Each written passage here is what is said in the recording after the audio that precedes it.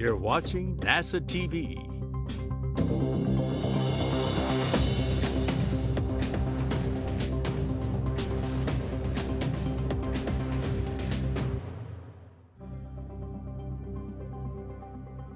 Good morning and welcome. This is Mission Control Houston.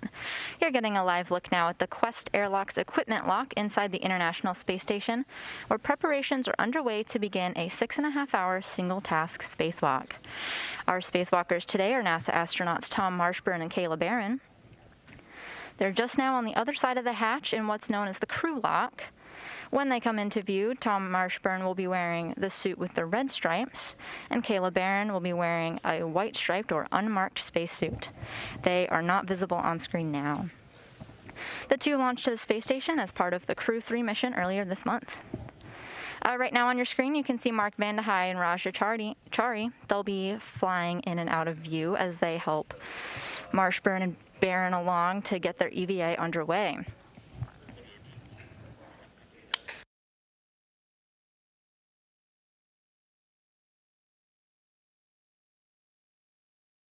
Mark Vande Hei on your screen now in the pants, while Raja Chari is wearing the green shorts. Bэрron and Marshbёrn have completed the suit-up process in preparation to exit the space station's Quest airlock. We copy, Raja.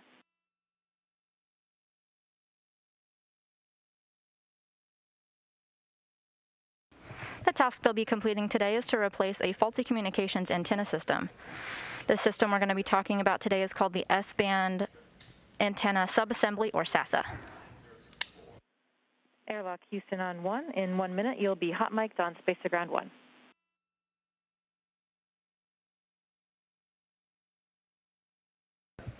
The SASA went down sometime in mid-September, but fortunately a spare is already on board the exterior of the space station, and the station has a number of other methods of communication. You are complete with through step 76. Wilco.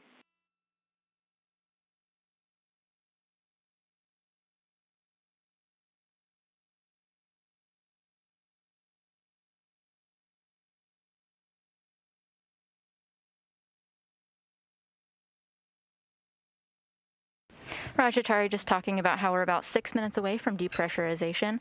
Again, astronauts Кейla Bэрron and Tomas Marshbёrn are kind of on the other side of the door there in the crew lock, getting ready for depressurization.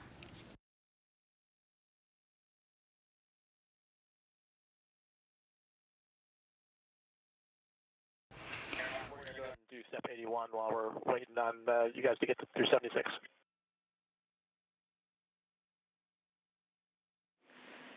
Copy. We're good with that.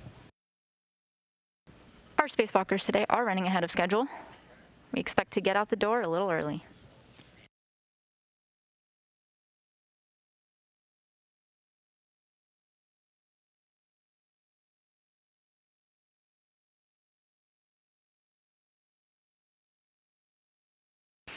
All right, so how do Bэрron and Marshbёrn go about replacing the SASA? What will they be doing today?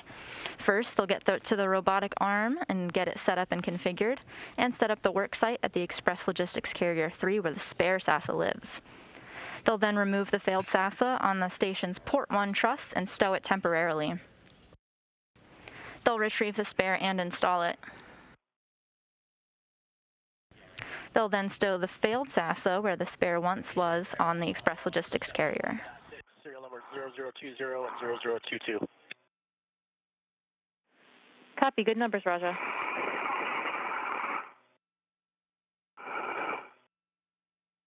And crew is hot mic'd.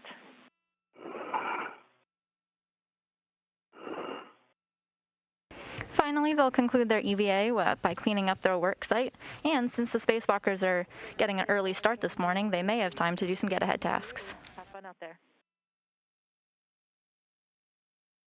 Thanks, Jessica. Thanks, Bruce. Go with it.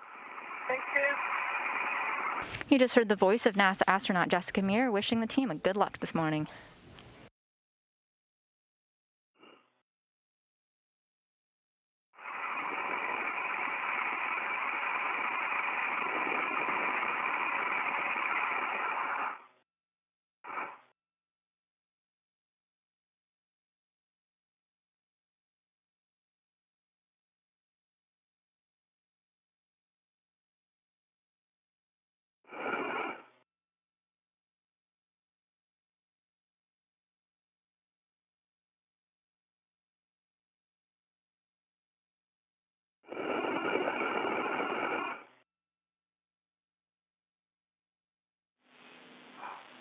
Airlock for Raja, you have a go for steps 77, 78 through 79.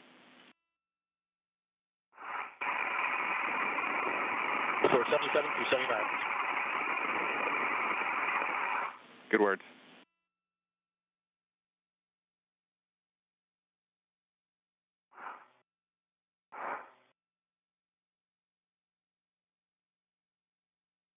All right, Kayla, you can check that the depress pump power switch is off. The depress pump power switch is off.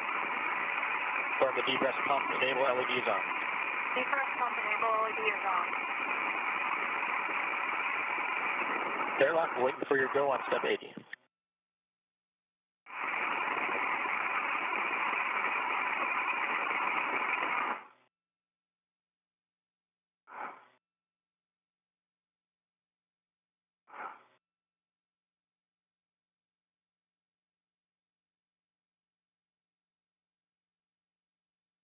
The flight director is now polling whether they want to go for depressurization.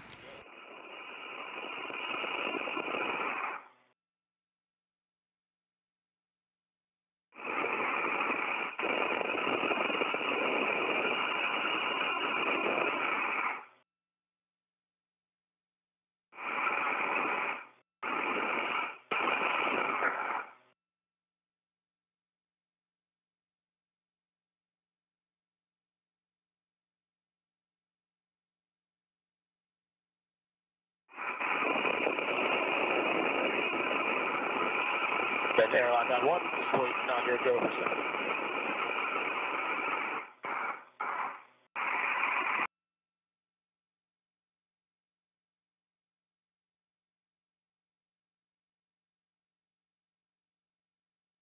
We're in a brief but expected handover period between satellites. Flight Director Vincent LaCourte is in mission control today, and he's in the process of polling his flight directors to see if we go for depressurization.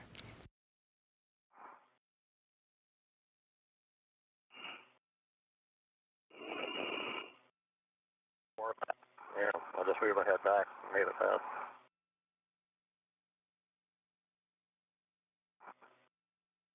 And airlock on 1, just waiting on your go for step 80. 30 seconds, Roger. Flight Director Vincent LaCourte is visible in your view. Sitting by him is astronaut Drew Morgan, who will serve as the ground IV today. Great LOS here. So we've got another one coming up in about 5 minutes where we should have solid coverage. Roger. Copy. You may hear the voice of NASA astronaut Johnny Kim, who will be speaking. He's going to be the captom today. Step 80. Airlock Houston, Roger.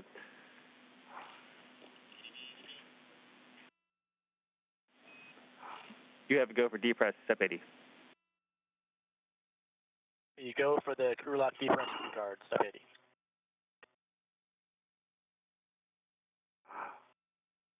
And we just got official confirmation that we are go for depressurization. This is expected to take about 30 minutes. Depress for Kayla. On the UIA, switch the depress pump power to on. Depress pump power is on. Okay, we're going to wait for 10 seconds.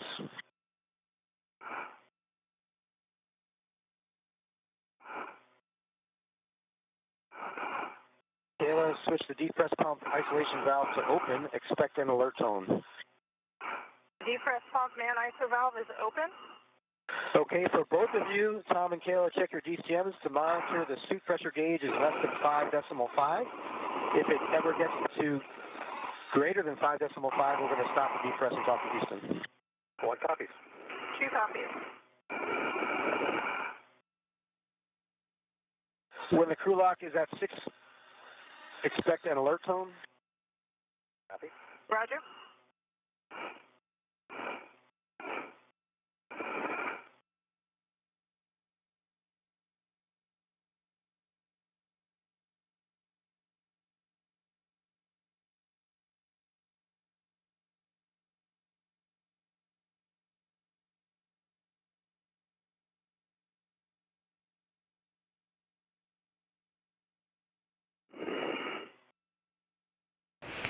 Depressurization is now officially underway. During the depressurization, the pressure will be taken down to 5 psi.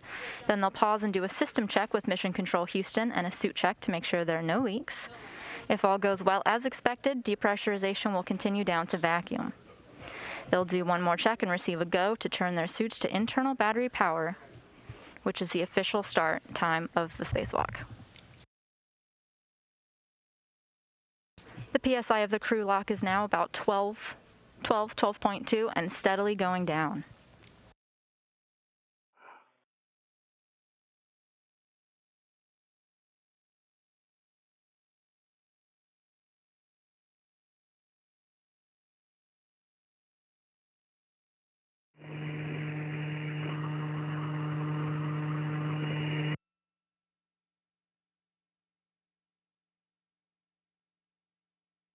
We introduced you earlier to Flight Director Vincent LaCour, our Capcom Johnny Kim, and our ground IV Drew Morgan. Another key player in today's operation is Art Thomason, the EVA officer overseeing this mission. EVA stands for Extravehicular Activity, which is a fancy way of saying spacewalk. The two may be used interchangeably during the coverage this morning. Thomason gives a more detailed animated view of the steps Bэрron and Marshbёrn will take to complete today's operations. Let's take a look. For US EVA 78, both crew members will be working together to replace a failed S-band antenna. EV1 will be Tom Marshbёrn, wearing the suit with the red stripes. EV2 will be Кейла Bэрrон, wearing the suit with the white stripes. EV1 will lead out by going up the Cedar Spur and translating on to Face 1. There he will begin setting up the robotic arm. EV2 will follow the same path initially, translate up to Face 1, and then continue zenith past the failed S-band antenna and out to Express Logistics Carrier number 3.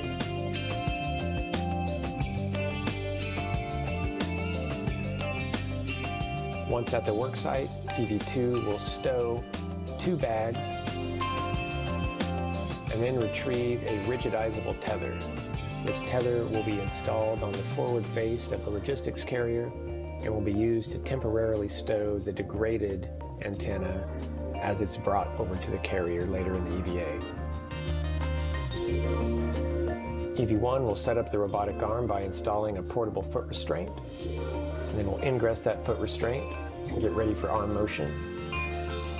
EV2 will continue some prep work at the Express Logistics Carrier, and then we'll translate to the degraded SASA, or S-band antenna.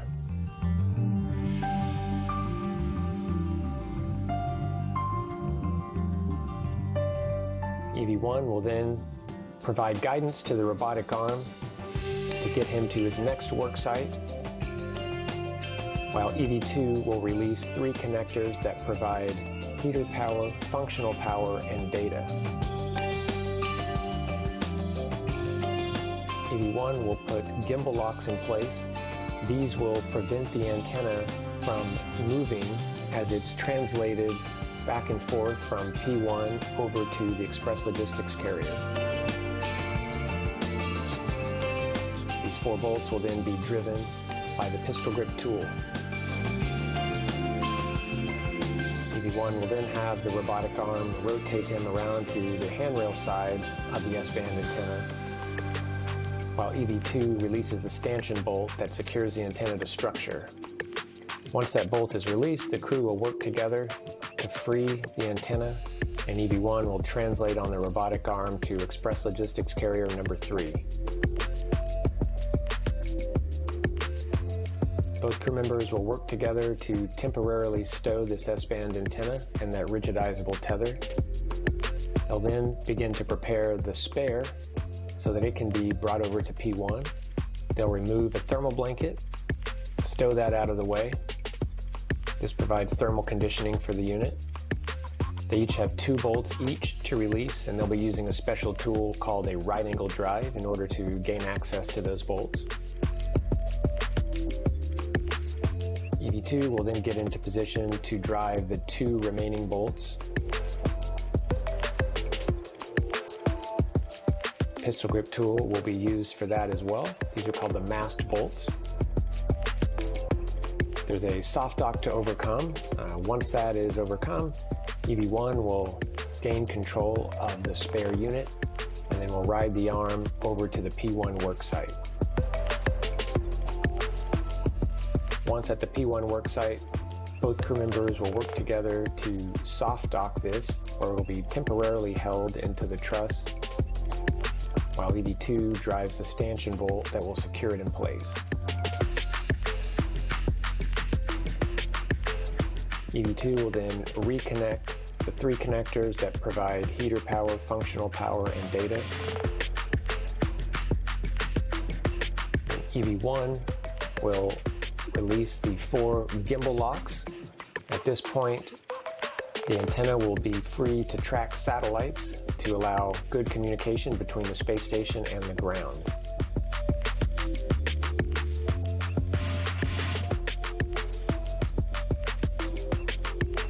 Once the crew is clear of the worksite, they'll perform a checkout on this antenna.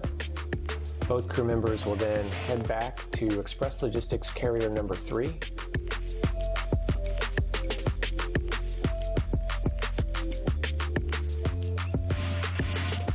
At this point, they'll be working together to stow the degraded unit back onto the Flight Releasable Attach Mechanism, or FRAM. This is the way that these ORUs, or orbital replacement units, are brought onto the space station. This one has heater power that helps to keep it alive. EV2 will drive 2 bolts to secure it to structure. These are called the mast bolts.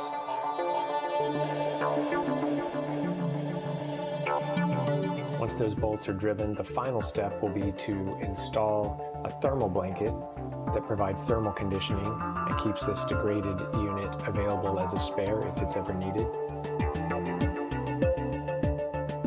EV1 will then back away from the work site on the robotic arm and head back towards the truss. EV2 will then gather the bags and tools at the work site and stow those on her body restraint tether. She'll head back to the airlock where she can stow those bags. Meanwhile, EV1 will be getting off of the robotic arm. He'll remove the portable foot restraint and he'll return it to the starboard seated cart.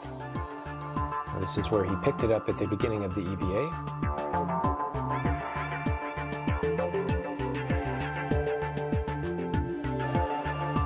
EV1 will then head back to the airlock as well. They'll both ingress, and this will conclude US EVA 78.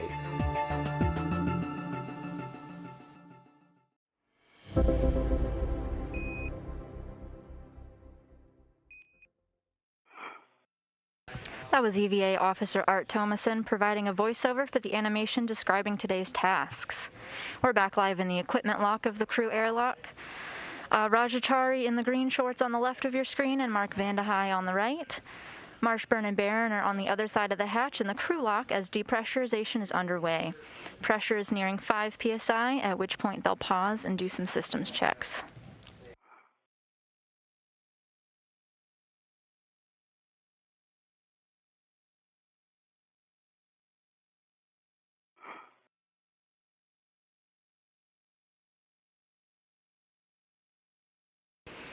This will be the 245th spacewalk in support of space station assembly, maintenance, and upgrades. It will be the 5th spacewalk for astronaut Tom Marshbёrn. He completed 24 hours and 29 minutes of spacewalking time in his previous 4 EVAs. It'll be Кейла Bэрron's first spacewalk in her career. This is the first spacewalk of Expedition 66, which began back in mid-October, and today's operation will ring in the 13th spacewalk of 2021.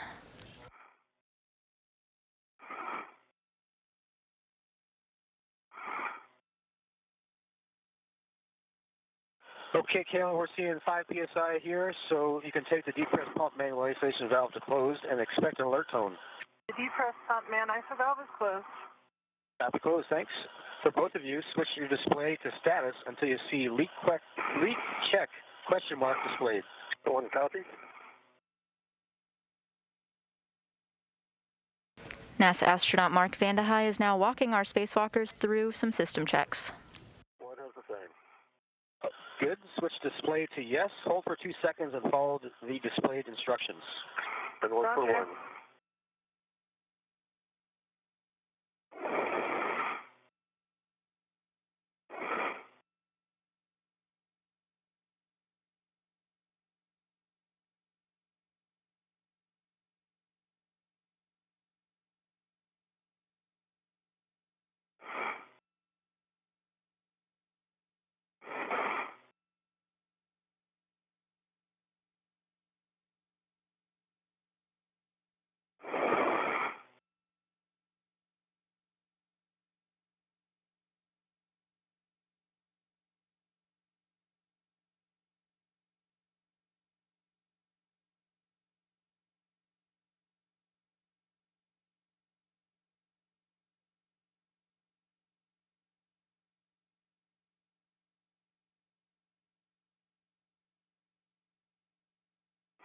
EV2 has leak check complete. Set O2 actuator to EVA.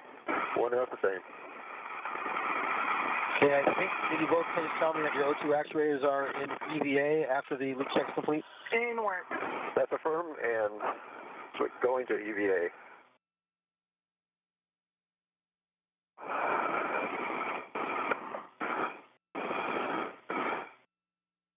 EV2, O2 actuator is in EVA.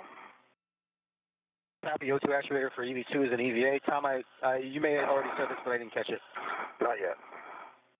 In work for EV1.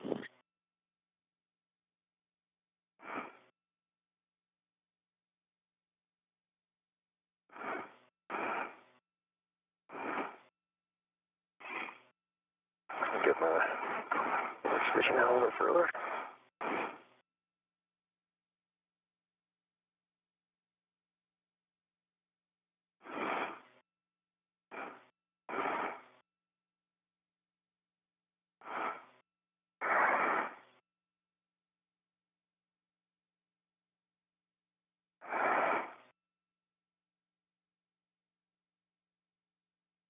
And I'm getting a message for an O2 actuator fault.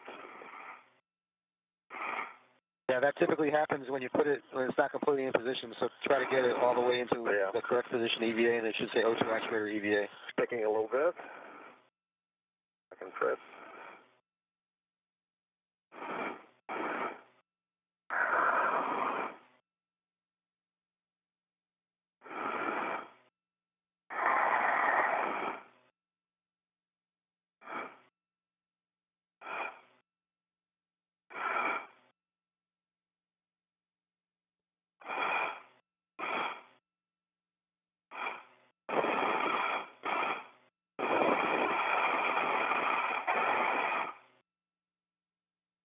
The spacewalk was originally scheduled for Tuesday, November 30th. However, the evening before, NASA received a debris notification. Valve to open. Both of you can expect an alert tone. Defrost top manual isolation valve is open. Okay, stand by.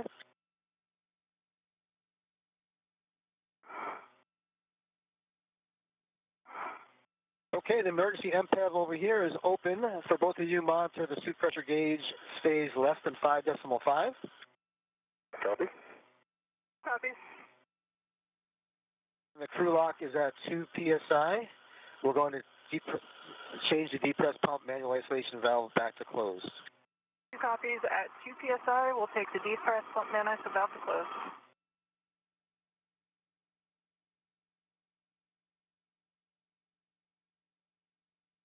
That was astronaut Mark Vande Hei communicating that the checks were good. After the planned hold at 5 psi, we've continued to bring the crew lock down to vacuum. It's now at about 4 psi.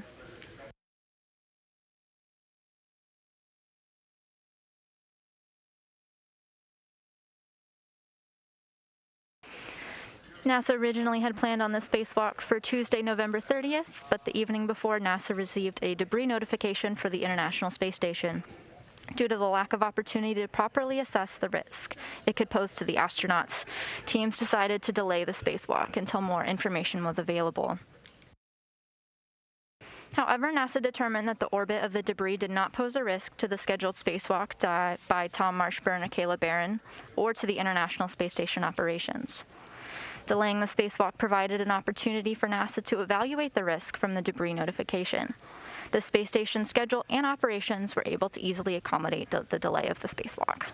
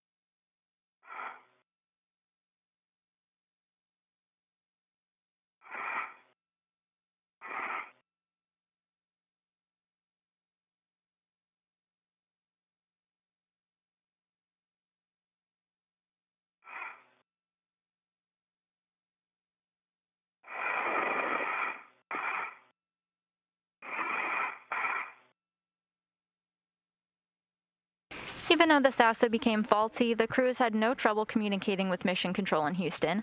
The International Space Station has several built-in redundancies, so in the event that something happens, they always have a way of communicating with the crew.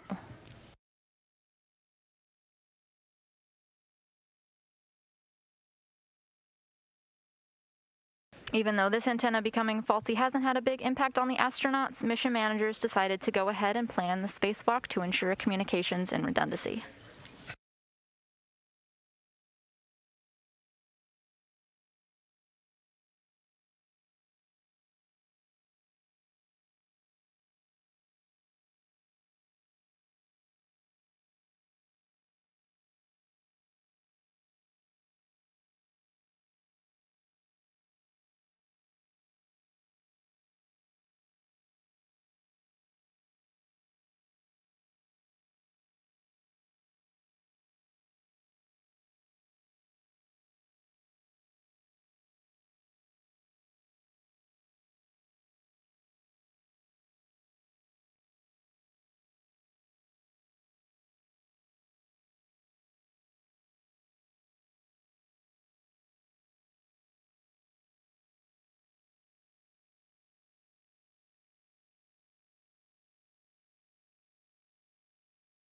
Okay, Kayla, we're seeing the crew locks at 2 psi. Go ahead and change the depress pump manual isolation valve to closed.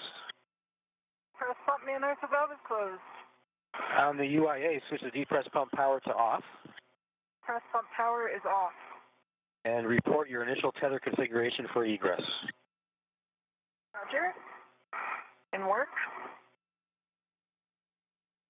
Tom, would you like me to start, or would you like to go first? I'll start. I just need my waist tether. Roger. Getting it. And for EV1, on the right, my right beam ring extender. On my waist tether, small hook is closed and locked. Large hook on my waist tether is closed and locked. On Kayla's anchor hook for the retake tether pack, and her hook is closed and locked as well.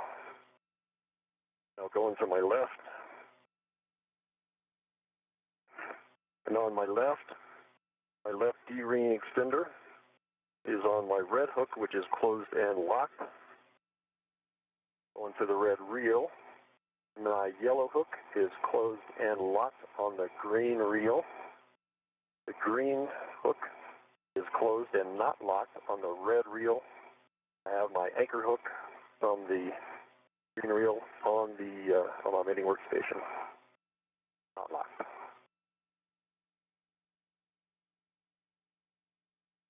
Roger. And for EV2, I have a single waist tether. It is connected with the small hook to my right D-ring extender.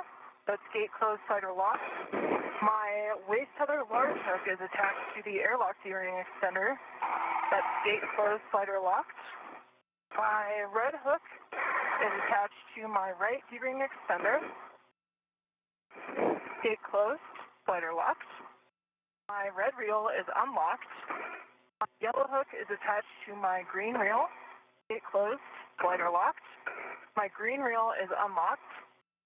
My green hook is attached to my red reel, and my green hook is unlocked. And my anchor hook, as Tom reported, is attached to his waist tether large hook. Both gates closed, both hooks locked. Okay, that sounds like a good config. Let me check with Houston, see if they have any questions. Houston Station, Houston airlock on 1. Any questions about the tether config? Hey, good morning, Mark. We heard a good configuration. All right, sounds great. Thanks. And for Кейла and Tom, when the crew lock EPDT is about 0, you can expect an alert tone. And let me know when the EV hatch delta pressure shows less than 0.5 psi. Copy. We're showing 1.2 right now, and same on the gauge.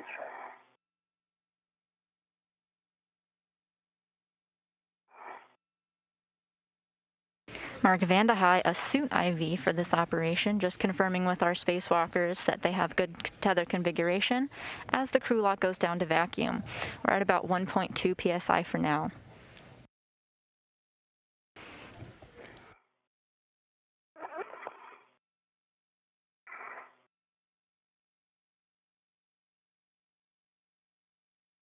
Earlier this morning, Bэрron and Marshbёrn completed a pre-breathe exercise. They breathed 100% oxygen, not yet in their spacesuits, just through a mask, to purge the nitrogen from their bodies. The next portion of that exercise is to do some in-suit light exercise, or ISLE, this time in their spacesuits. This was all completed before we went on air today. These are movements that they did as another way of increasing their metabolic rate and purging excess nitrogen from their blood. It helps them acclimate the body to the lower pressure of the suit. Doing so causes the spacewalking astronauts to avoid getting the bends, or decompression sickness. This is something that scuba divers on Earth may be familiar with.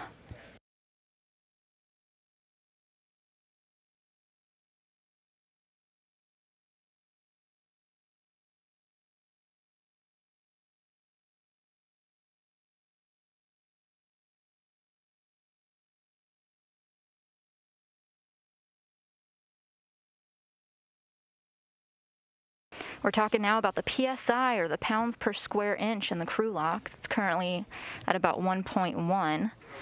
We experience here on the ground 14.7 at normal operating pressure. The spacesuits are pressurized to about 4.3 psi. That's about what you would experience if you were standing at an elevation of roughly 30,000 feet here on Earth.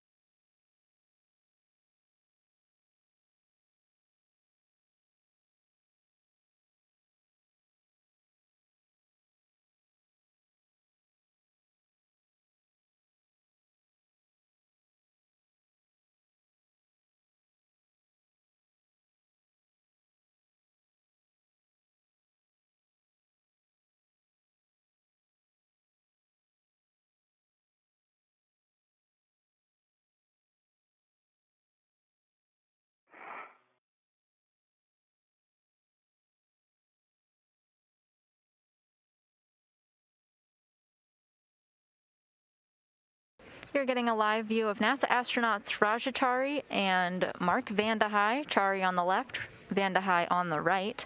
They're known as the suit IVs and are assisting Marshbёrn and Bэрron they assisted them in the suit up process. In addition to the suit IVs up in space, we also have a team of people here in Mission Control who will support Marshbёrn and Bэрron today. Vincent LaCourte is the lead flight director for today's SASA spacewalk, and NASA astronaut Drew Morgan is serving as the ground IV. The ground IV is the one who communicates with Marshbёrn and Bэрron during the spacewalk, while the Capcom is the person who communicates with the crew staying inside. You'll likely hear Morgan's voice quite often as the spacewalkers move through the procedures of the day.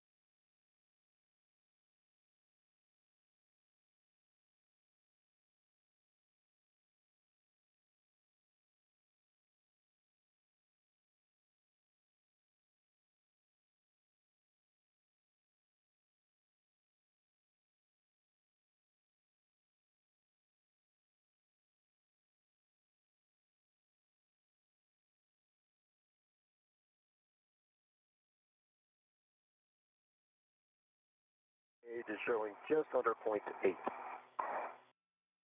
Copy.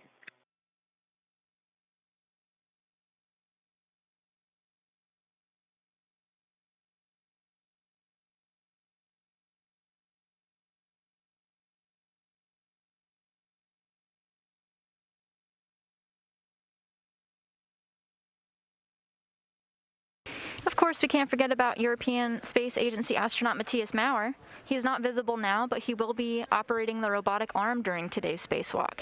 NASA astronaut Tom Marshbёrn will take the robotic arm to and from the Express Logistics Carrier number 3.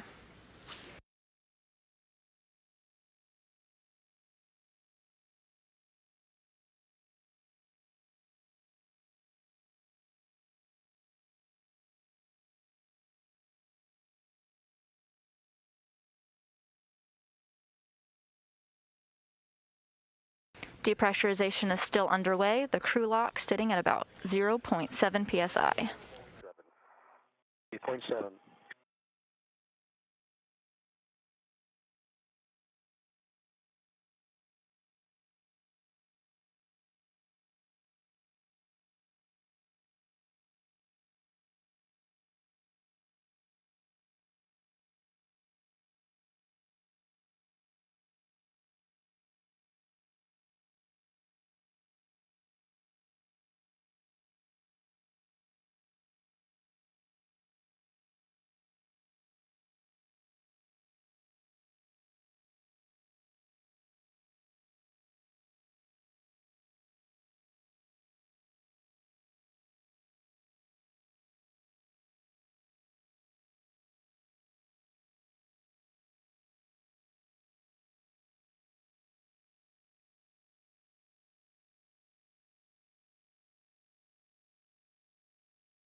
Rajachari on the left of your screen was selected to be an astronaut at the same time as first-time spacewalker Кейla Bэрrон. They were both selected to the Astronaut Corps in 2017 and are a part of the Turtles astronaut class. They are both the first of their class to fly to space. Gauge is showing 0.6. Copy, 0.6.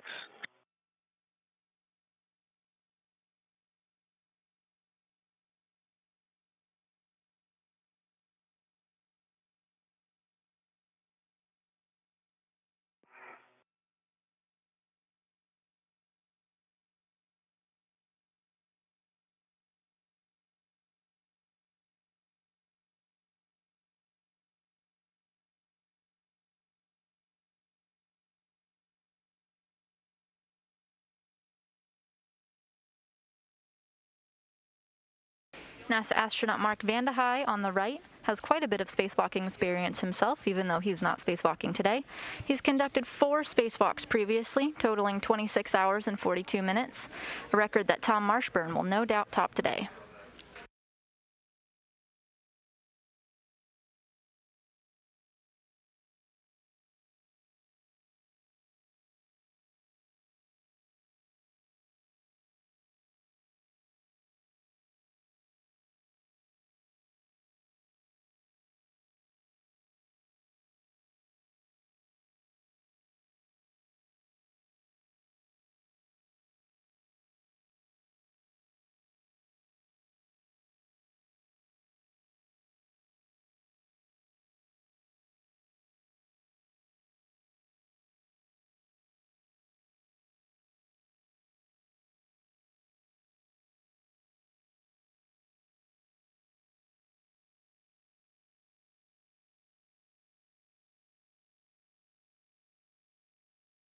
We will be taking your questions throughout the 6.5-hour operation today. So if you have any questions about the spacewalk, spacesuits, or the replacement of the antenna system today, head on over to Twitter and submit yours using hashtag AskNASA.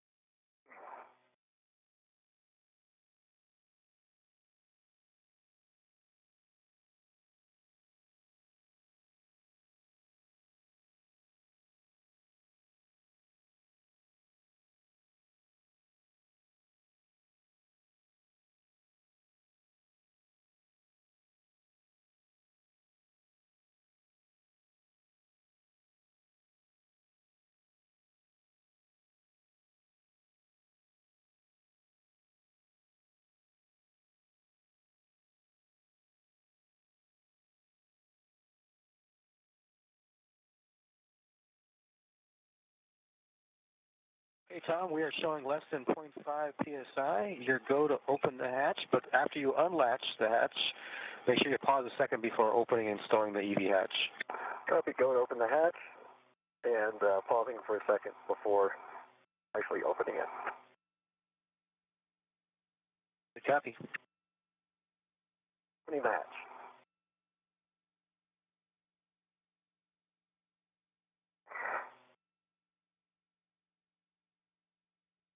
Latch is unlatched, pausing, and opening the hatch.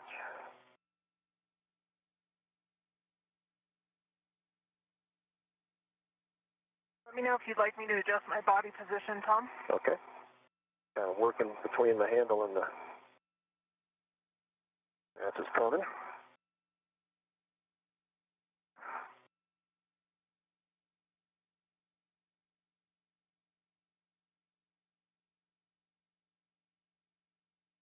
Hey, Tom, let me know when you've got that hatch stowed. And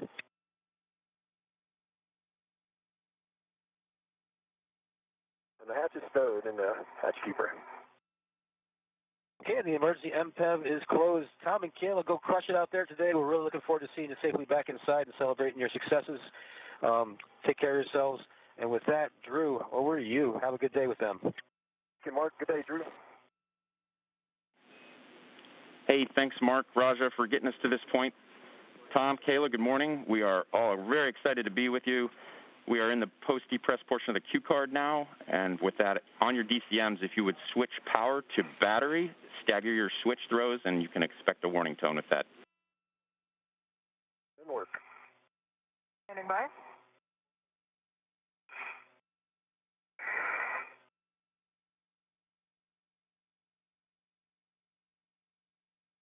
Bat.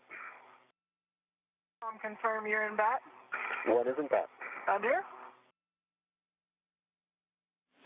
bat.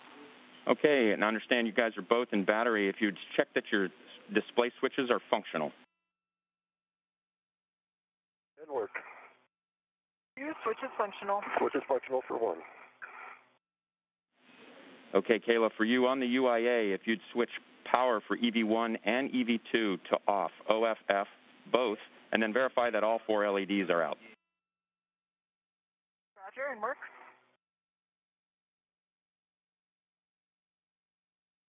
Power for EV1 and 2 is off. All 4 LEDs are off. Okay, copy. And then on your DCM, you can disconnect your SCU from your DCM. Disconnecting. Work for 2.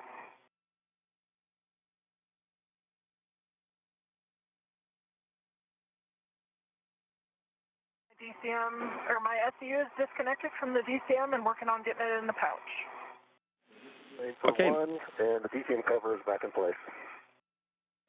Okay, copy. You guys are working the covers and the DCM covers as well as the SUs into the pouch.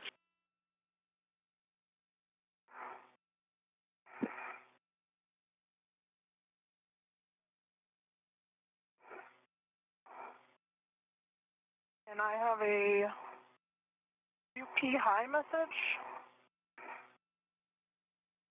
That's expected, Drew. Yep, Kayla, we're tracking, and that's expected.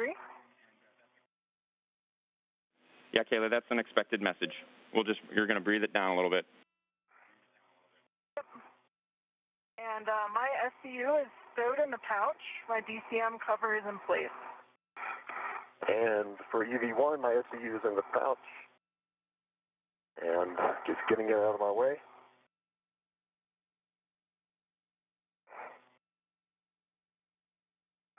All right. Okay, it sounds like you're both in a good configuration there. That's complete for. Yeah, that's complete for 1. Okay, copy. And then, Kayla, if you could take the depress pump manual isolation valve to closed. The depress pump man ISO valve is closed. Okay, all right then. If you guys would both check your TCVs, and we're going to take those to max hot, and that's toward your head. Didn't work. At 5:15 a.m. Central, the 13th spacewalk of the year, and the first spacewalk of Expedition 66 has officially begun. Copy. Let's switch your waters to the on position. That's toward your body. Water is on for 1. EV2, water is on. The spacewalkers are ahead of schedule. They are originally scheduled to begin on the 6 o'clock hour. They are about an hour ahead. 1, blank, light off. For EV2, DCM is blank, light off. Okay, copy. You guys can set your TCVs as desired, and if you just give us an estimate of where you're setting. For 1, setting of 7. 6. And for 2, I'm also going to start out at 6. Okay, copy both. If you would check your suit P gauge and let us know what you see. Suit P gauge for 1 is 4.2. For 2, it is 4.4 and slowly decreasing.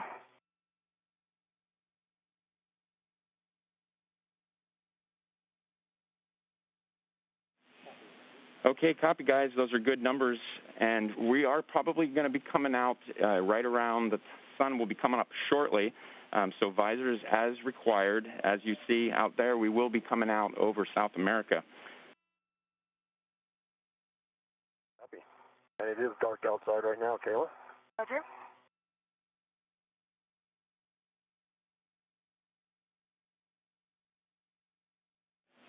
Okay, Tom, you are go to open the hatch thermal cover, and you can just release that hook from the D-ring and then attach it to that stowage tether point that you see there. And if you just make sure that you cinch the straps so you see about 6 lines. Yeah, that didn't work.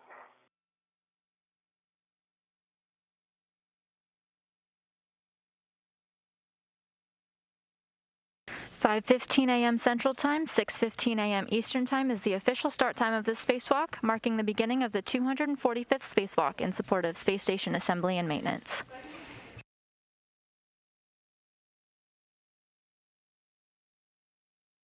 Bэрron and Marshbёrn are expected to spend about 6.5 hours replacing a faulty communications antenna system called the SASA on the Port 1 truss structure. Ground IV Drew Morgan told the spacewalkers to expect an orbital daytime.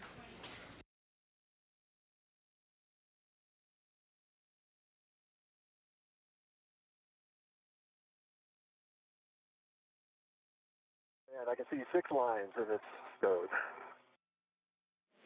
Copy.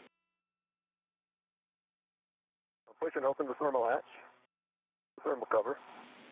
Yep, go ahead. All right, that's open. Okay, Tom, your go to egress, and then if you'd attach your anchor hook to the forward external D-ring, and we'll stand by for your checks. Egressing.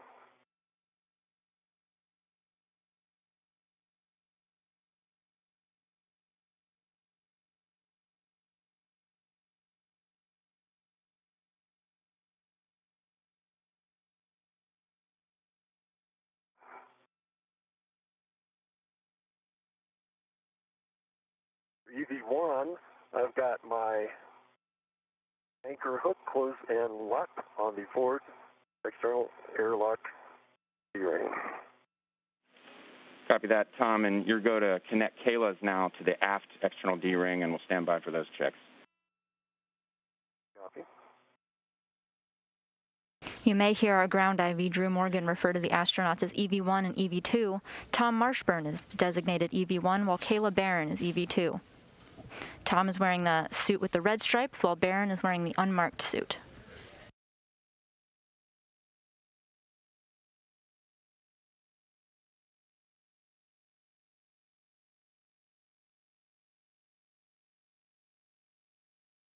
Kayla, I understand that you are safe inside for right now. Yep. I waist tether in where it was. Copy. The airlock D-ring extender. Okay, Kayla, your anchor hook, EV2, closed and locked on the aft external airlock D-ring. Roger. I'm working on getting out of your way. I am getting in position to transfer you crew lock bag number 1 on your go. Copy. And Tom, we hear you guys both in good tether configuration. You can give Kayla a go to release your waist tether at any point, and I understand you guys are working the bag, so we'll stand back from that. Know you guys have a plan, and we'll stand by. And Kayla, you are go to release that when you can, when you want to. There's the bag. Okay, I'm getting my BRT ready. If you take a close look at the top of your screen, you can see Tom Marshbёrn, NASA astronaut wearing the spacesuit with the red stripes, being the first one out the door. Remove the airlock rat. Okay, copy that.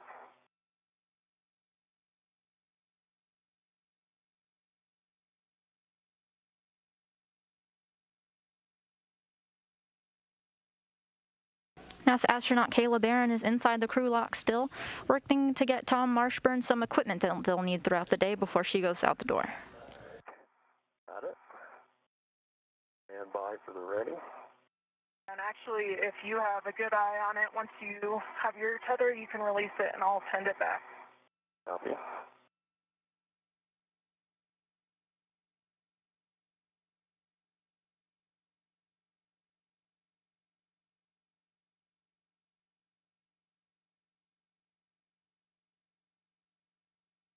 My ret is on. Roger. Looking to release yours. Standing by.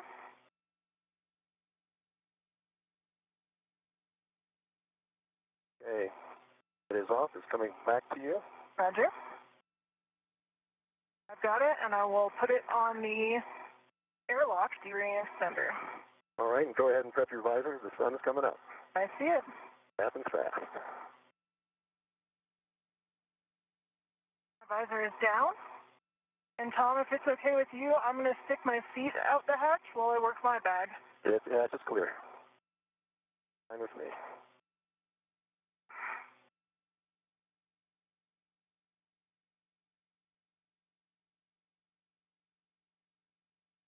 We need that visor down.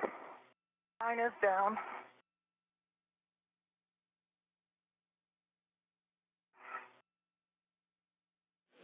And Tom, while you're out there, you can also turn your HECA on.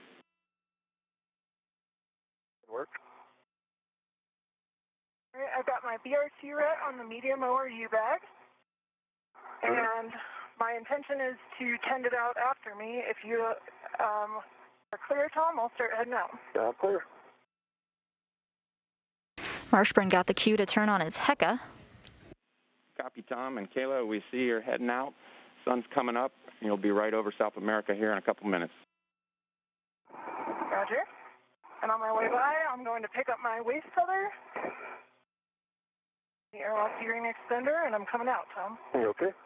I see ya. That's me a little bit.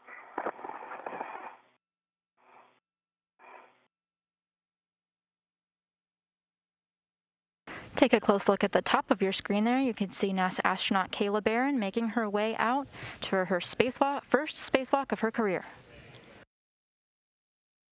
Got my waist tether down, and I'm going to start working on getting the medium ORU bag on my BRT. All right, we copy. Copy.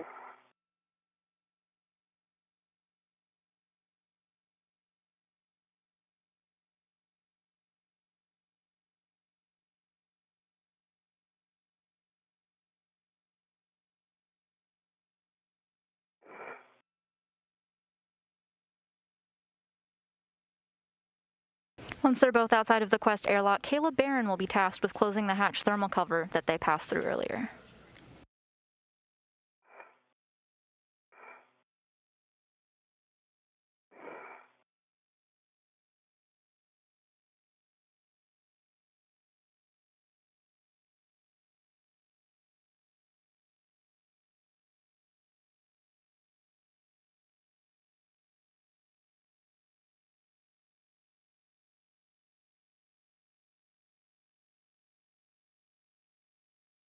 Try to trend my tether to the other side of the bag here. Okay. I need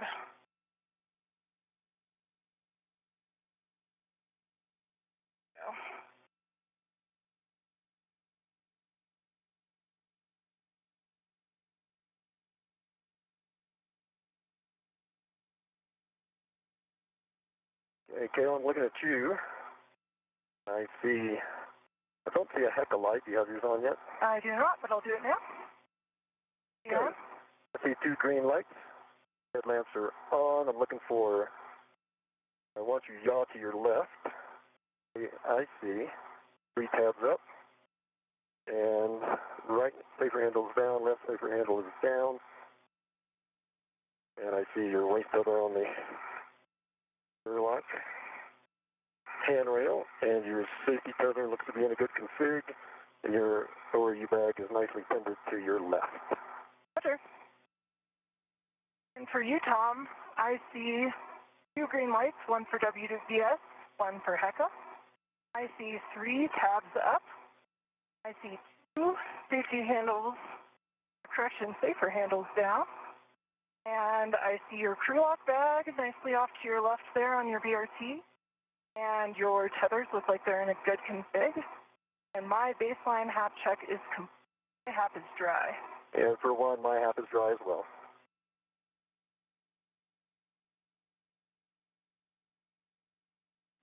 Okay, guys, that sounds like a... Yeah, guys, that sounds like good buddy checks, and we heard the HAP baselines. If you just take a peek at your gloves, let us know how they look, and then we've budgeted some time for translation adaptation. Take it as you feel like you need it, and we'll stand by here quietly, and you guys let us know. And for EV1, my gloves, unchanged from previous, they were pristine. And for EV2, I got a good baseline glove check. They look great. Okay, okay, Kayla, and if you wouldn't mind just closing the hatch thermal cover, and if that doesn't stick to the magnet, you can also use that wire tie that's right there, staged on handrail 0554. Work. Bэрron is now being tasked with closing the hatch thermal cover that they passed through. They just completed buddy checks. Those are conducted periodically. Like the magnet's working well through. All right, that's good news. We'll stand by for translation adaptation. Roger, in work.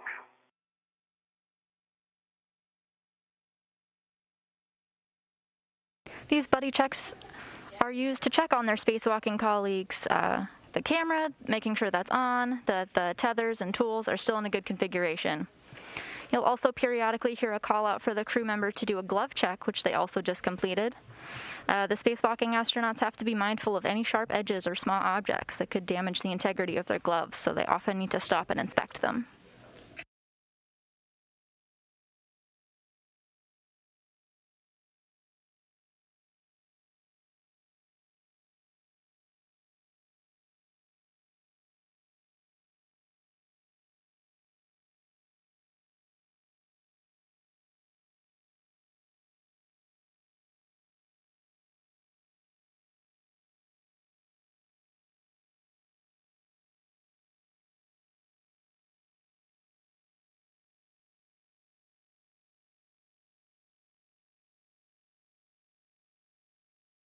They also got the cue to turn on their HECAs. This stands for High Definition Extravehicular Activity Mobility Unit Camera Assembly.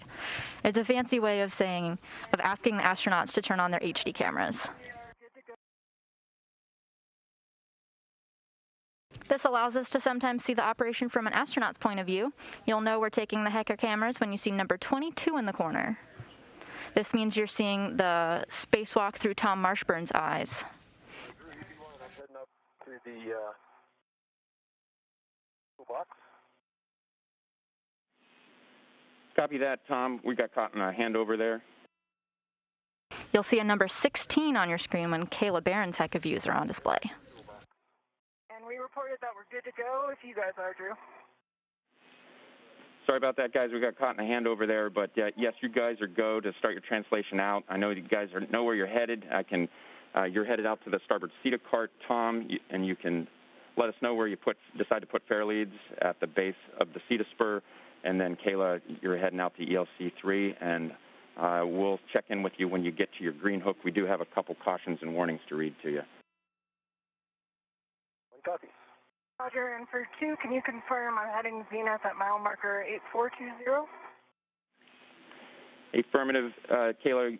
About the time that your feet are over PMM, you'll be looking for mile marker 8420, and that's where you'll head zenith.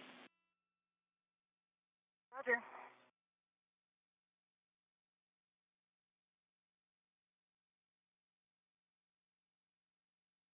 And Drew, 1 is on the CETA spur. Copy, Tom.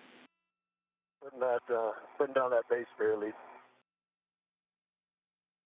Stand by at the circular handrail until your fair lead's in, Tom. Okay.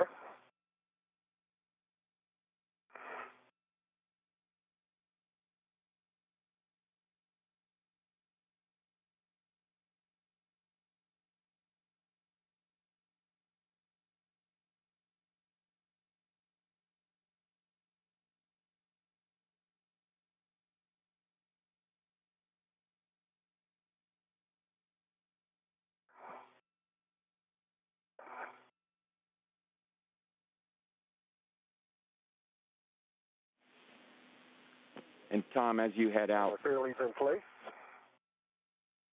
Go ahead, Drew.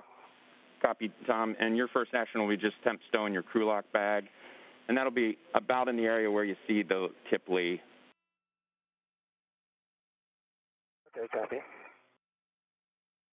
Tom, I'm coming up behind you on the toolbox now. All right, I'm heading up the CETA spur. Roger. Fair lead's in place. I see it. It looks great. The astronauts are now headed to their respective workstations outside of the space station. Кейла Bэрrон will take a path to the one that you see in blue here on your screen, to the external logistics carrier number 3, where the spare SASA is mounted. Tom Marshbёrn will take the shorter path in red on the bottom third of your screen to Canadarm2, the robotic arm. Once configured, European Space Agency astronaut Matthias Maurer will control the robotic arm and take Marshbёrn to the worksite.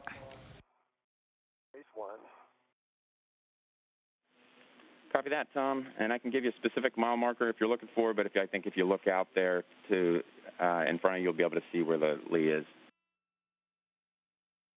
All right, copy. Looks like we're getting our first helmet camera of the day. You can see the number 16 in the corner, indicating this is NASA astronaut Кейла Bэрron's point of view. She's on her way to the external logistics carrier number 3.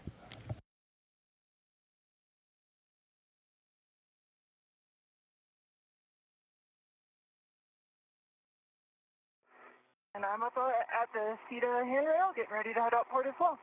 Okay. I'm going to let my safety tether kind of bend below you. Looks good to me. Copy. Good eyes on it.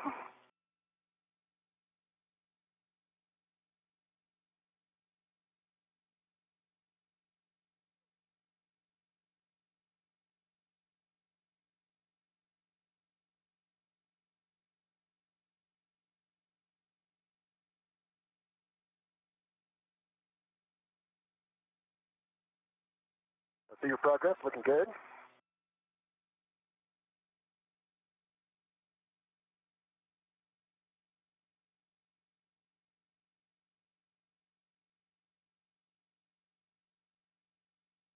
Bэрron will actually pass by the faulty S-band antenna. 0. But she's going to carry on to the express logistics carrier number 3. Copy that, Tom. And we think it's probably going to be about mile marker 8670. Anywhere in there is good for your Kulak bag. Copy. Here's the NTA. I see 8670. I'm going to put down my Kulak bag here. Copy that. I'm at 8420. Copy that, Kayla, and you'll head zenith, and you'll see the GPS antennas.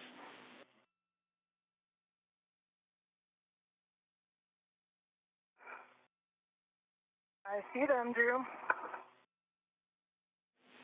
Okay, and the next thing to look for is the FPMU, and then you're looking for a handrail at the base of that, 3613, for your green hook. And as you place your green hook, I'll give you those cautions and warnings. Roger. Listed.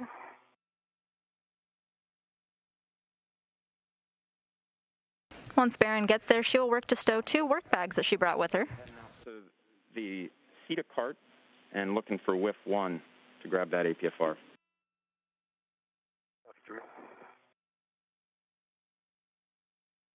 She'll also get out a tether and install it to the ELC3. It'll be used later to temporarily stow the faulty SASA.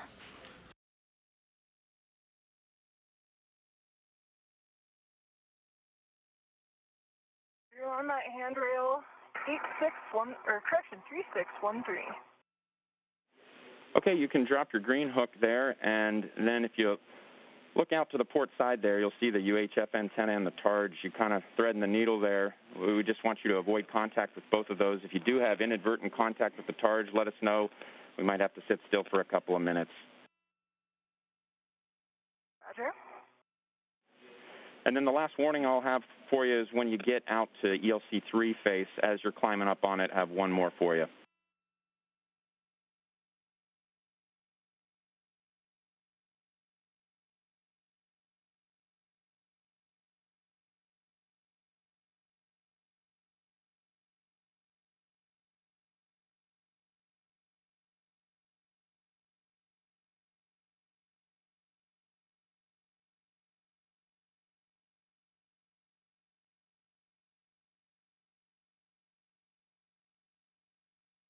The Kulak bag is temp stowed right there in front of the NTA, and I'm heading further outboard. Sounds good, Tom. Meet you at whip 1. Copy. Drew, my green hook is down on E613, heading outboard. Copy that, Kayla. All sounds great.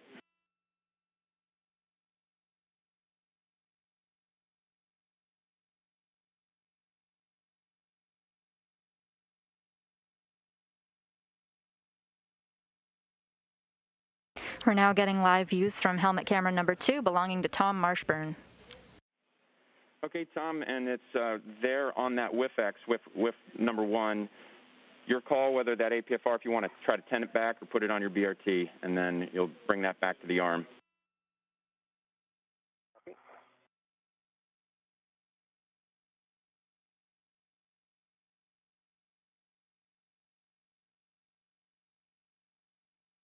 And I'm past the UHF antenna. Copy, Kayla.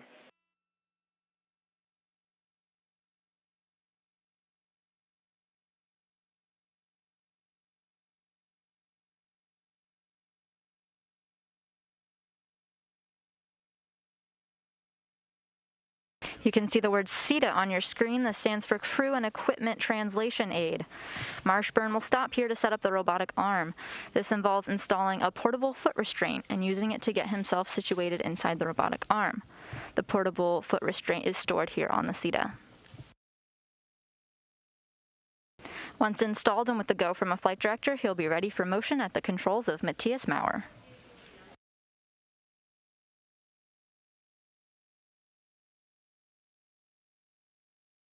Since the portable foot restraint is outside of the station, Marshbёrn did not have to bring the foot restraint with him. He'll install it back on the CETA once the spacewalk has concluded.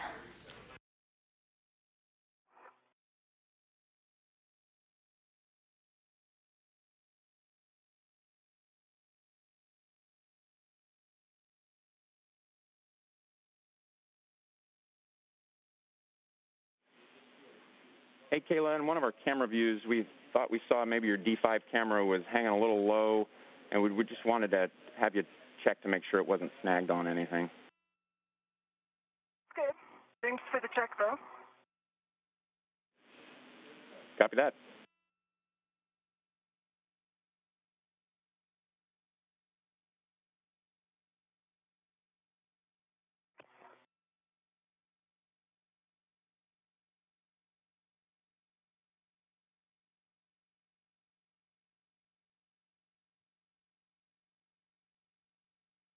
I'm at the WIF and working on getting the APFR out of it. Copy that, Tom. And I am approaching the base of ELC-3. Okay, Kayla, this is just that reminder about the TSYS. As you come up the outboard face of the ELC, it's in the upper right corner, that aft zenith corner. We just want to avoid contact with that thing. Roger, avoid contact with TSYS.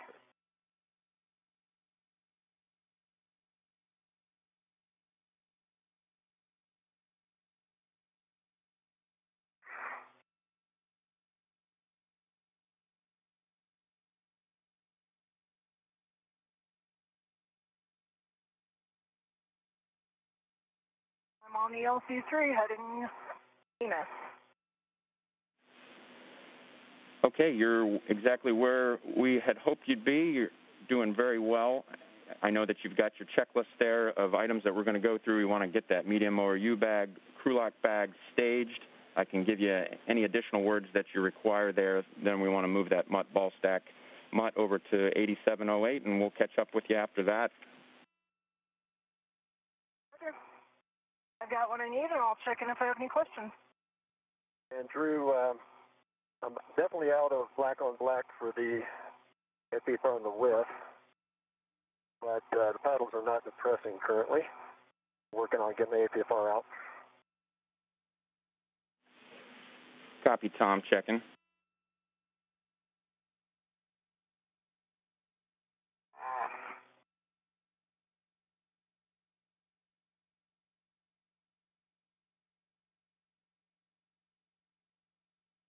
Moving around, see if I'm side loading it in any way. Yeah, Tom, that's a good call.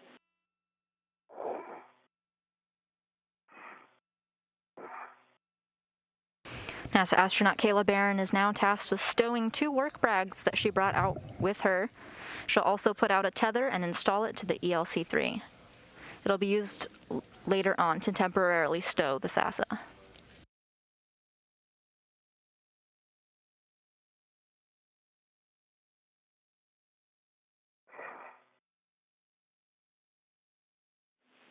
Hey, Tom, we're so we want to try to get your hand circumferentially around that collar and then cycle it to completely through its range of motion. Use two hands if you're able, just for cycling the collar only. I see. Yep.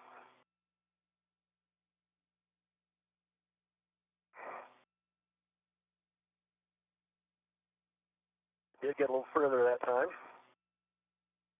Paddles are depressing now. You're getting a live look now of NASA astronaut Tom Marshbёrn as he configures the portable foot restraint, all in preparation to go onto the robotic arm. And it's free. Thanks a lot. A lot tighter You than bet. the pool.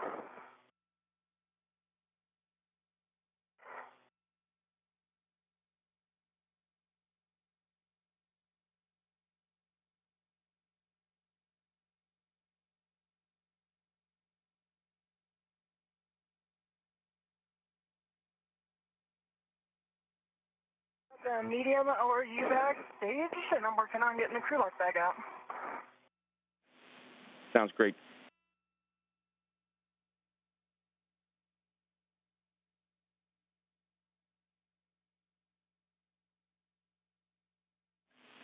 Hey, Kayla, when you copy that, Tom, we'll meet you at the arm. And Kayla, for you, if you wouldn't mind checking your HECA light for us, and then power cycle it if you don't see it on. Roger. The light is on. Do you still like me to power cycle it?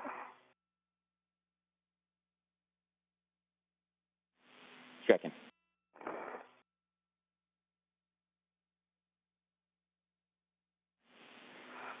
Yeah, Kayla, if you would power cycle it, 2 pushes of the button. NASA astronaut Drew Morgan, our ground IV today, is working with astronaut Кейла Бэррон on getting her HECA camera on. All right, copy. This allows us to see the EVA from Кейла Bärron's point of view.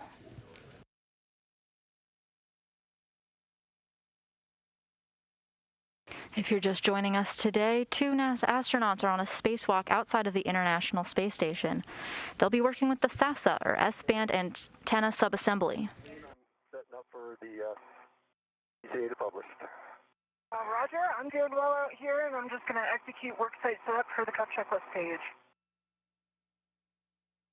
Already on the ground. I'm ready for the arm movement. All right, we're ready. We'll stand by. Maneuver to GCA to publish APFR install position. Say again, Drew.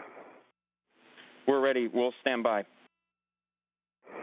Okay, copy, Roger. I'm ready for the GCA to publish for the APFR install. Copy, Drew. You said stand by. No, you guys are go. We will pull out, and while you guys work this, Kayla knows what she needs to do, so the comm is yours.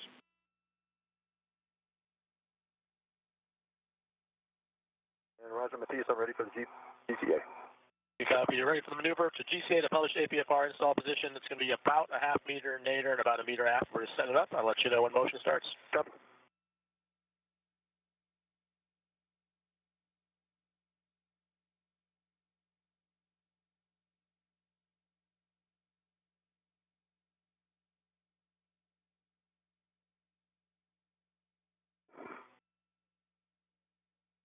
Your motion, Tom.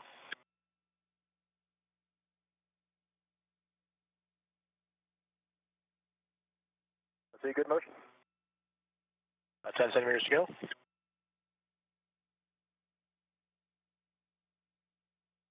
And here comes your station aft motion. Copy. Good motion.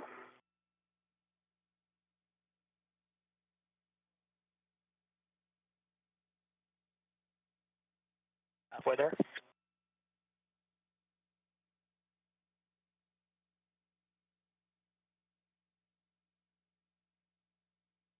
Centimeters. You're getting a great view now of Canadarm2, the robotic arm that will be used for today's operation. GCA complete. NASA astronaut Tom Marshbёrn will take the robotic arm to and from the work sites. Copy. And I copied, I believe it's Papa Fox 6, Drew. Yeah, that's good readback, Tom. Yep, that's a good, and so install at 12, and we expect that probably pitch and yaw are already set, but just, we'll take a confirmation of that once you're installed. Yeah, I can confirm that the pitch is good, and I'll check on the rest in a moment.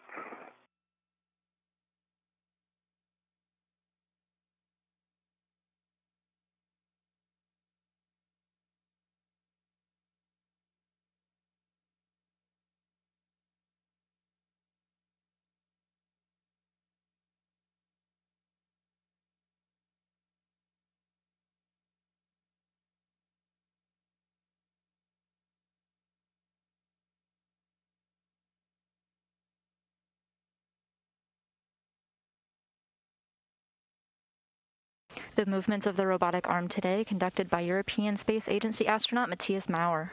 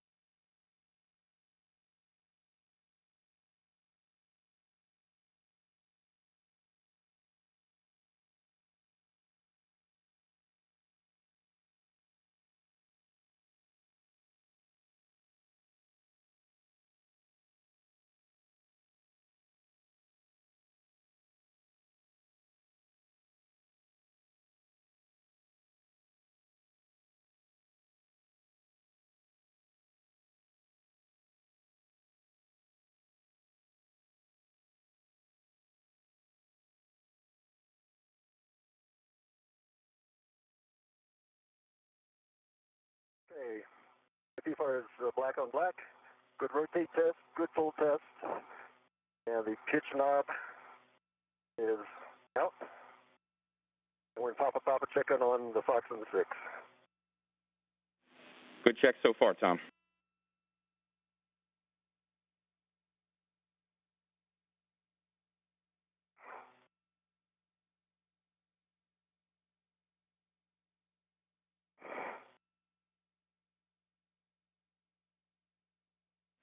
And Kayla, we did get your HECA back, so your actions were successful. Thank you. Sure.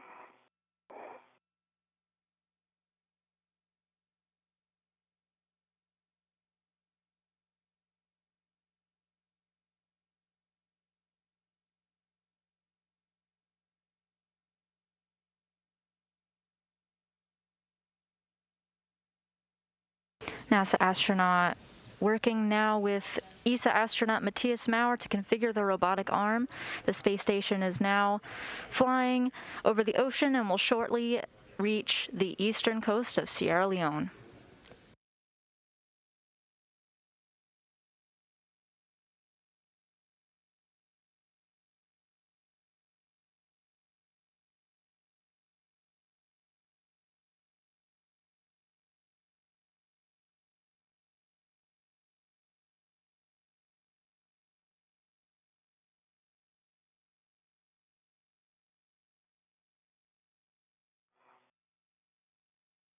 Okay, Fox and 6 are confirmed. Okay, Tom, that sounds like your APFR is in a good configuration, and so we'll have you retrieve your crew lock bag and put it on your BRT, and then I'll be ready to talk you through your tether swap to the arm. Okay, copy that. And just for SA, I've got the ball segment stage on 8708. Moving on to the next test. Just setting up for the stanchion mount bolt. Looking good so far, Kayla. While I'm here, I'll get the quarter turn fastener. Copy that. You're going for those 3/4 turns.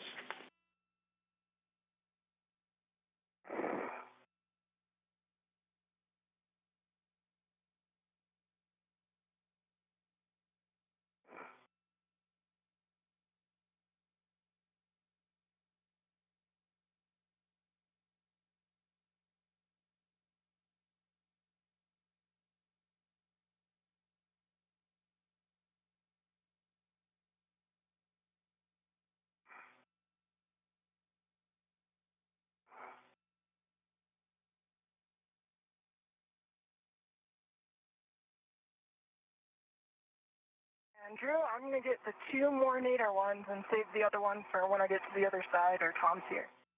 The 2 are removed. Okay, copy that, Kayla. So that, could you give us a total then, that is, that you've already worked? 2 total are removed. Copy that.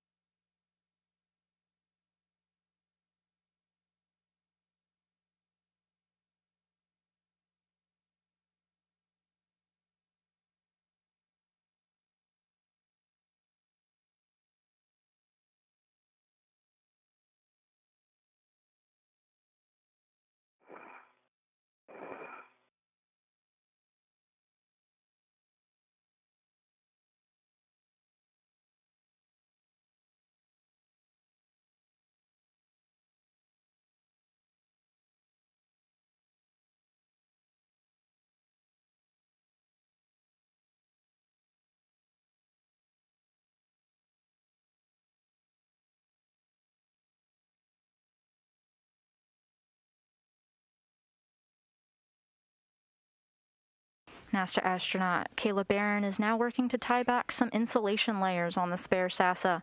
This is a task that will help them later on in their spacewalk.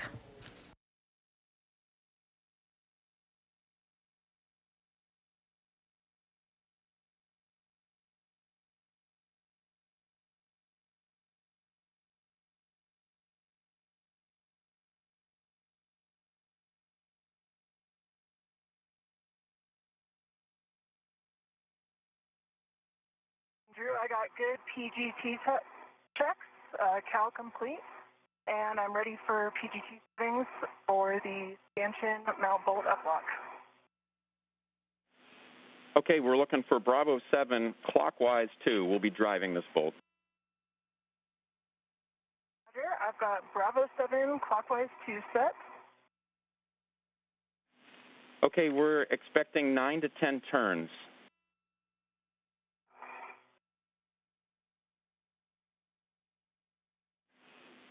And we expect it to. The socket. And we expect it'll spring back when it's fully released. Roger. Starting turns for 9 to 10 turns.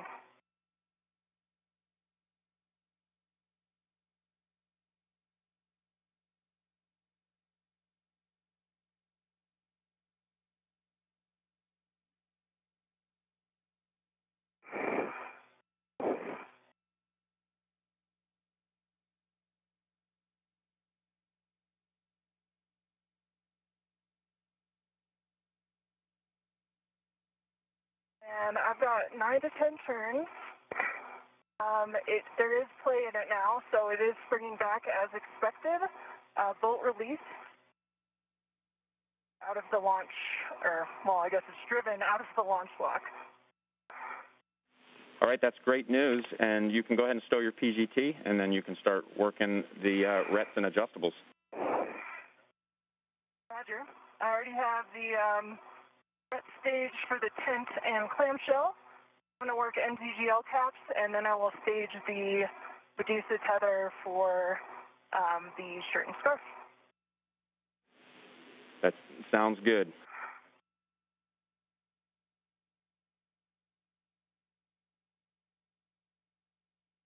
You're hearing the voice of NASA astronaut Кейла Bэрrон as she communicates to our ground IV, Drew Morgan, about some tasks at the ELC-3 that will help prep the spare NASA to be moved.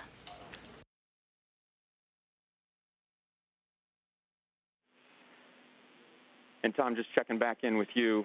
We're just looking for, when you tell us your green hook is locked, I can talk you through the other steps, or you can continue to work ahead. I am in the green hook locked currently. Okay, copy. My green hook is locked. Okay, I understand that your green hook is locked on your red. That's affirmed. Green hook is locked on your red reel, so now you can attach your yellow hook to the arm lee forward stanchion and then give us those checks. Yellow hook. Okay, that should work.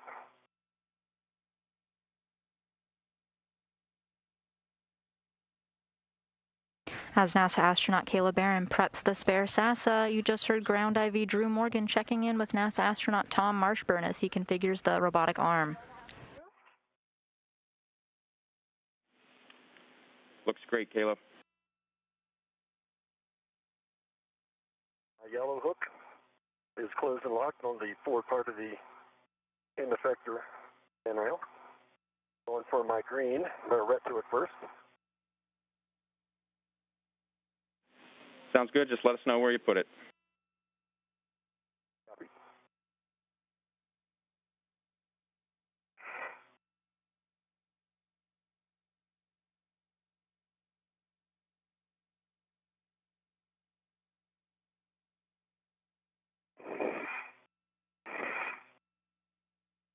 We're starting to get some Earth views down below. The space station is currently passing over the western coast of Mali.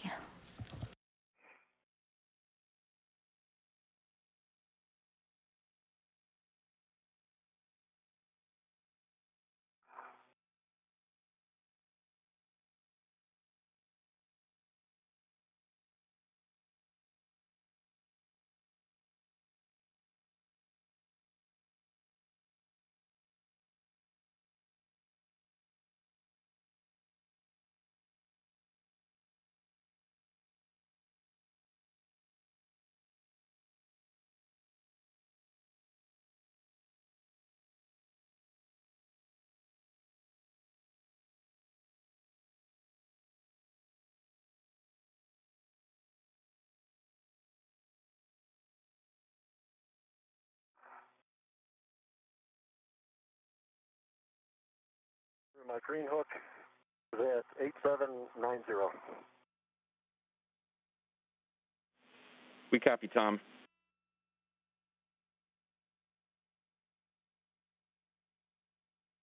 And Drew, I'm complete with staging the MLI tether. And if you agree, I'm going to start working on removing the tent and clamshell. We'll go with that. NASA astronaut Кейла Bэрrон working to remove some covers. Yep, you've got the comm, Tom. Meanwhile, Tom Marshbёrn is getting ready to go on the robotic arm. You are, the comm is yours. All right. Yes, Roger, ready for the GCA to publish for the APFR ingress. And copy, Tom. You ready for maneuver to GCA to publish APFR ingress position? Good copy.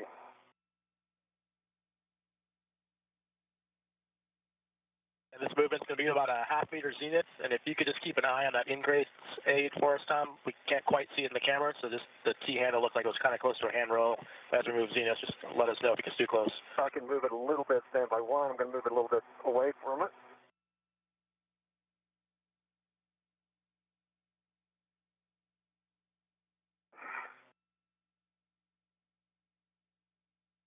Okay, that's complete, and it's out of the way. Great, thanks. Well, I'll let you know when the motion starts. Copy.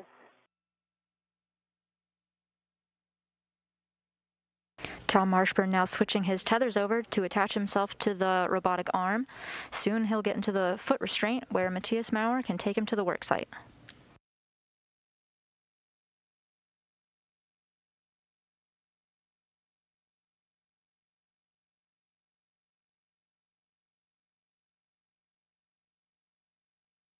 Both astronauts will meet at the Port 1 truss to remove the degraded SASA.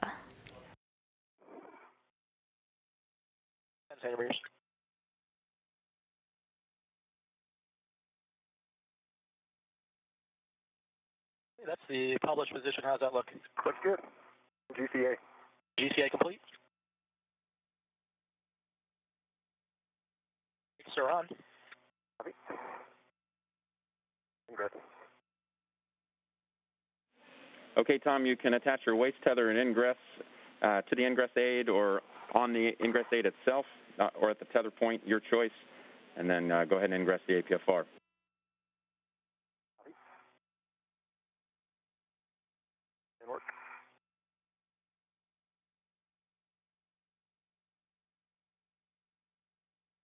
Astronaut Tom Marshbёrn is visible on screen. You can tell it's him because of the red stripes on his spacesuit.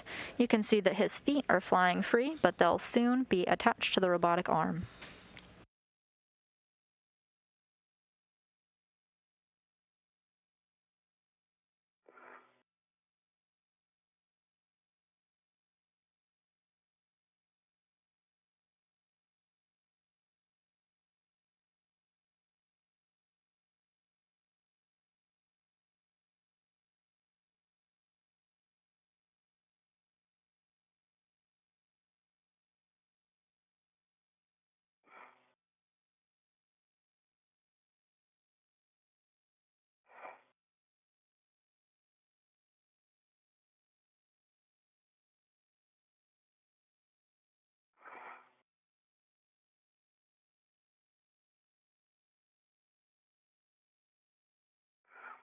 Okay.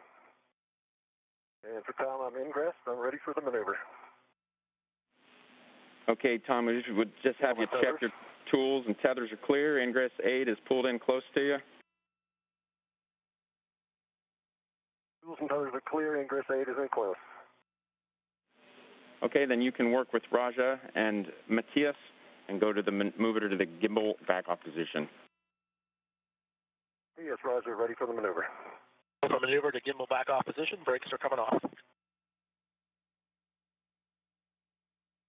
right, this will be about a 2-meter forward move. We'll let you know when motion starts. Copy.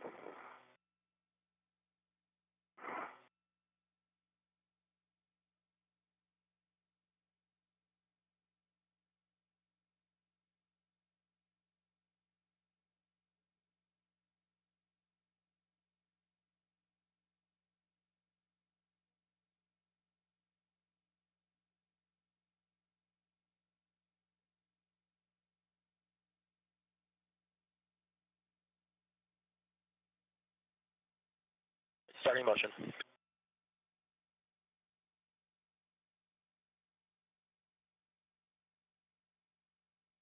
Very good motion.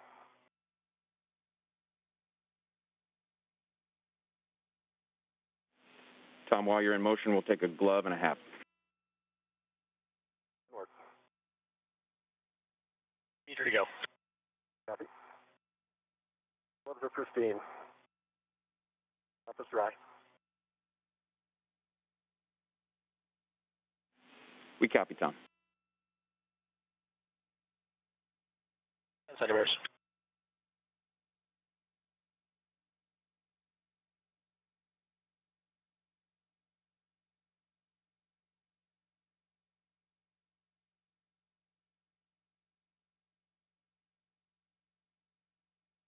And we're setting up a showcast for you, Tom. Copy.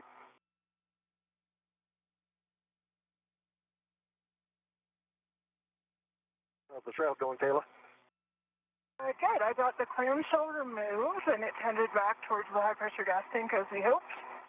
Okay. And I am working on tents as we speak.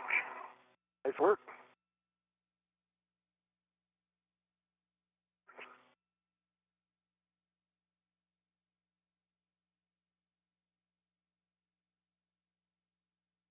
Tom, here comes the showcast. It's going to be mostly zenith and some aft motion. It's going to take about 2 minutes. Start in motion.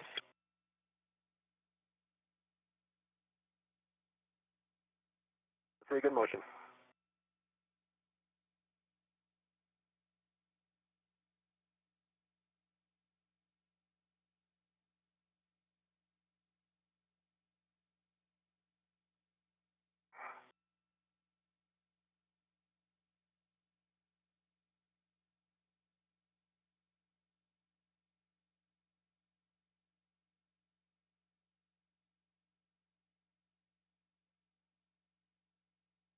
NASA astronaut Кейла Бэррон reporting that she's wrapping up her tasks at the first stop of the ELC-3 today, where the spare NASA lives. She's removed some multi-layer insulation.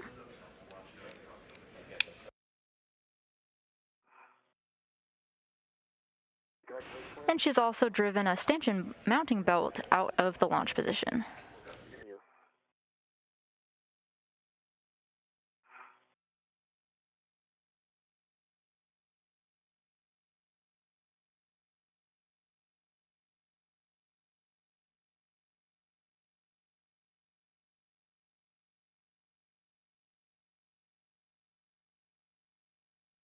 Just wrapping out.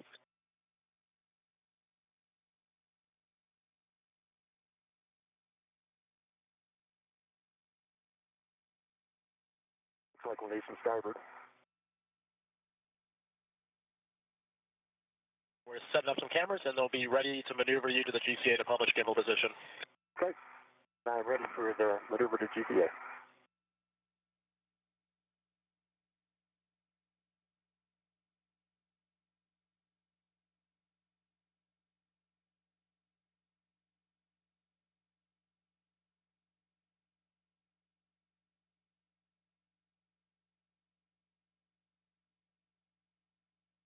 Okay, we copy your ready, Tom, and with that, we'll go ahead and start GCA to publish gimbal position. It's going to be about starboard about 1 meter, and then aft about 1.5 meters.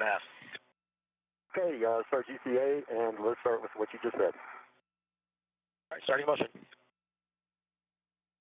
See good motion.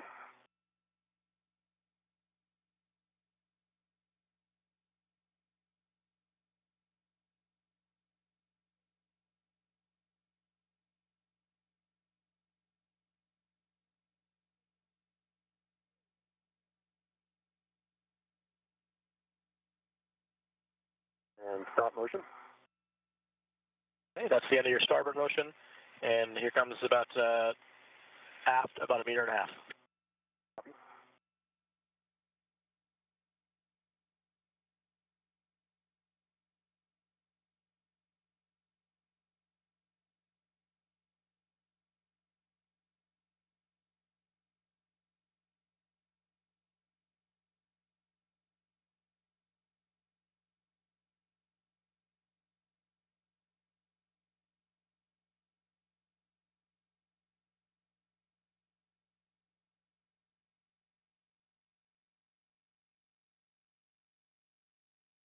I copy that.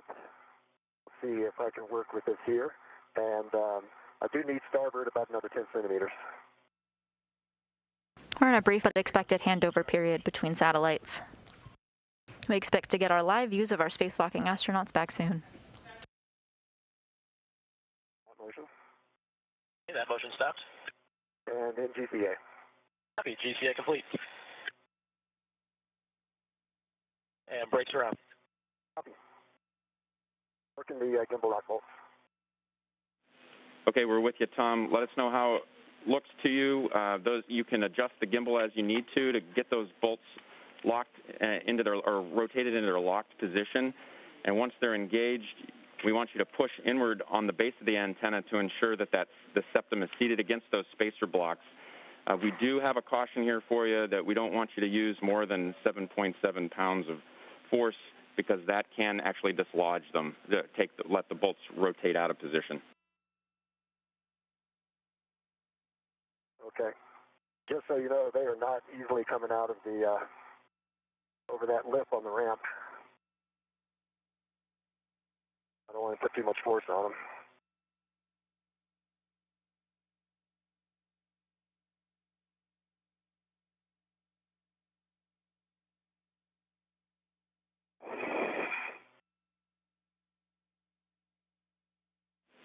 And Tom, does it look like you have pretty good access to all four from this position? It does.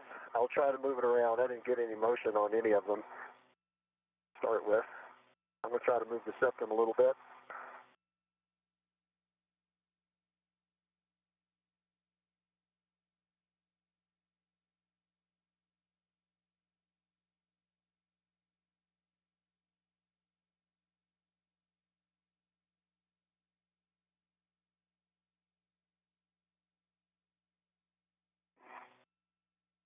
Okay, with one, we're jiggling the septum.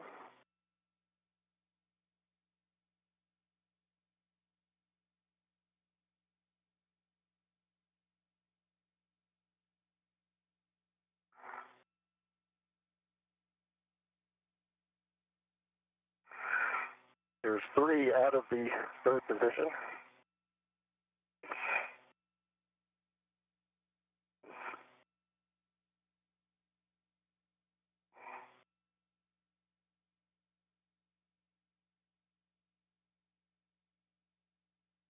And Drew, I have the clamshell and tent tethered down and tucked in, I think, sufficiently to allow me to translate across. Just wondering if you think I should start working the ERAD for the launch bolts. Yeah, Kayla, we think that's the next best step. So we'll work towards getting your ERAD on, give us those checks, and then we'll start working those bolts. Roger, and work.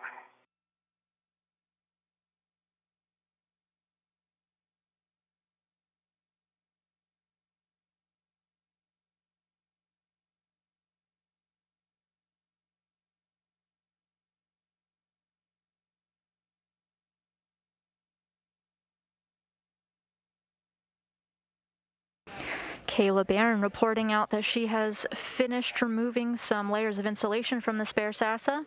This is after she drove the stanchion mount bolt out of its launch position. And now that she's working ahead of schedule, she's doing some tasks that was planned for the next time she was supposed to be here at this workstation.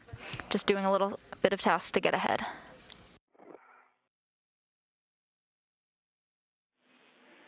Sun's going down if you guys want to adjust those visors.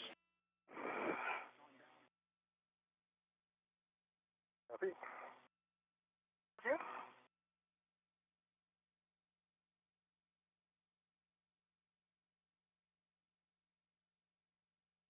Drew, I've got all four out of the unlock. Copy that, Tom. That means I'm going to need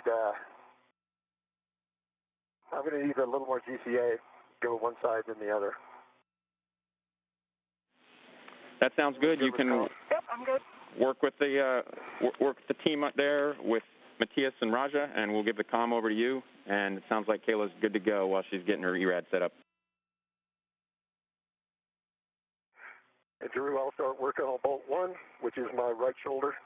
So upside down, then I'll switch over to 2, 3, and then 4. We're getting them in the locked position, but not torquing them yet. Copy. You're just engaging them, but you're not actually doing the drive yet. Matthias, Roger, ready for GCA? We are ready.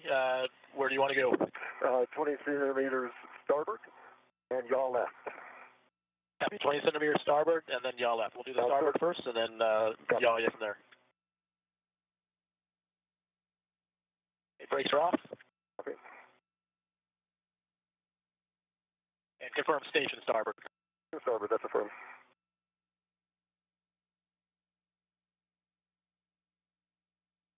Are you in motion?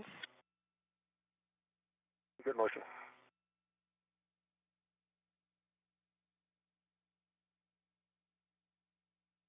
Centimeter.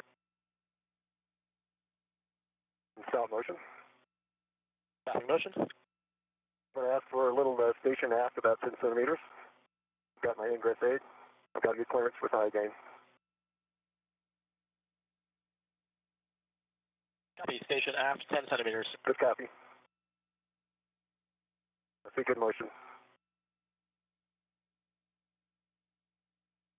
Motion. Okay, there's your 10 centimeters. And now the yaw left, body yaw left, 30 degrees. Copy. Yaw left 30 degrees.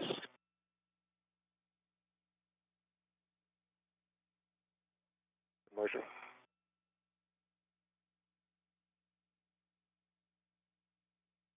Okay, stop motion. We've got a handover coming over. Stopping motion, that's about 5 degrees. And one more station zenith, 20 centimeters.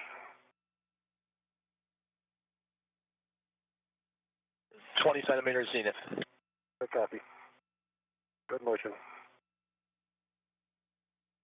Stop motion. Motion. And NGCA. GCA complete. Copy. And wait for brakes on. Brakes are on. Copy.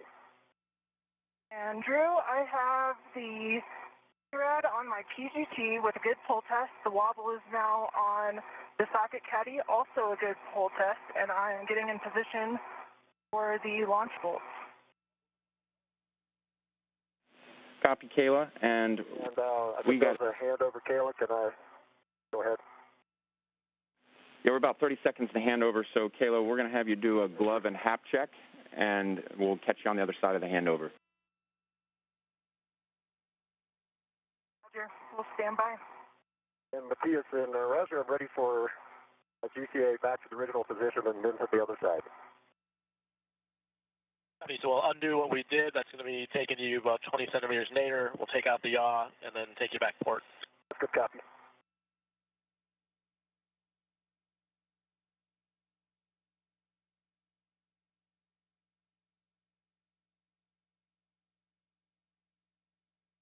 Кейla Bэрron now reporting out that she's done some tasks ahead of time with the extra time that she's had.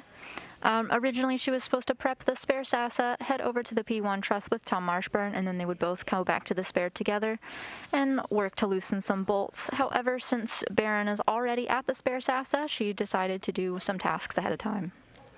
And I mean, just for the nadir part, so I'll take motion the yaw and the port. I can work on the other side. Okay, copy. Sorry about that. Brakes are coming back off.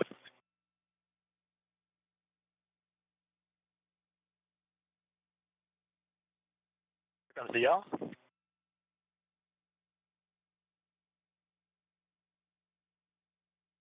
Motion. The yaw is back out. Here comes 10 centimeters station forward.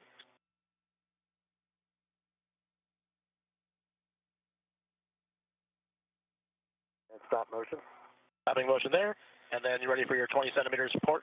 Ready for the port. Starting your port motion. Motion. And motion stops.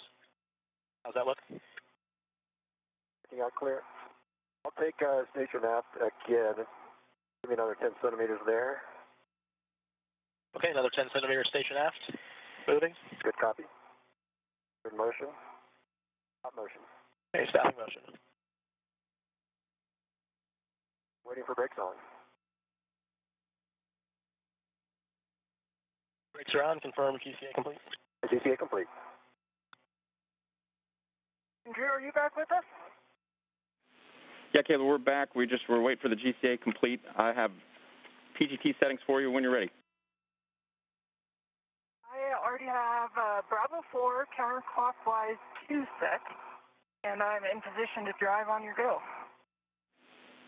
Okay, we'll go for that. You're on the low gain antenna side, the side that we were expecting. 11 to 19 turns on the PGT, if you're counting at the PGT. And then just let us know whether you're working the forward or the aft. 11 to 19 with the PGT, and I'll start with the forward. Copy. Drew, I'm waking up my PGT. It looks like all bolts are in place. Ready to be torqued. Okay, Tom, your settings are Alpha 5 clockwise 2. Alpha 5 clockwise 2.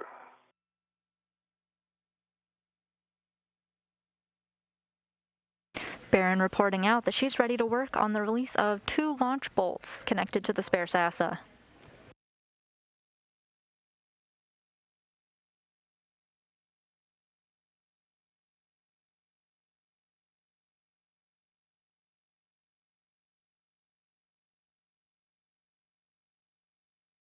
You can see her now working with the pistol grip tool. For SA, I'm just going to put down my end effector to keep me a little closer to structure here and then try. Bolts. Sounds like a great plan. The pistol grip tool, or PGT, is basically a cordless drill. And Drew, I'm ready for the settings again, please. Alpha 5 clockwise 2, you're driving, and it'll only be 3 turns. Alpha 5 clockwise 2. All right, that's a good read back, and we're going to do these in order 1, 2, 3, 4. So we're starting at the bolt on your right side towards your head. 3 turns will take torque, turns, and light. Copy, you understand.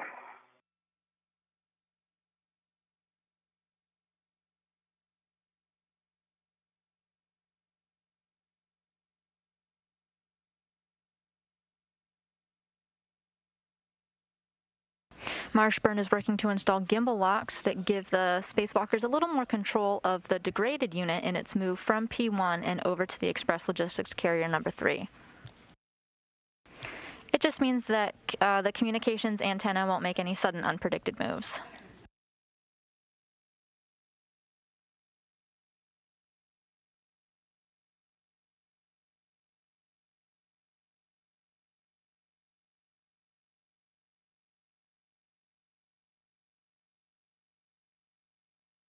Drew, I'm at 19 turns. I want to confirm whether you expect it to spring out when released.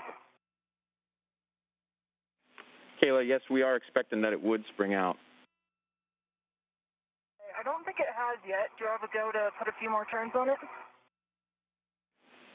Yeah, Kayla, you can go ahead and keep driving. Roger. Drew, I got 2.5 turns. The torque, green light on bolt number 1. For bolt number 2. Copy that, Tom, on bolt number 1, and then you're moving over to bolt 2. Left shoulder. Copy.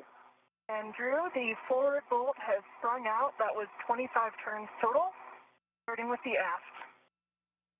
Good words, and understand you're moving over to the aft. Drew, I got 2.1 turns, 2.2 turns, and torque to 2.3. One for the left knee, bolt 3. And Tom, it happened on the bolt number 1. We didn't hear the torque on that, but we did hear that your turn's in green light on bolt number 1, the first one you did. It was 2.5. It was to programmed. Copy that, 2.5. Copy.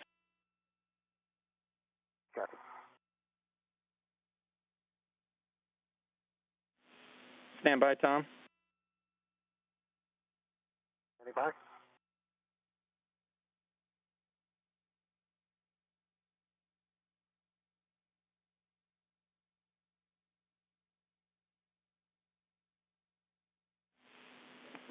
Tom, we're going to have you double check PGT settings and just read back what you see.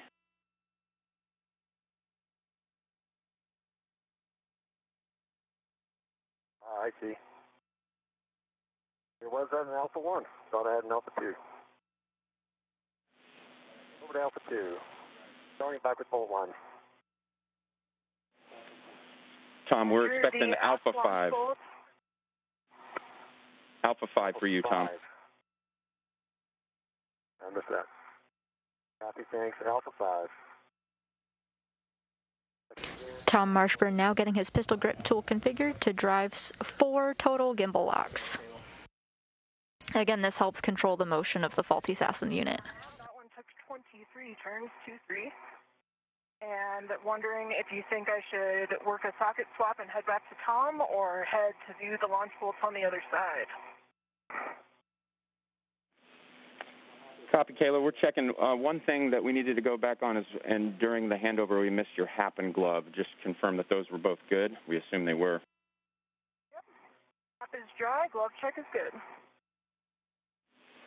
Okay, Kayla, and just give us a moment here. We're talking next steps for you. Roger. And Drew, I've got 3.1 and 6.8 on the torque. Green light for bolt 1. Copy that, Tom. We got 6.8 that time and a green light bolt 1, and so we'll be on to bolt 2. That's a good bolt on bolt 1. On to bolt 2.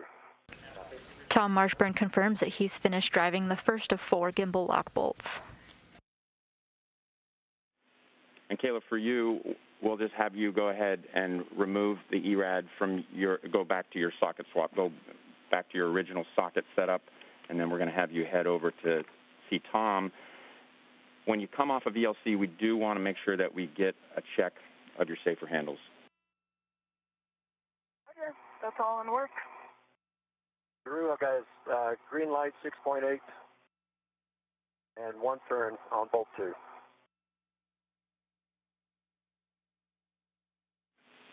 Copy that, Tom. Marshbёrn confirmed that he has the second of 4 gimbal lock bolts driven. Meanwhile, Кейла Bэрrон worked with Ground IV Drew Morgan to get her tools configured, and she'll start making her way over to the P1 truss with Tom Marshbёrn shortly. Bolting down, I got 2 more bolts to go. Roger, and I'm just working on my socket swaps, and then I'll head back your way. Copy. Rad's on the socket caddy with a good pull test, working the wobble. True. Green light, 7 and 1.2 turns. Bolt 3. Copy that, Tom. Copy, Kayla.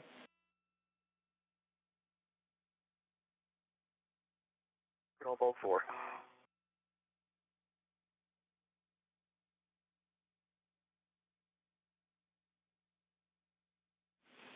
We're good on bolt 3, so we're ready for 4. Right side toward your boot. Okay. And that bolt is not all the way in the slot. It's stuck about halfway. Been working that one. I'm going to go and torque it down halfway there if you're all right with that. Checking. Fixed. Doesn't come out easily. Doesn't come out at all. But also now it's not going in. I think it jogged its way out a little bit with the other bolts. So I can see a slight gap in the slot between the bolt head and the septum, but still wedged in the slot. Copy, checking.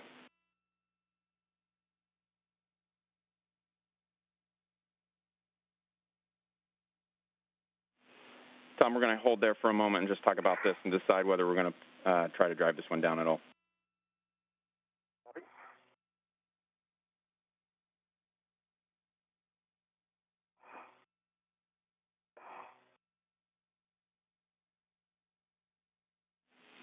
And guys, the last we checked, we were about 20 minutes ahead of the timeline, and our limiting consumable at that point was Medox, 640 EVA. Roger. And Drew, I got the wobble socket back on my PGT with a good pull test. Both of my safer handles are down, and I'm going to start heading back towards Tom. Sounds great, Kayla.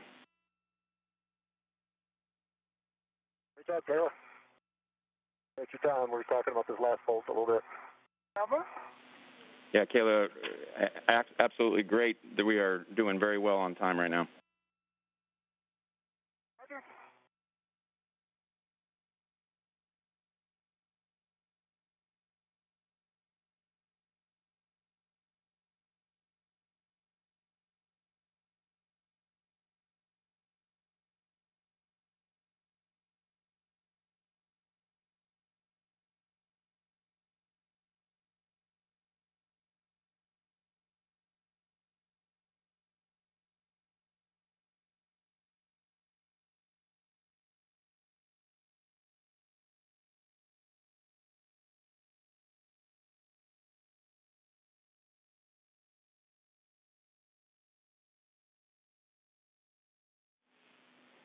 Tom, we wanted to have you check with bolt 4 if you were able to back that bolt off by hand 1 turn. Give it a try. Oh, the bolt head itself. Affirmative. Work.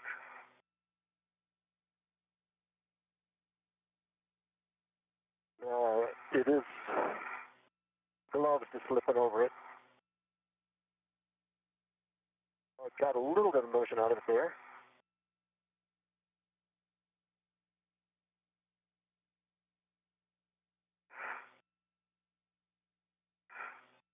There's still my PGT and play with it here.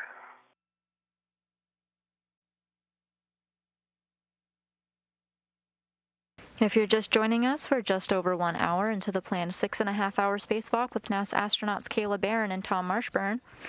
Marshbёrn spent the first portion of the hour configuring the robotic arm that he took to the P1 work site where the degraded NASA lives. Meanwhile, Кейla Bэрron worked at the Express Logistics Carrier No. 3 to do some prep work on the spare NASA.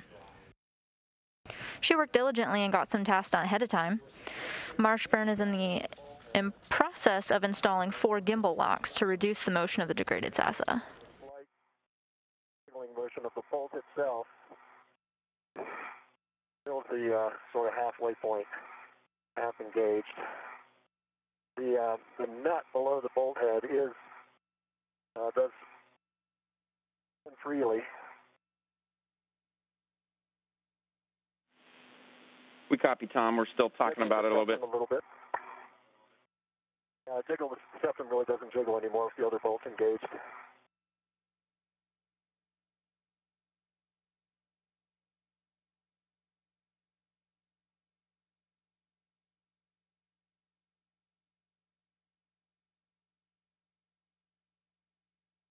I believe when I was working bolts 2 and 3, bolt 4 walked out just a half of bolt head width diameter.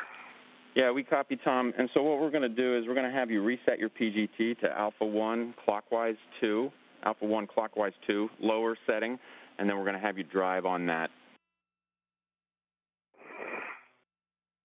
Alpha, say again, setting.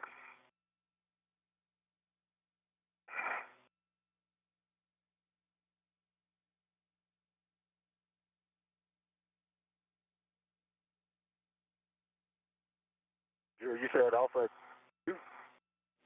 Alpha 1, clockwise 2. Alpha 1. Alpha 1, clockwise 2. I am passing the UHF antenna. Copy, Kayla? Clockwise 2.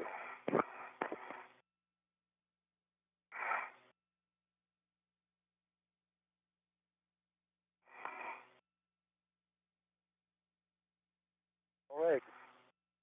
2.5 on the torque green light and 2.5 turns. 2.3 turns.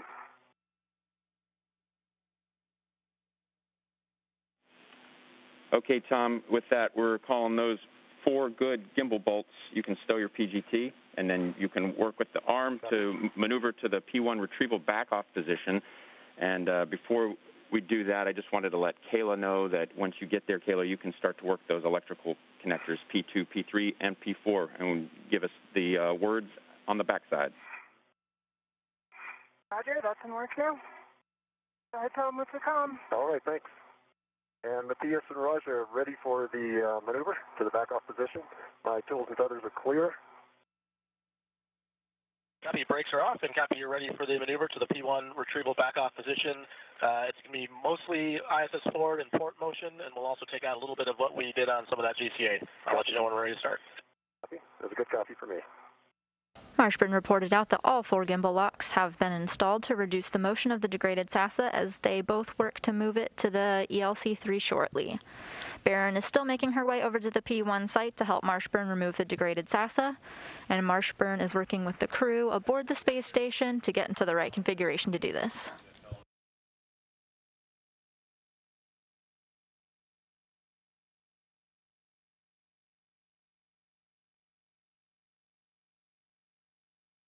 Starting ISS forward motion, about 1.5 meters. Copy. I see good motion.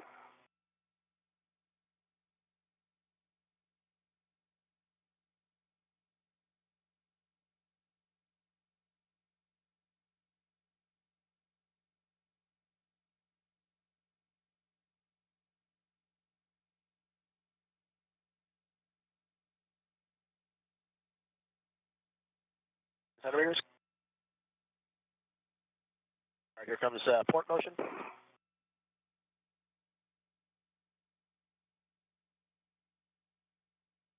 Good motion.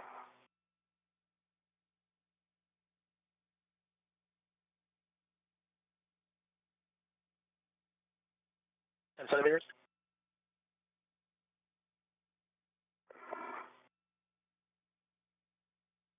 Here comes a little bit of nadir motion. Good motion. Okay, that's the position. We're going to set up for a joint OCAS. Take us a little bit, and it'll be about a 4.5 minute move. Okay, Tom, before we do that next maneuver. Go ahead, Kayla. Roger. All three of the NCGLs are demated, levers full aft over center, and for all three, no pod, no butt pins, and good EMI bands. I'm assessing now whether I need to wire tie or adjustable them out of the way. Copy that, Kayla. It sounds like those are good checks. And then once you assess whether or not you need to wire tie, then we'll have you move towards the BRT handrail 3618. And Tom, for you, before we do this next maneuver, we got a little checklist of things we wanted to run through with you when you're ready. I'm ready. Okay. Tom, we're going to have you check your tools and tethers are clear, and your ingress aid is stowed, pulled close to your body. Probably keep your visor up because it's going to be nighttime for a couple more minutes, and then check your glove heaters. Okay, good call on the glove heaters. My tools and tethers are clear, and the ingress aid is pulled towards me. The visor's in a good position.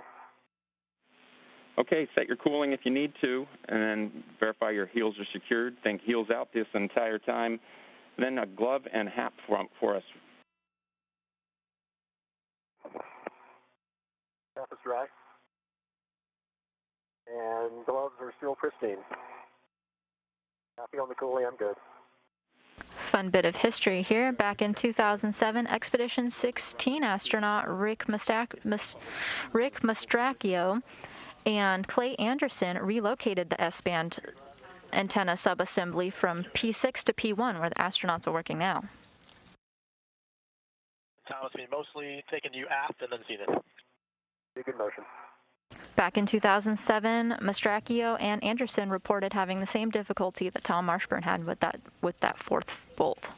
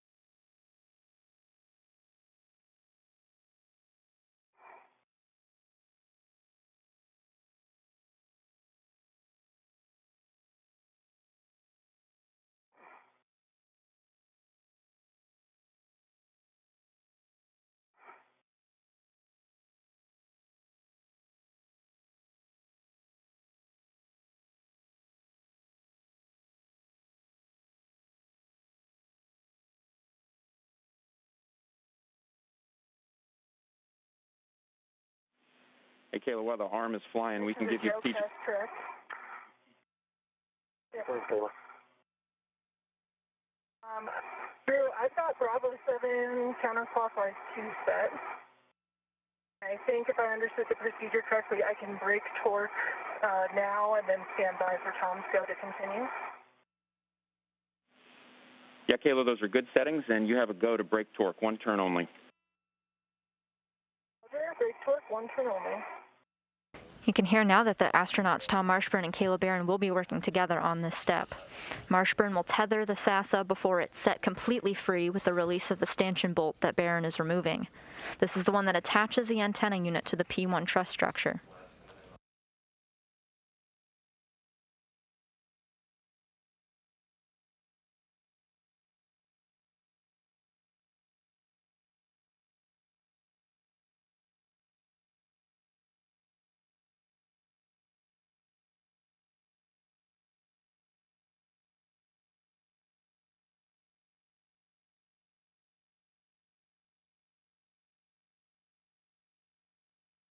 The view you see here live on your screen is Кейла Бэррон retrieving her pistol grip tool and configuring it to break torque on that stanchion bolt that attaches the degraded SASA to the space station.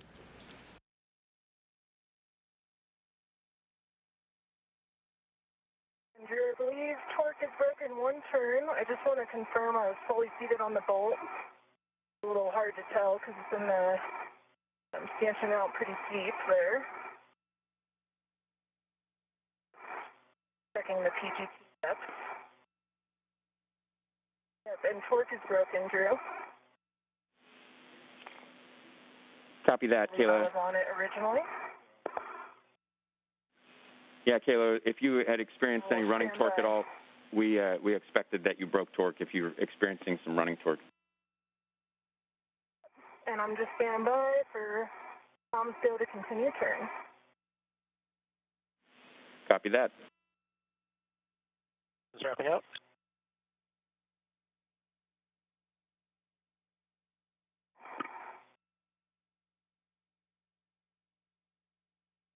All right, Joe Cats is complete, and we are ready for maneuver to GCA to publish P1 retrieval position. And I'm also ready for the maneuver to publish. You give us just a second to set up the maneuver, and we'll let you know when motion starts. Copy.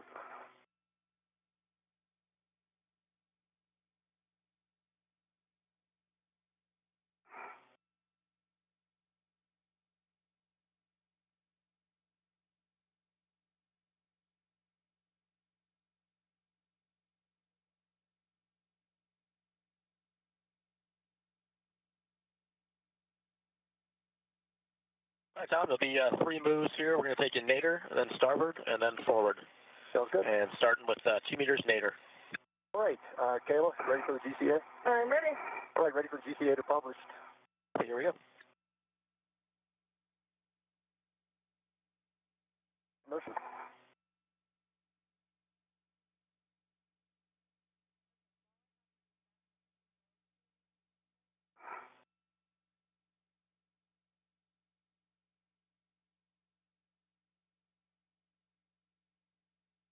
And Tom, with the nighttime and the camera views, we don't have the best clearance of your head in the, so just obviously keep us informed. Will do.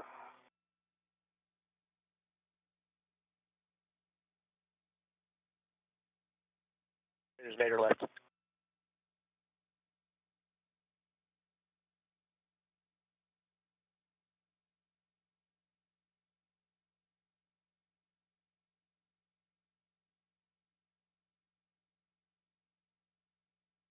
Here comes a little bit of starboard motion.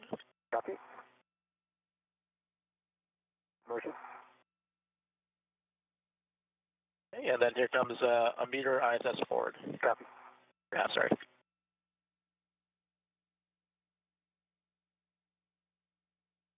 Marshbёrn gave Кейla Bэрrон the go to release the stanchion bolt that she was working on releasing with her pistol grip tool, meaning that Tom Marshbёrn confirms that he has a grasp on the degraded SASA and it's tethered correctly.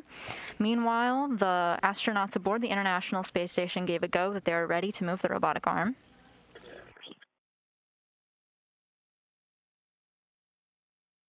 And stop motion. Okay, stopping motion about 30 centimeters short of published. All right, when you get brakes on, I'll ret to it. Okay, brakes are on, GCA complete. And your go for P1 SASA retrieval. Copy. All right, I've got a ret to the handrails of the RFG. And I have 2 hands on it. Roger. Sorry. I am ready if everybody's ready for you to the final torque. All right, Tom, if you and Kayla are good, The stanchion mount bolt. you have a go to release. We're expecting about 18 turns. We want you to maintain some pressure on that bolt head. Roger. Adjust my body position a little bit here.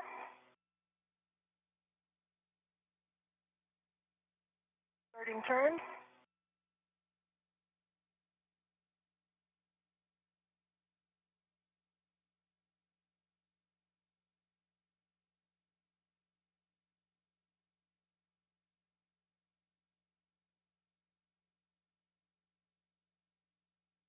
It's 9 turns, and I'm just gonna readjust the. Kayla, we were just going to have you double check your PGT settings. It looks like we might be a little higher counterclockwise speed right now. Yep, I think it got knocked into counter 3. Back in counter 2 now. All right, that's a good check. The degraded unit is in a position known as a soft dock. It's connected to the space station, but only that stanchion bolt is keeping it in place. Кейla Bэрrон is working to remove it.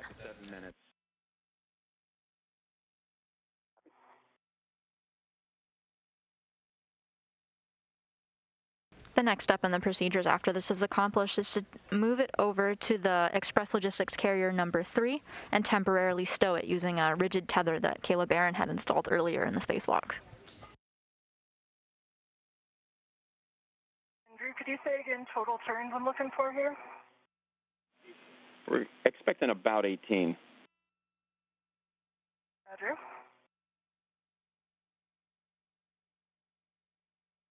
There's 18. Did it spring out? We do expect it to spring up. Little light tugs.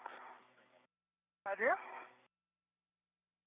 That count could be a little off, Drew, because it's kind of difficult to tell if it's fully seated.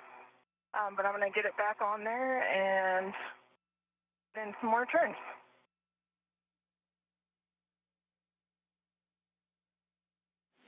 Yep, go ahead with some additional turns.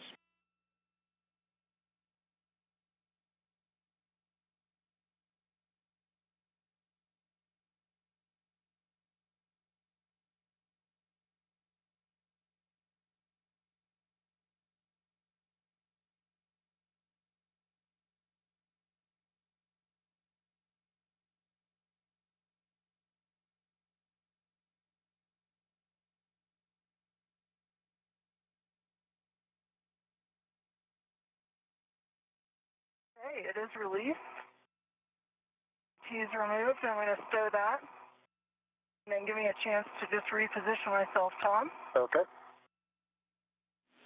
Just have light touch both hands. All right, that's... Kayla, that sounds good, and we're just going to have you pull axially as close as you can to the center of gravity down there, and light touch from Tom, as he's already commented. Copy. Tom, could you please pull it away from the stanchion mount? It looks pretty straight. Coming a little way. I think I got arm motion, not stanchion motion. The gap's increasing. Okay, I'm going to continue to pull. Yep, keep going. Pulling. It might be side-loaded. Okay, I'm going to pull it, rock it a little bit towards me. Yep, that's looking great. And It's removed. It's removed by 2 hands and a ret on a free degraded SASA. Great news. Oh, nice. Teamwork. The degraded SASA is now officially free from the International Space Station. Copy your go for the maneuver to ELC-3 temp stow back off position. I am ready coming for off. maneuver. Copy. They just got the go to move it over to the Express Logistics Carrier number 3. It will ride along the robotic arm with Tom Marshbёrn to the work site. Still the need to restrain the NZGL. The corridor is clear. Copy that. No wire tie needed, and then we'll meet you out at ELC-3. Roger, heading that way now. I'm taking a look at you real quick, Kayla, since we won't see each other for 7 minutes. We have a chance. I see you holding the SASA. If each other really looks good. Thanks. Heading out board. I'll see you out there, Tom. Yep, see you in about 7 minutes. Enjoy the ride. All right, Tom, you ready for motion? Ready for motion. We'll start in GCA. It's going to be about 1.5 meters aft, little port, and then 2 meters in, kind of back to where you started from a little bit ago. Copy. Start in motion, aft.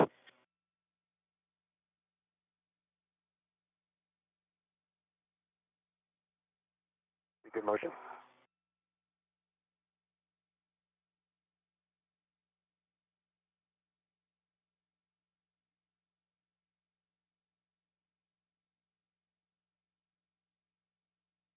Time your skill.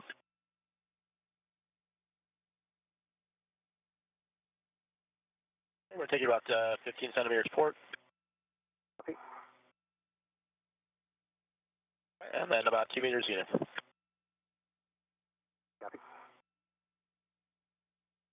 And I'm seeing good motion all around.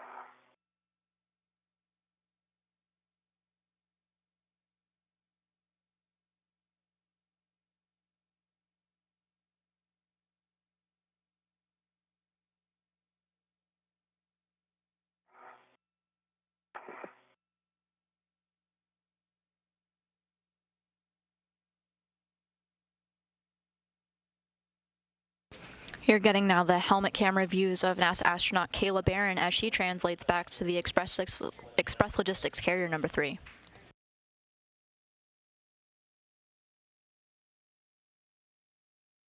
Astronaut Tomas Marshbёrn is taking the express route over to the work site. He's taking the robotic arm while carrying the degraded NASA that the two of them just worked together to break free.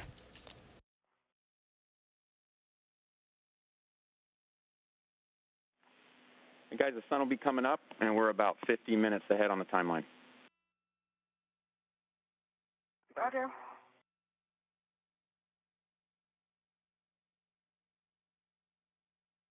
Tom, this is going to be about a 7-minute long JoeCast. It's going to be course motion. Copy.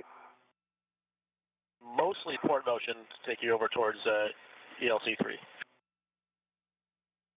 Copy off.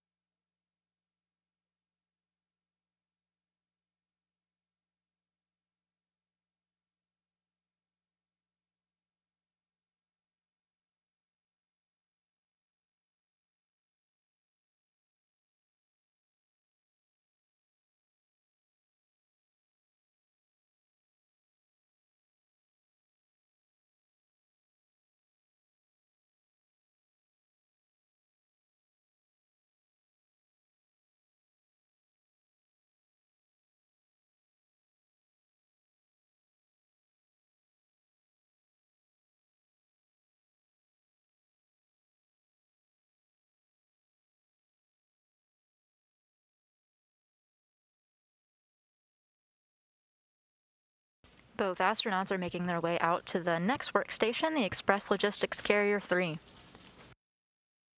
Their next task is to temporarily stow the degraded NASA. They're going to put it on a rigid tether that Кейла Bэрrон had installed earlier. This task is expected to take about 25 minutes. However, our two spacewalking astronauts are making great time.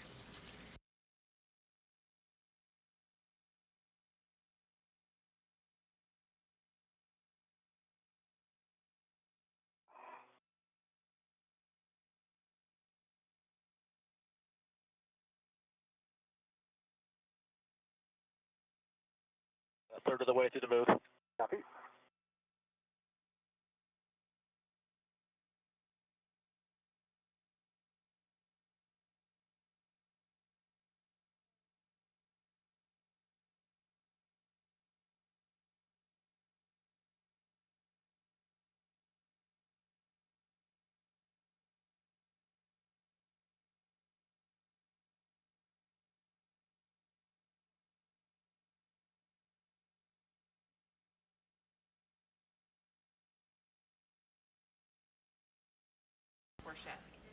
They reported that they're a third of the way over to the work site, and as they may make their way over, I'm going to take a question from Twitter. We have a question from Shazzy, who asks, are they always hooked connected to the ISS during spacewalk? That's a great question, and the answer is yes, they are always tethered to the space station. You may often hear the Capcom or the ground IV working with the astronauts working on tether configurations. For instance, earlier, Tomas Marshbёrn had to get his tethers from the space station and onto the robotic arm. However, in the unlikely event that they become untethered, Marshbёrn and Bэрron both have SAFER units on. SAFER is a shorter way of saying Simplified Aid for EVA Rescue. If you're familiar with the jetpack, the SAFERs are not too far off. They're worn during spacewalks as a precaution only, and they're only used if an astronaut were to become untethered from the space station. In this unlikely situation, the astronaut would use their SAFER to propel themselves back to the space station, just like a jetpack. See you there. Getting the side all nice and prepped.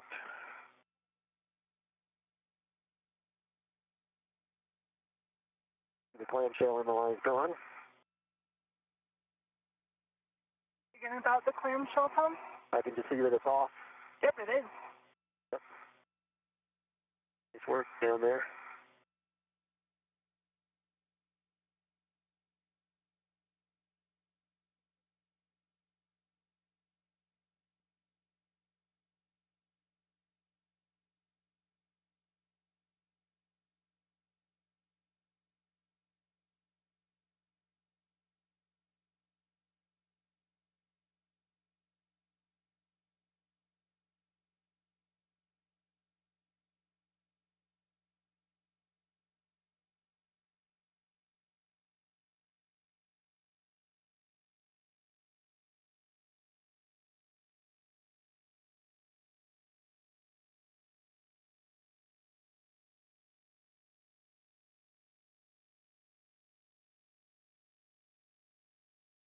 Coming in over your right shoulder.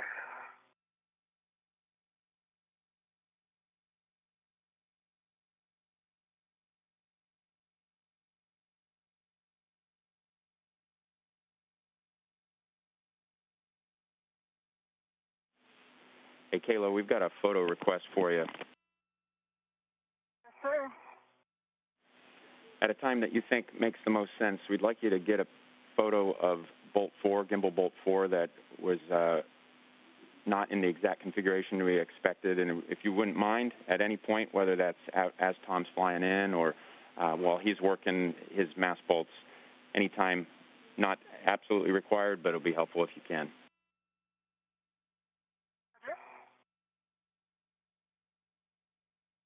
You just heard the voice of NASA astronaut Кейла Бэррон. It will be her first spacewalk, while Tom Marshbёrn is on his fifth. Marshburn's first 3 spacewalks took place over the course of the 15-day STS-127 mission back in 2009. The mission saw the delivery of the Japanese-built exposed facility and the experiment logistics module exposed section to the space station. The 4th spacewalk of his career occurred in 2013 when Marshbёrn worked with Chris Cassidy to mitigate an ammonia coolant leak.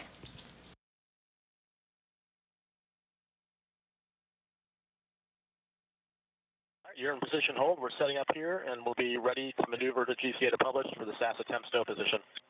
Copy. Kayla, do you want me to hold it up to you for a picture or just wait till later? Is it currently gimbal Bolt 4 on my side? Yeah, let me give it a shot. Yeah.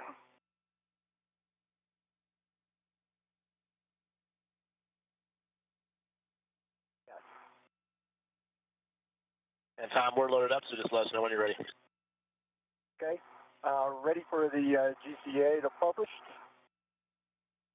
That means starting GCA will be about 2.5 meters later. Copy. Not sure if I got it there. I'm going to get a little closer to you right now. Good motion. Good motion.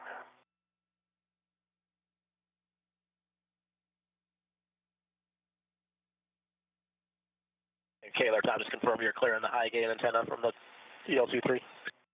And Tom can confirm I am. Okay, thanks. Got it tended forward. 1 meter to go. Continue.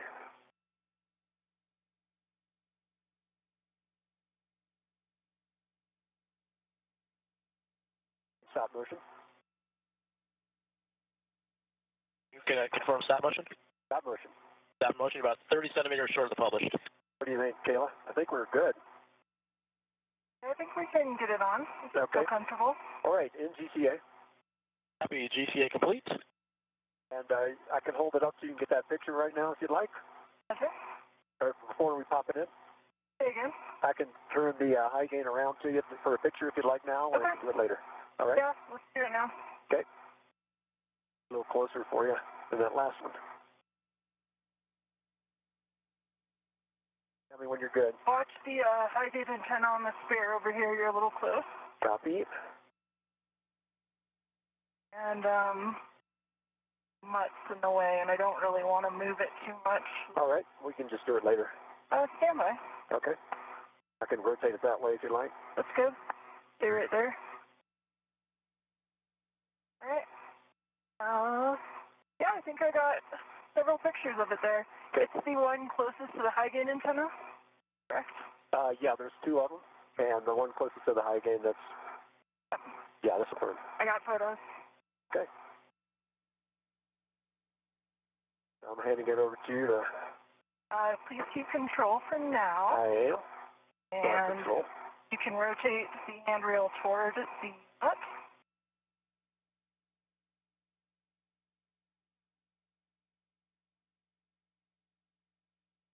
And let's see. It'll lift this end up. Yeah. Tom, if you could just rotate it so that it's RFG facing up. There you go. I see. And we're almost in there. Just need to straighten out. And if you could lift your end up. Work.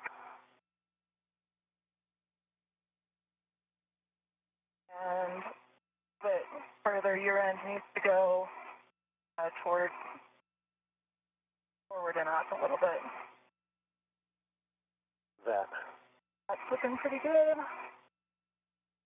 The jaws aren't fully, the pedals aren't fully popped out. There they go. And I'll lock them now. And let me put my ret on it. All right, I still have a hand on it. No ret. Roger.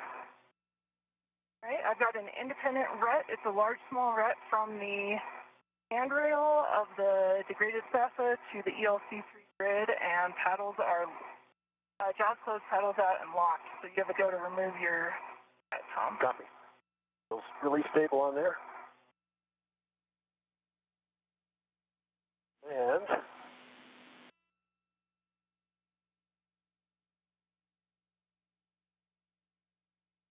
I'm going to have to go, let's see, Matthias Raja, I'm going to need to head up about 10 centimeters. I've got good clearance. The SASA is just above your helmet now, Tom. You may need to lean back. Stand by.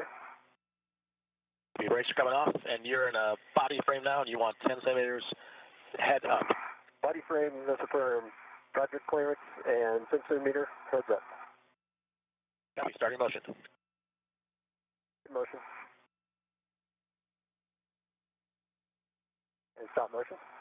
Stopping motion. Waiting for brakes on. You're hearing the voices of Tom Marshbёrn and Кейла Bэрrон, and as Tom communicates to the operators of the robotic arm, Matthias Maurer and his backup Rajachari, he's giving commands so he can hand off the degraded SASA to Кейla Bэрrон, who will work to stow the SASA on the express logistics carrier. Ready for the GCA to publish to the spare site. Are you ready for...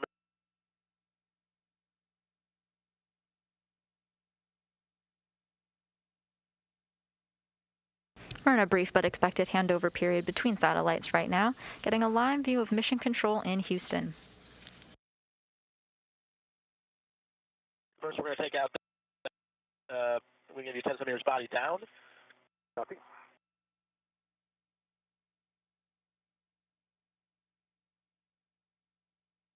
Good motion. Okay, next we're going to give you a meter body left. Copy.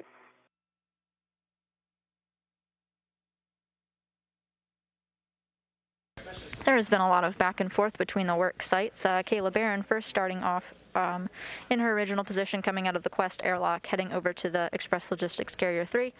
She then went back to the P1 truss where Tom Marshbёrn was to help remove the degraded SASA.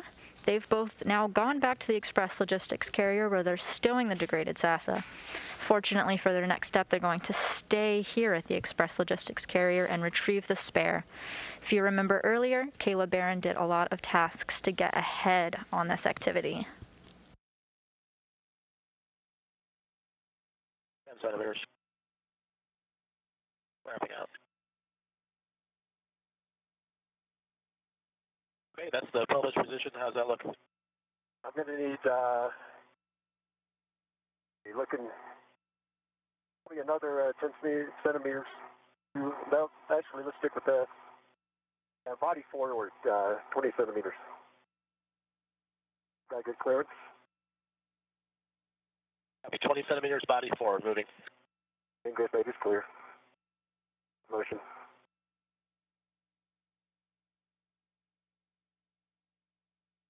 All right, there's 20 centimeters. It looks good. And then GCA. GCA complete. Brakes are on. Copy. Drew, I'm here at the site. I believe I got to get rid of these pit fins. Yeah, good words. Tom, I just wanted to give you guys a quick update. First of all, tremendous choreography right up to through this point. You guys right now are about an hour ahead of the timeline.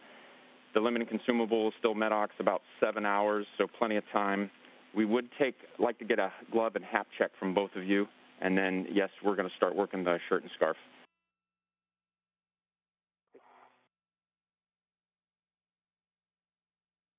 EV1, half is dry, gloves remain pristine, unchanged from dress. And my hat is dry. My gloves look good. I do have some black smudges on my fingertips. I'm trying to hold it up to my camera for you.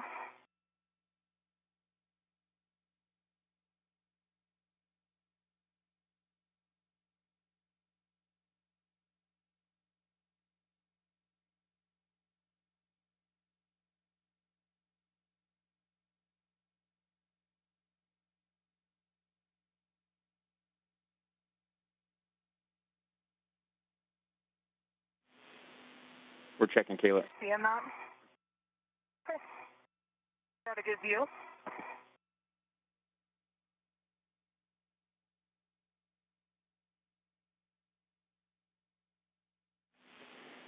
We're going to continue, Kayla. We see them, and we are good with that. Okay. And Tom, I see you found the tether. I did.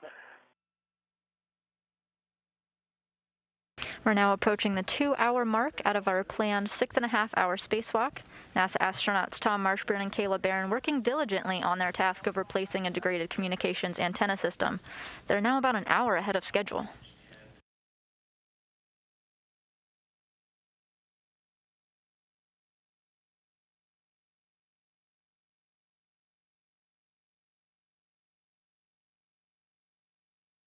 The SASA, or S-band antenna subassembly, is used to transmit.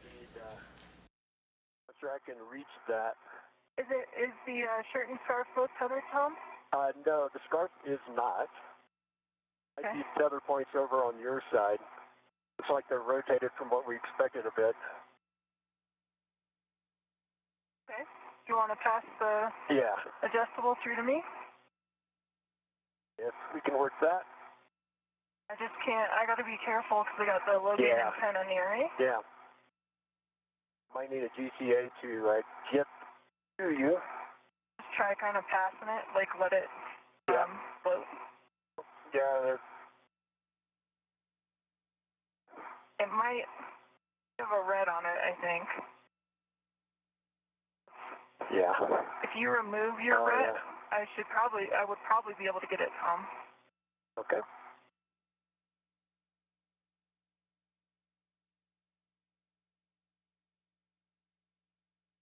This antenna is used to transmit low-rate voice and data between the space station with the flight controllers on the ground here in Houston using S-band radio frequencies. I'm just going to take a second to make sure the ret cord.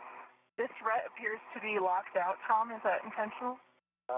It was. It was helping me out a lot. I may want to consider unlocking it once I get this on here. My worry is that it could snarl. Yeah, I'm going to tend it out here, keep it straight. And did you remove it from the tether point? I did. Okay. Yeah, I had to get over there, at least to be able to throw it to you.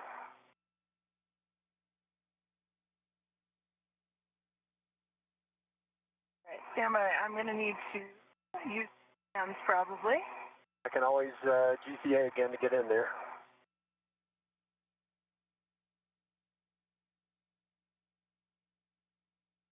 Bэрron and Marshbёrn now communicating back and forth, working on the best way to stow the degraded SASA to the Express Logistics Carrier 3.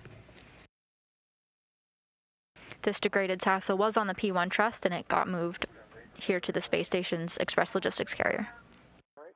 Why don't I try to GCA in there? I can get it, Tom. I'm just going to need to put a BRT down, I think. Okay. Just because I need two hands in order to prevent the tether from moving, and I don't want to run into the Logan antenna. It's just off to my side.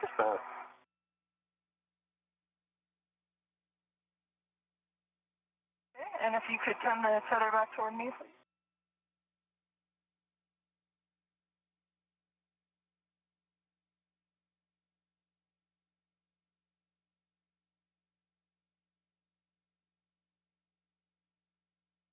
The scarf is now tethered, and are you able to reach a tether point on your side? I am.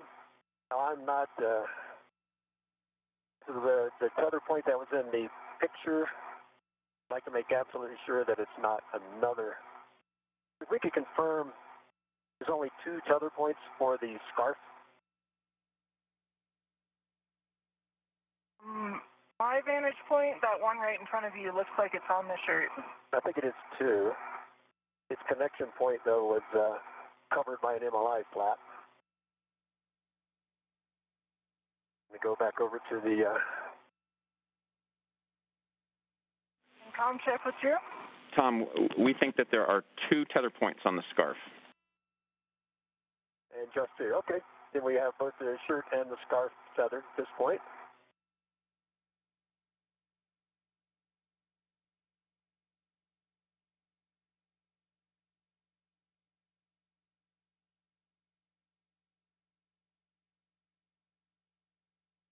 Tom, if you could just stand by for 1 second. Copy. Not working against you. Because of the way the tether is now routed, we're just going to have to slide the scarf off the end of the high gain antenna. The shirt and scarf you hear them referring to is basically a thermal blanket covering the bulk of the communication system and its skinnier neck. Okay, there's some... You need to release the Velcro on your side, and then we'll just slide it off forward. And then it will be clear. Okay.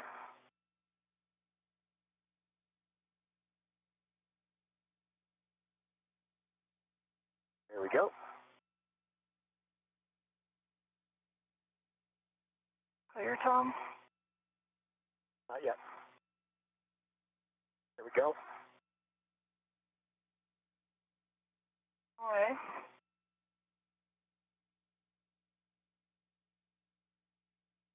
Scarf is removed. Turn on the shirt. And I'm working a little too far away from the SAS, so I'm going to ask for another PCA if I can take the comm. Go ahead. Yeah, Matthias, Roger. Need a PCA to get a little closer. Where do you want to go? All right, I want to go body up 10, 20 centimeters and pitch down about 30 degrees. Pitch forward 30 degrees. So body up 10 centimeters and then pitch forward 30 degrees. Good copy. Here comes the body up motion. See good motion?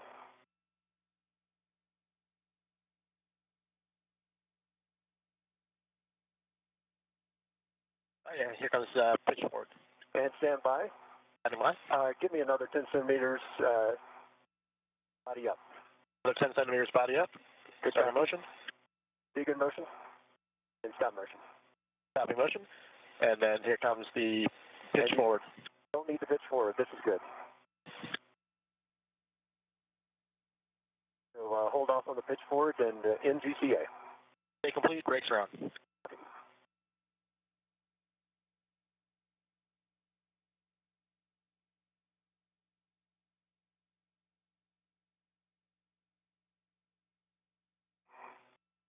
All right.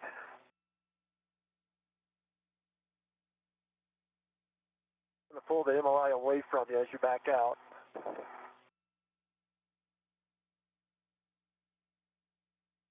like you're all clear?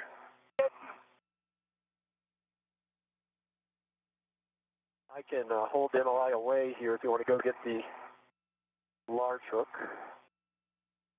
Just stand by one, Tom. Okay. I think there's still some Velcro attached on my side that I'd like to release. Copy.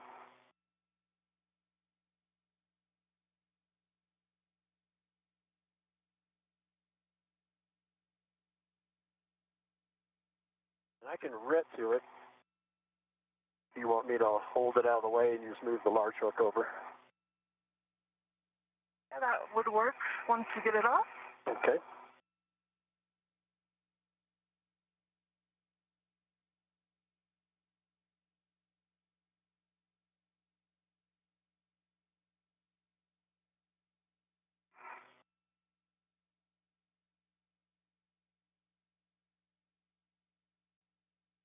I'm ready to the whole thing, and I'm just going to gather it up, put it out of your way once you get that last MLI off. I understand how it's routed on this side, so I can get it out to you. And I think that was the last little piece there. Looks like it. Yeah, I've got a good hand on it. Before we sock in your workspace, if you want to move that over, and I am ready to do it as well. 1 second to reconfigure things a bit over here. No worries.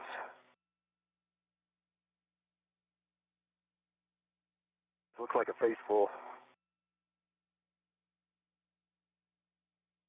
I'm grateful we're not trying to put that back on. It's a lot of Velcro. In very specific places. Bэрron and Marshbёrn had worked to temporarily store the failed SASA right at their current work site. They'll come back once they've installed the new unit to do a more permanent stow of the degraded SASA.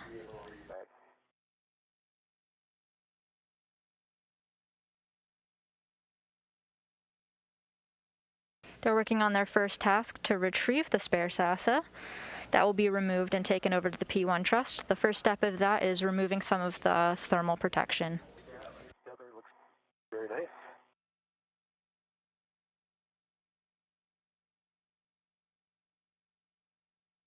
Tom, I'm just going to take a second to put down my VRT. Sounds good.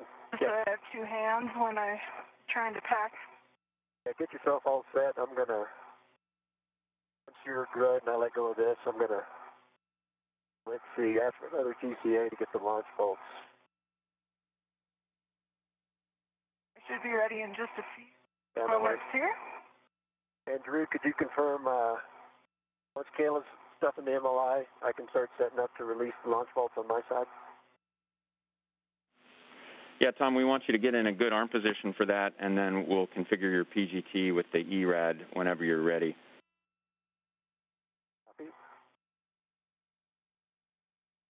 I'm working the large hook now, Tom. Okay. Marshbёrn just communicated with ground IV Drew Morgan that he's ready to configure his ERAD, or enhanced right angle drive. This is a tool that is used because the bolts are not necessarily in an easy position to get to. Hook attached to the medium mill U-bar. You have a go to release your tether. Okay, and work. He has 2 launch bolts that he'll be working to release. Okay, it is released. It's all coming over to you. Roger.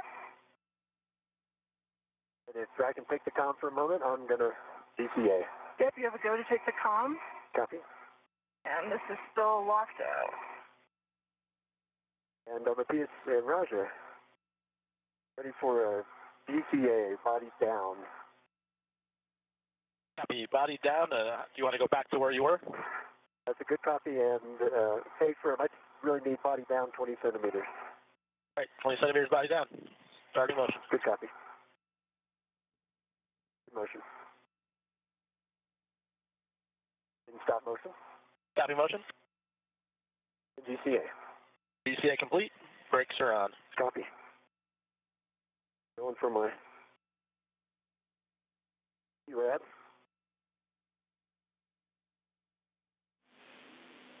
Copy, Tom, and understand that you're now in a good position. you can go ahead and configure your PGT. I'll give you settings when you're all set up. Okay, copy. I'm getting out my URAD right now.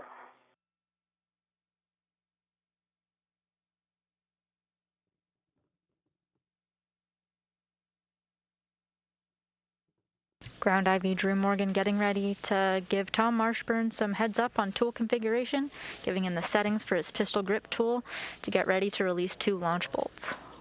I'm grateful we put the adjustable in the bottom of the bag. Definitely helping me out, and I'm just working on trying to get it all in here.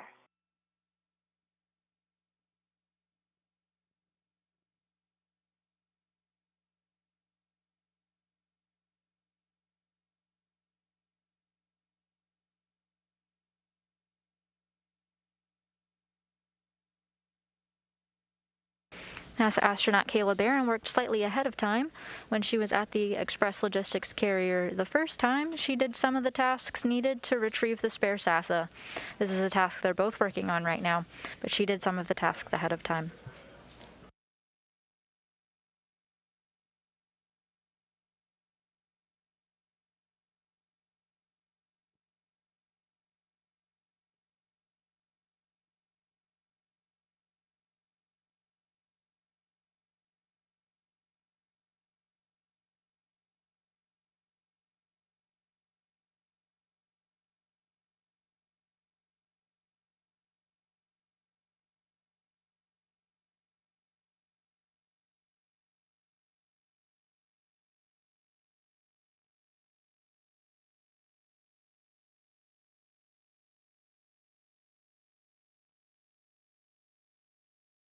My 6-inch wobble is on my 210 in my right adjustable with a good pull test. Copy.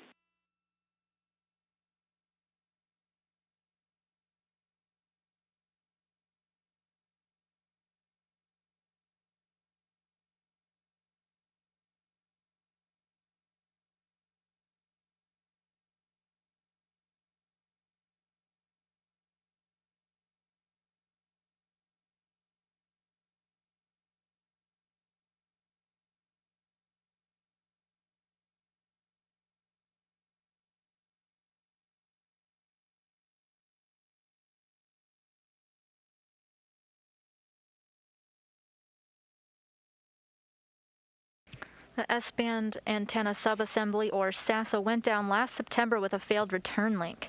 This means that Mission Control was able to send data up to the space station, but the antenna lost its ability to send signals back to Earth through NASA's Tracking and Data Relay satellite system. Because the space station has so many built-in redundancies, we are still able to communicate with the International Space Station from the ground, even without the SASA. The station also has high-rate Ku band uplink and downlink capability that relays video, and the station has other low-rate S-band systems as well.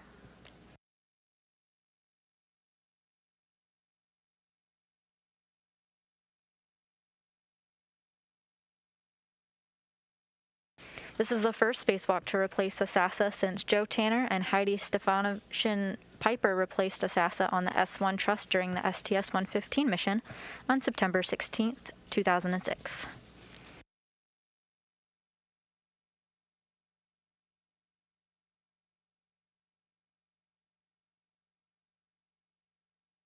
And ARAD's on my PGT with a good pull test. Copy, Tom. We're going to configure your PGT to Bravo 4 counterclockwise, too.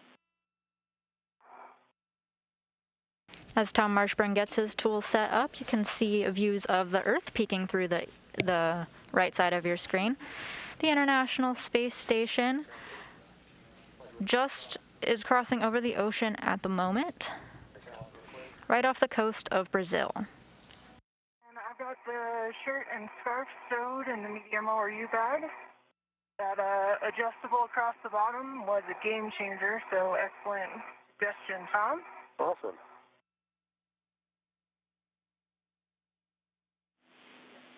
Very nice work, Kayla. I know how tough this can be sometimes. And at the end of the day, we are going to be able to bundle crew lock bag and the medium ORU bag if you prefer. So just keep that in mind in the event that when you go back to restow, the mutt ball stack is there. But it looks like you're going to have plenty of room. looking pretty good. I would say it's taken up about the bottom half of the bag.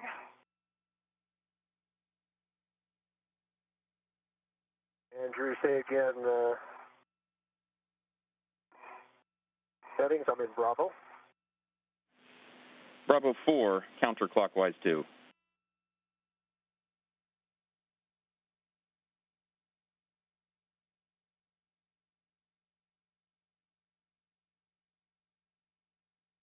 Bravo 4, counterclockwise 2, verified. Okay, those are good settings. You're going to work the forward and the aft bolts. If you're counting at the PGT, we're expecting 11 to 19 turns. 11 to 19 turns at the PGT. Good readback. And just let us know what bolt you're working first. Right, I'm working the nadir bolt on my side, on the side. Copy that. Starting. All right.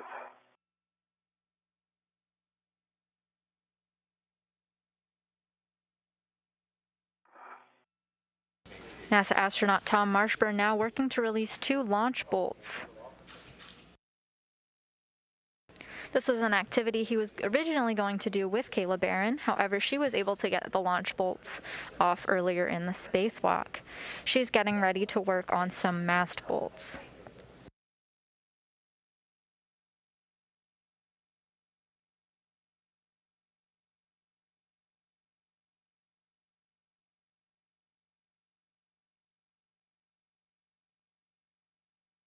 Removing these mast bolts will release the spare SASA. 19 turns. And this is till it pops out, correct? I don't expect the torque. Yep, but we're going to pop out. We expect it to spring out. Kayla's all took a little more than 20 turns. Okay. It's not springy, but it did come up. So I'm going to put in some more turns. And I've been working on getting in a good position for the fast bolts. I've got Bravo 2, counterclockwise 2 steps. I'll stand by for go to drive those. Those are good settings, Kayla. It's advantageous that Кейла Бэррон got to work on releasing her launch bolts ahead of time. As it turns out, it took one more turn than expected on the pistol grip tool. The ground IV Drew Morgan was able to communicate that with Tom Marshbёrn, who's working on his now. And copy 5.5 to 9 turns. And Drew, the nadir bolt on the zenith side is out in springing. It was 24 turns. Torque was 8, maximum torque.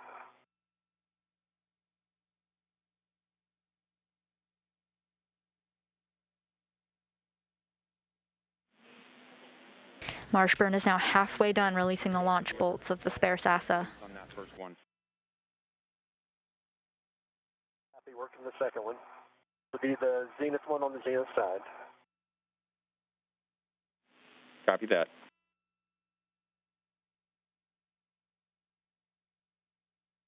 The forward zenith fast bolt is released, and that was 9 turns. Copy, 9 turns on the zenith. Bэрron confirming that she is halfway done undoing the 2 mast bolts that she has, while Tom Marshbёrn has released one of the 2 launch bolts that he's working on.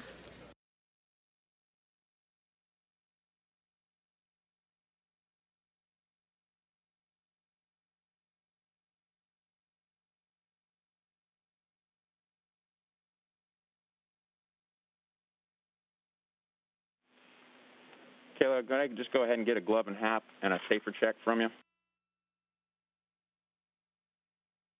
I can tell you now my half is dry. I'm going to wait on gloves and safer until after the bolt because I'm already in a good position with my hands full. That works. And, all right. And Drew, that was 24 turns. Popped out. And 10 was the highest work there. Okay, copy that, Tom. And so now you can stow the ERAD, reconfigure your PGT. Just give us those pool tests.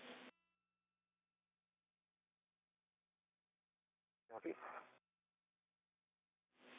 And then ultimately you'll put that PGT away, and then we'll go through your checklist before we have you get in position to grasp the spare SASA. Copy. Tom Marshbёrn confirming that he has finished releasing the 2 launch bolts that he was working on the spare SASA. He got direction from his ground IV, Drew Morgan, who gave him the direction to configure his tools and ultimately stow them away.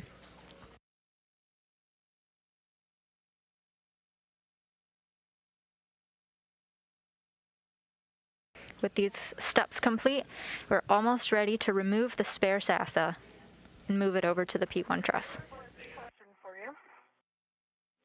Go ahead.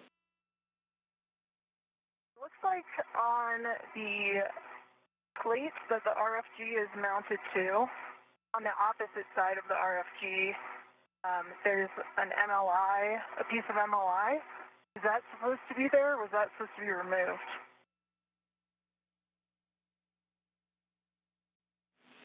Kayla, that's expected to be there. Doesn't need to be removed. Okay. Confirming. One area of the Velcro got removed. I pulled it off inadvertently, thinking it was part of the other MLI, but it's reinstalled. Nope, but good check.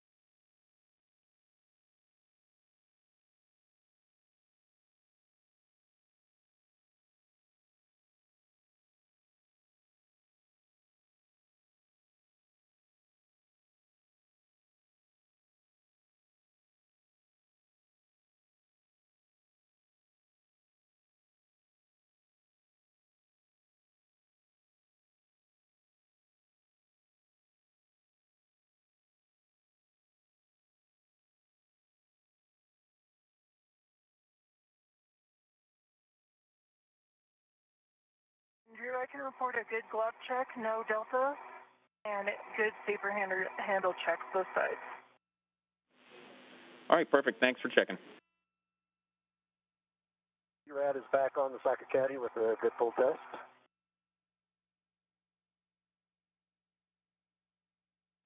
Copy that, Tom.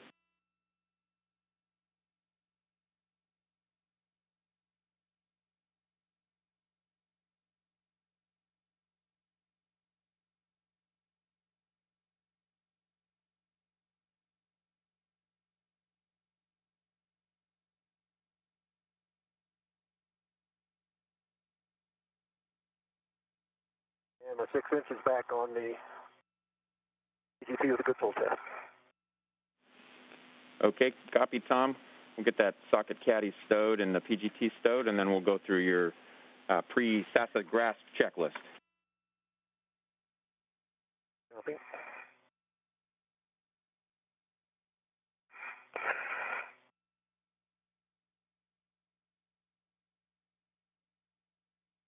Do need to clean up my crew lock bag just a second for the trip home. Back.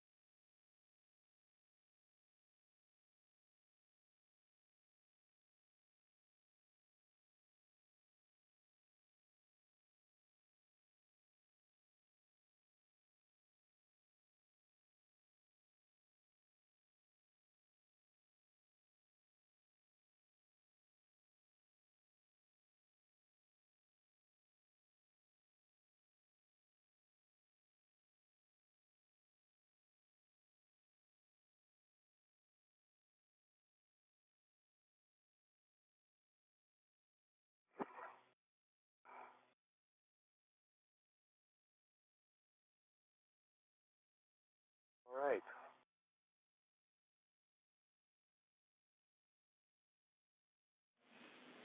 All right, looks like you got everything put away there, Tom. Back in a good position. I say firm. Okay, well, first thing we're going to... We'll need another GCA to get firmly onto the RFG. Yeah, Tom, I think we'll have you go ahead with that little GCA, and then we'll go through your checklist. Okay, copy that. I want to be able to help lift up. So, Matthias, Roger, I'll take body up in centimeters, 20 centimeters. 20 centimeters, body up. Good copy. Brakes are off.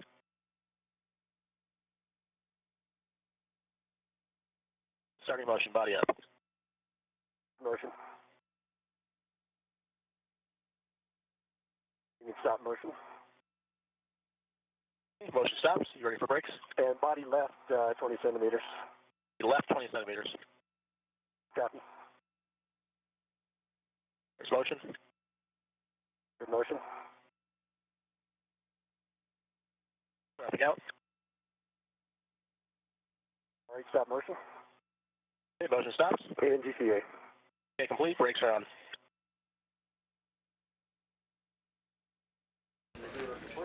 I just want to get maximum leverage. For those of you just tuning in, we're just about 2.5 hours into the spacewalk with NASA astronauts Tom Marshbёrn and Кейла Bэрrон. Pulled in close to you. Adjust your visor as you need to. Sunset will be coming.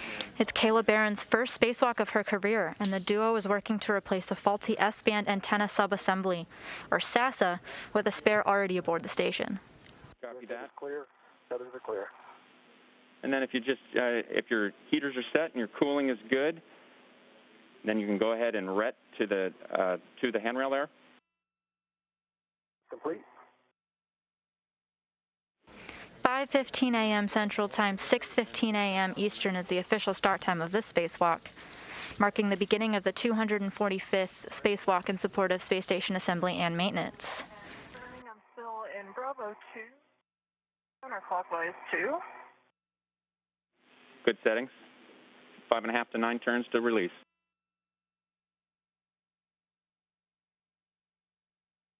Up here a little bit further. The SASA went down last September with a failed return link, meaning that Mission Control can send data up, but the antenna lost its ability to send signals back to Earth through NASA's Tracking and Data Relay Satellite System, or TDRS. Fortunately, due to some redundancies on the station, we're still able to communicate with the International Space Station on the ground, even without the SASA. It's torquing out at this setting. Copy, checking.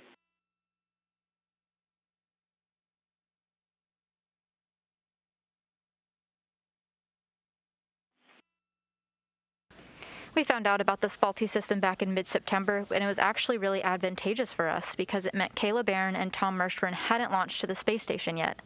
They had time to train in NASA's Neutral Buoyancy Laboratory here and NASA's Johnson Space Center in Houston. It's a large pool the astronauts use to train for their spacewalks on the ground. Current setting is Bravo 7. Negative, Bravo 2. Bravo 2, okay.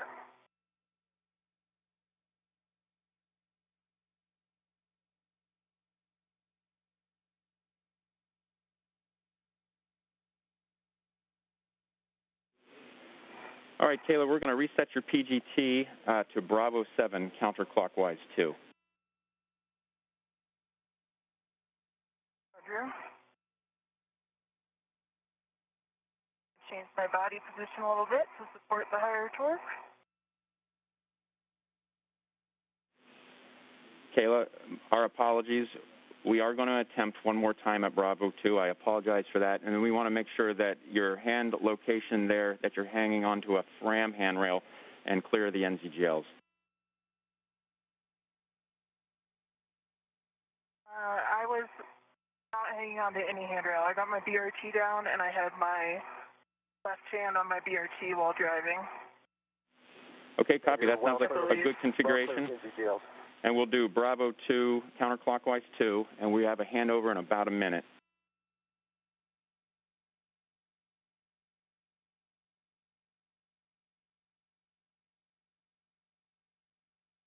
turns. And it torqued out, but it also split off the bolt head, so I'll try again. I come down and just make an adjustment here, Tom. Okay. Okay, Kayla. Hand in there to help hold that on. Go ahead, Drew. Hey, Kayla, now we are going to reset to Bravo 7, counterclockwise 2, and we're going to try one turn only, and we have a handover in less than a minute. Roger.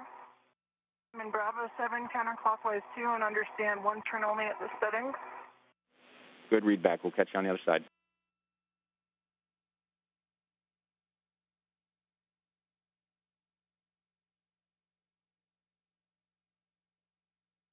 Need to move my BRT. Okay. I can hold your PGT if you want. That's all right.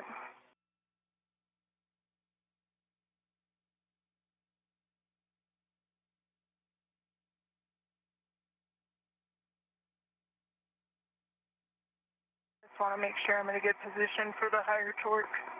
Okay.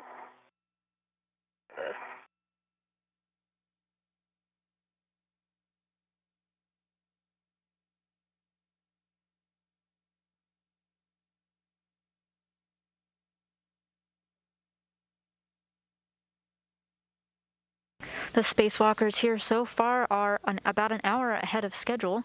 So far they've completed tasks like getting the degraded SASA, removing it from the P1 truss, and moving it over to the Express Logistics Carrier number 3. They've temporarily stowed it using a rigid tether that Кейла Бэррон had installed earlier during the spacewalk. They're both now back at the Express Logistics Carrier 3 to remove the spare SASA. And also not touch the FG at all. Okay, guys, we're back with you after the handover. How'd we do? It looks like about one turn to me. What do you think, Tom? I saw some movement there. Yeah. Yeah, it's there we go. torque is broken. Definitely broken, yep. Still had to reposition, but looks like we got a good turn on it.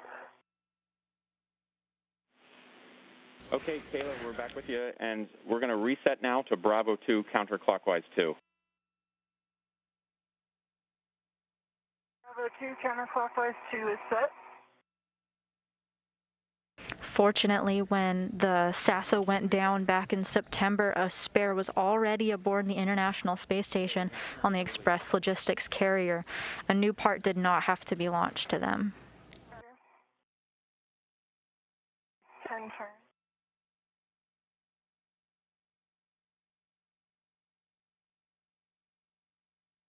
And it popped out around Look at that.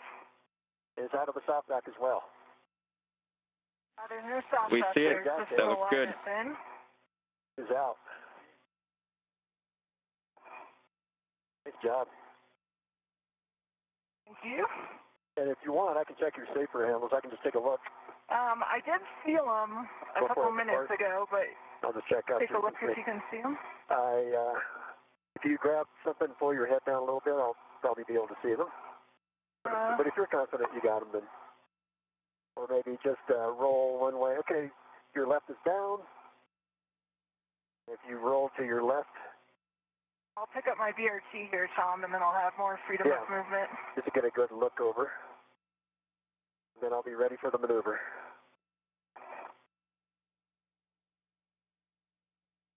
I want to press your PGT a little closer to you so it doesn't hang on anything.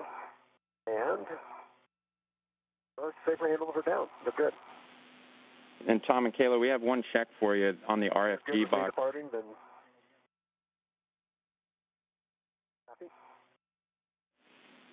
If you would, Kayla, if you're able to see the RFG box and just check the NZGLs on the what was on Kayla's left side of the NZGL, the RFG box, the NZGLs located there, if they look like they're mated or still. They are mated full forward over center. And on my side, I see the same. All right, those are good checks.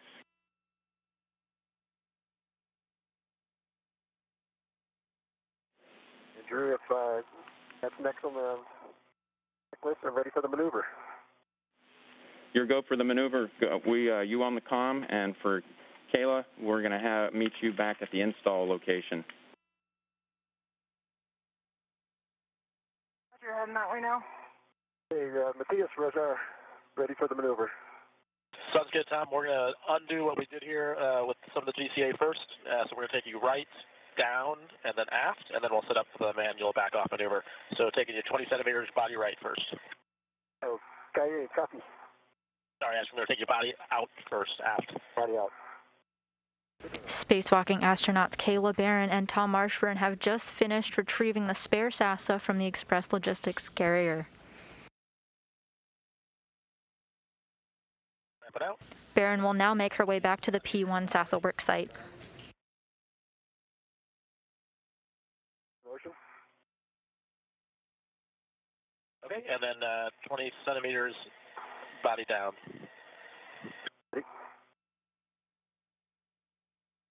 That is clear of all structure. Okay. All right, we're going to set up, we're going to change it back to the ISACS frame, and then we'll get the next maneuver going. Copy. Ready for the maneuver.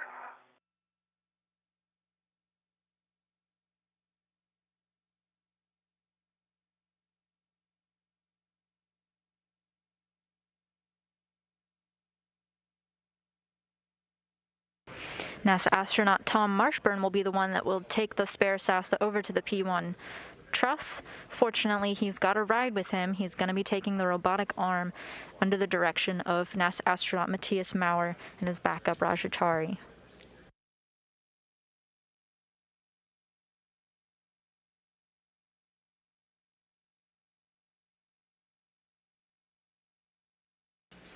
Over the next few steps, they're going to install the spare SASA onto the P1. This is the same location where they took away the degraded SASA, and now they're putting a spare in its place.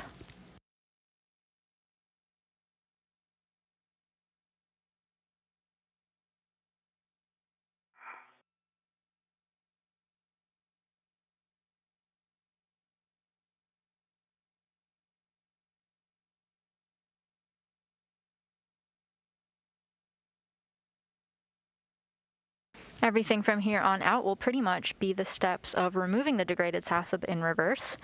This involves NASA astronaut Кейла Bэрrон mating some cables. About 3 meters zenith motion. Copy. Motion.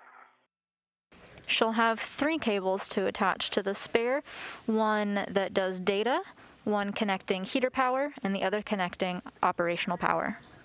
Heading up to the zenith edge of the truss right now. Copy. 1 meter to go. On your screen now are live views of Tom Marshbёrn moving on the robotic arm of the International Space Station carrying the spare SASA.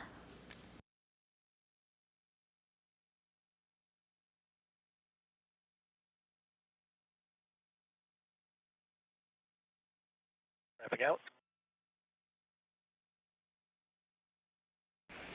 As Кейла Bэрron moves to the P1 work site and Tom Marshbёrn hitches a ride over there on the robotic arm, the International Space Station is flying over Kazakhstan.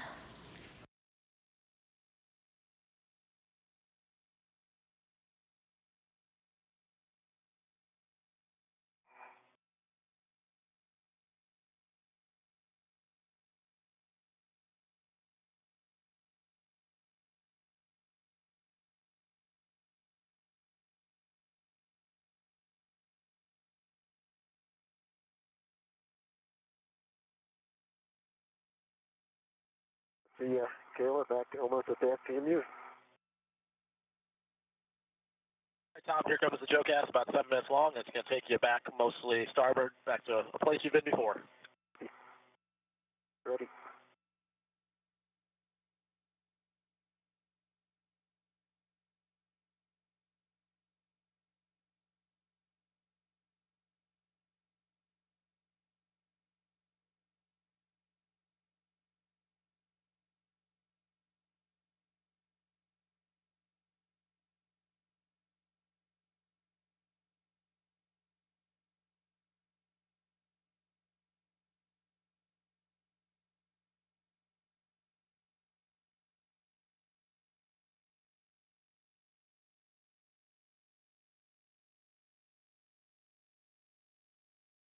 As the astronauts make their way over to the work site, we can take some questions. We solicited some questions on our Instagram at NASA Johnson, and we can go through a couple of those.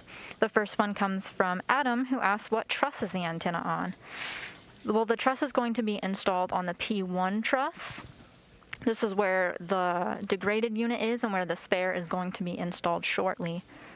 The spare was kept on the Express Logistics Carrier 3, which is located on the P3 truss of the International Space Station.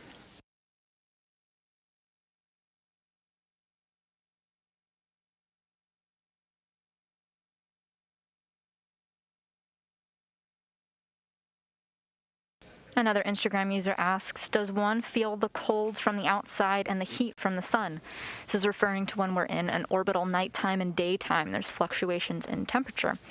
It's true that they can feel the difference, and they take precautions like lowering and rising their visor, as you may have heard Ground IV Drew Morgan talking about or advising them to do. They also have mechanisms built into their spacesuits. They wear garments underneath to help with temperature regulation, and the suits themselves are designed to keep the astronauts at a stable temperature. How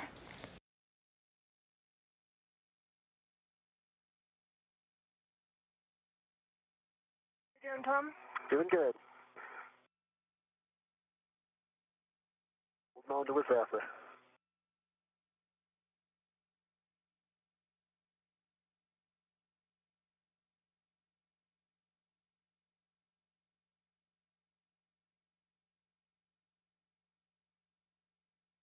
Another Instagram user asks, what is on your pre-spacewalk playlist? And while unfortunately our spacewalkers Tom Marshbёrn and Кейla Bэрrон haven't clued us into what they were listening to beforehand, we do know that on their launch day, they listened to bands such as Guns N' Roses, Eminem, Nicki Minaj, Imagine Dragons, and so forth.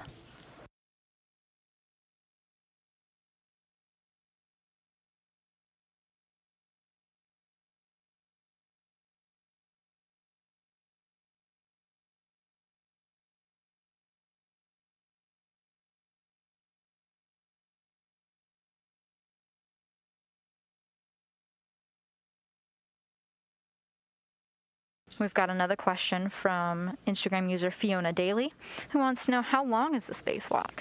Well, the spacewalk is planned for 6.5 hours. However, the astronauts are speeding through their tasks. They're accomplishing everything in great time.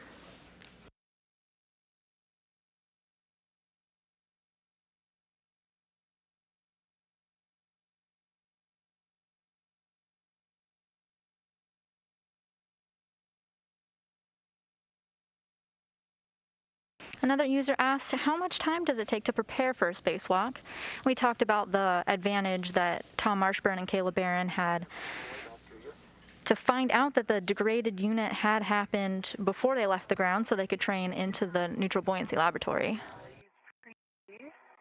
For the stanchion, and I got myself a pretty good mounting. However, the crew did get to prep while in orbit. All 5 astronauts of the USOS side, Marshbёrn, Bэрrón, Van de Heij, Chari, and Maurer, have been studying the steps of the spacewalk, along with the tool configurations and any precautions they should be aware of for the past week.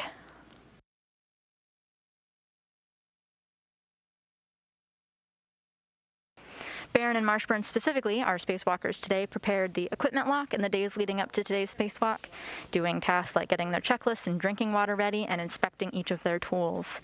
This is all part of some preparations they did before the spacewalk. It also included some onboard verification fit checks where they tried on their spacesuits and made sure that they're comfortable and easy to move around.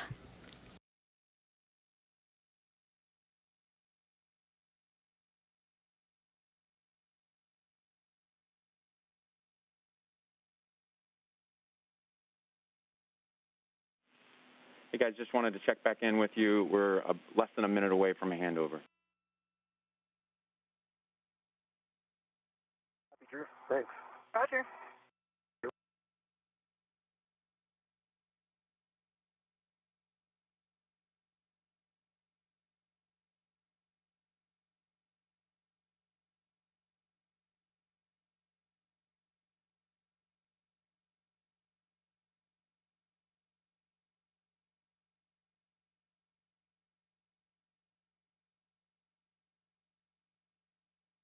One Instagram user wants to know how the spacewalk was practiced on Earth. We briefly mentioned the Neutral Buoyancy Laboratory. Inside this giant pool is a giant mock-up of the International Space Station. To scale, the astronauts have a chance to go fully suited underwater in an environment that simulates the environment of space. You coming in my peripheral vision? I am.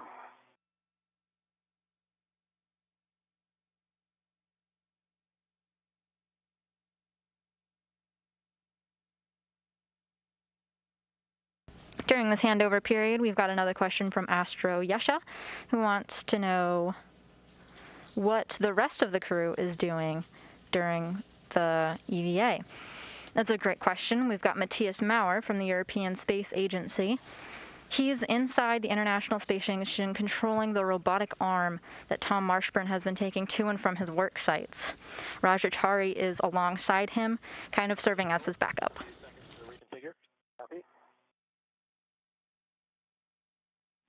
And we're back with you after the handover. Hey, Drew. Yeah, I'm just off of Kayla's left shoulder and waiting for the next GCA to publish. All right, Tom, we're ready for maneuver to GCA to publish P1 NASA install position. And I'm ready. Are you good? I'm also ready. All right. Start GCA. Copy. We'll load the values and let you know before we start motion. You're basically going to go about 2 meters nadir, just a little starboard, and then about 2 meters forward in that order. Okay, copy.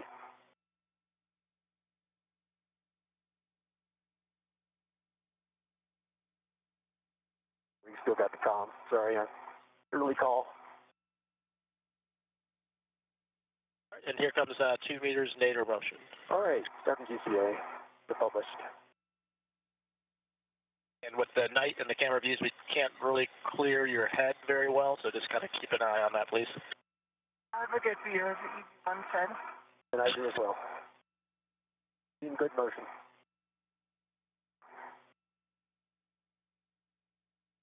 Bэрron and Marshbёrn now confirming that they've reunited at the P1 truss, where they will install the spare SASA.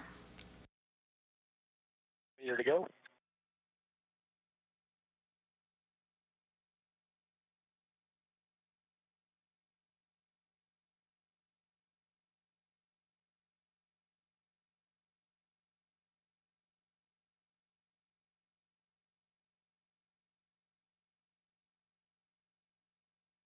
Centimeters. All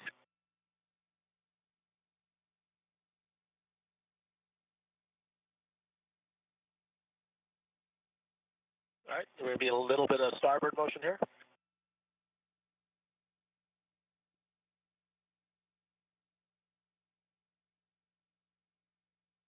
Centimeters to go.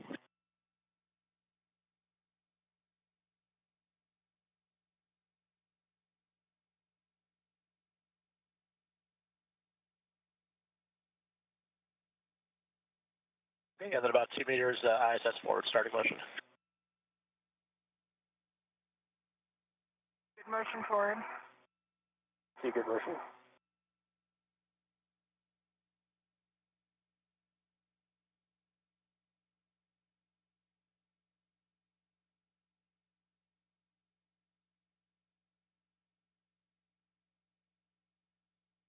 Centimeters to go. Kayla, just let us know if the ORU gets too close. You're good. You're clear. In order to install the spare SASA at the P1 truss, there's a number of tasks that they'll have to do. Кейла Бэррон will work to mate the cables for data, heater power, and operational power. Tom Marshbёrn will work to loosen the gimbals. If you recall earlier in the EVA, he had installed these to keep the SASA in the locked position. Continue to publish. It seems like we're close.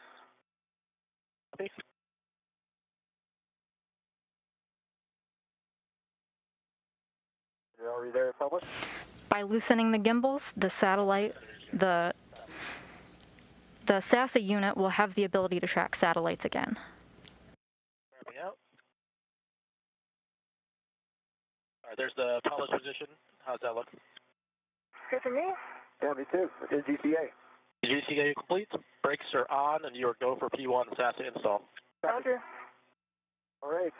We need to go a little bit away from the bracket. A little bit aft. A little bit aft. Okay. I've got light touch if you want to just move it. Okay, if you could rock it starboard. Rocking starboard. Now push straight down. Bэрron and Marshbёrn now working together to get into the right position to install the spare SASA. This activity total is supposed to take about 45 minutes. Ready to get in position to drive the bolt? All right, I felt it pop in there. Yep, it looks great. It's flush with the plate. Great. I'm getting a little slight tugs and it's not moving, so it's all good. That looks fantastic, guys, and we'll be ready to help you configure your PGT when you're ready, Caleb. Roger. Ready for settings?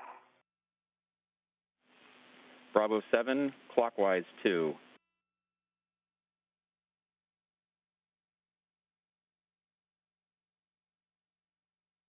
Earlier during the spacewalk,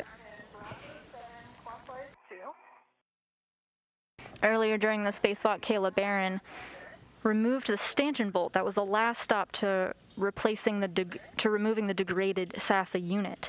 Now, one of her first tasks in installing the new one is driving the stanchion bolt again. She's getting her tool configured to do so now with ground IV Drew Morgan. A little bit of side load, but you're good now. Okay.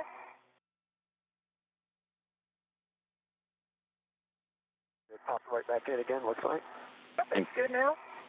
Kayla, we're expecting 17 to 18 and a half turns, and we'll take your torque turn and light. Roger. Starting turn.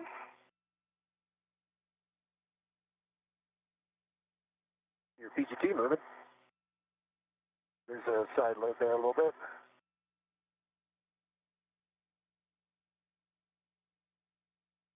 You're getting a live view now of NASA astronaut Кейла Bэрrон driving the stanchion mount bolts. Meanwhile, off-screen, Tom Marshbёrn is holding the SASA in place attached to the robotic arm. Work my way back down a little bit more. Looks like PGT's going in.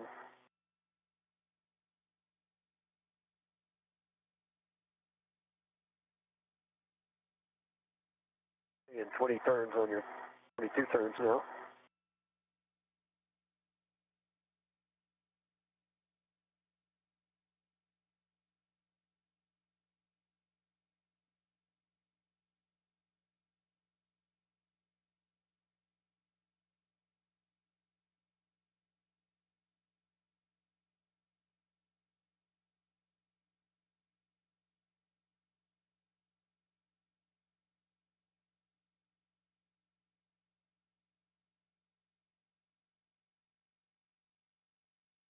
How's it working? Yeah, it's still driving. I think, There's as you torque, there seems to be an increased side load. The body of the PGT interferes a bit, or the mast itself interferes with the body of the PGT. Yeah. So it's kind of difficult to maintain a perfect position. Maybe I'll go light touch and maybe me on it. So there, I'm feeling some side load there. GT still turning though.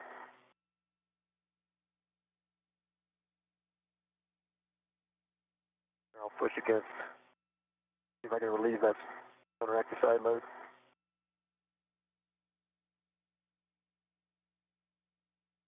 As NASA astronaut Кейla Bэрron works to drive those bolts, the International Space Station is flying over the South China Sea, headed towards the Philippines, and we are about 3 hours into our spacewalk. So I think I'm sensing there's a little bit of play in the aft position. And what I'm wondering is, I think, it came off, actually, the soft dock. What I'm thinking is maybe the bolt wasn't actually engaged in the threads, obviously, or else it wouldn't have done that. Can you push straight nadir? and push a little bit port. A little bit port. Yep. And back a little bit starboard, please. Now push straight stator into the plate. And if you can try to hold it right there. All right. I will try again. Counteract any side load.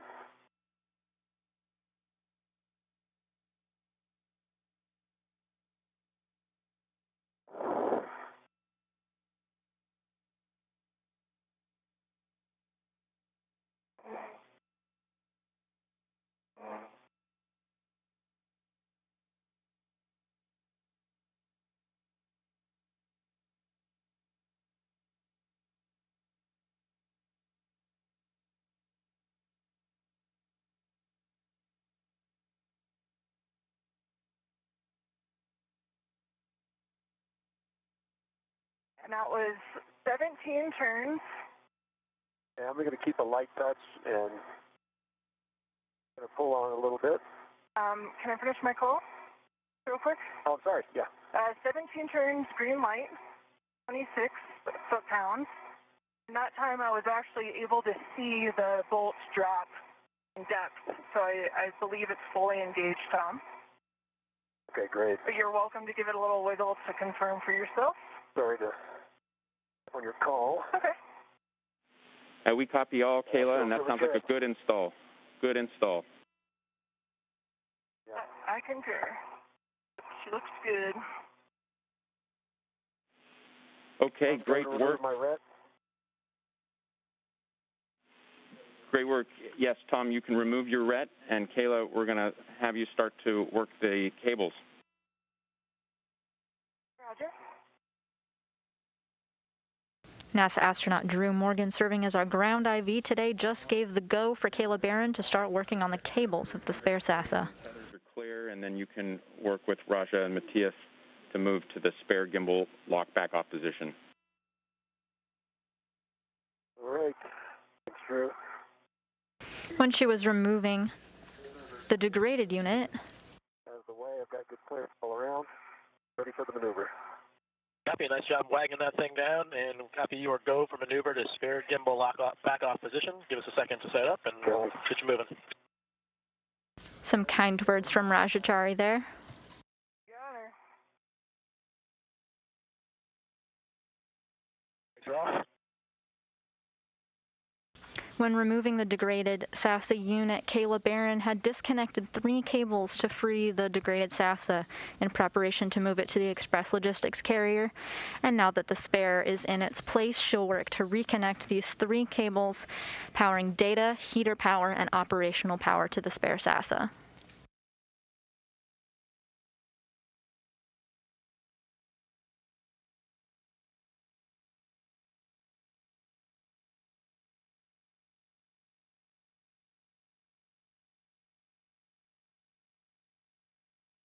All right, Tom, this next position is going to look very familiar.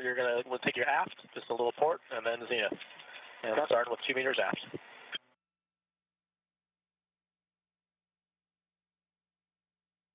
Starting motion. Good motion. For those just tuning in, we're talking about the SASA, or the S-band antenna subassembly. This is used to transmit low-rate voice and data between the space station and the team here on the ground in mission control using S-band radio frequencies. It went down mid-September with a failed return link, meaning we can send data up, but the degraded antenna lost its ability to send signals back to us. NASA astronauts Кейла Бэррон and Tомас Маршбёрн are on a spacewalk outside of the International Space Station now and are working to install the spare unit. About 2 meters zenith, starting motion.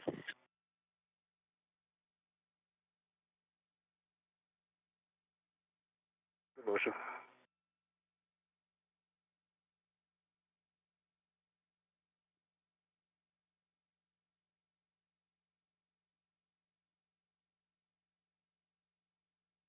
Centimeters.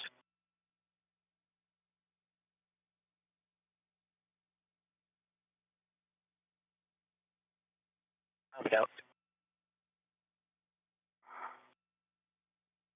Setting up for another Joecast. That's be about 4.5 minutes long. Yeah, GCA complete? GCA is complete. GCA is complete, and we'll let you know before we hit start on the Joecast. Copy. Drew. We're with you. I have 4 in my hand, and I'm ready to mate to J4. The lever is full aft over center with good pins, no FOD, good EMI band. Go to mate. Roger, go to mate.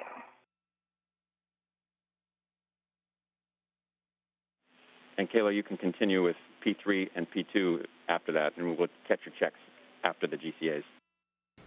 What you see now on your screen are the connectors that Кейла Бэррон is working to get connected to the spare SASA. Copy.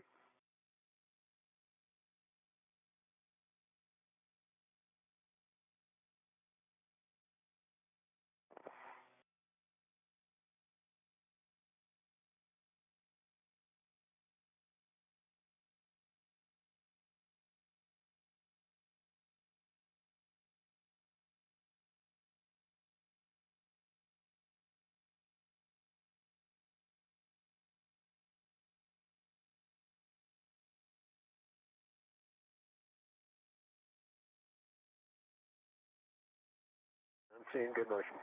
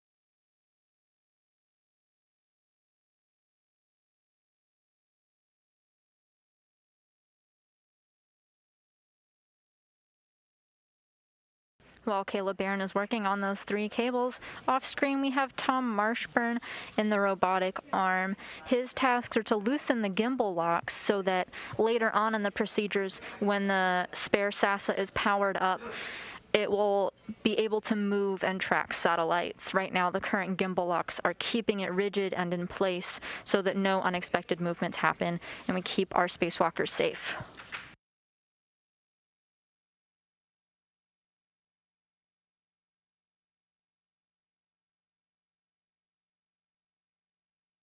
About 2/3 of the way through.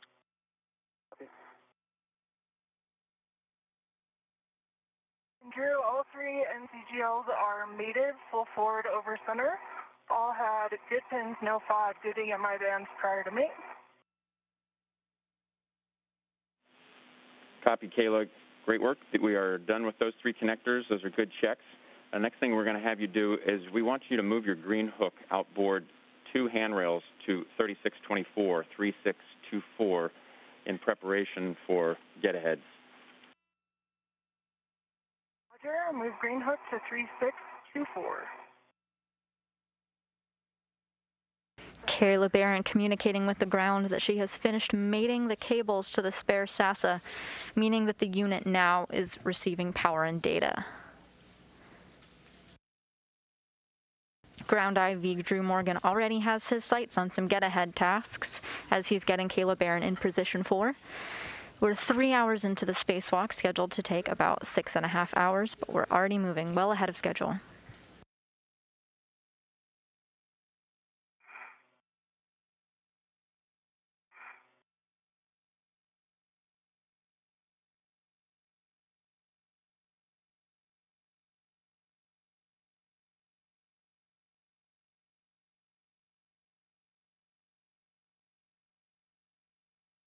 Wrapping out.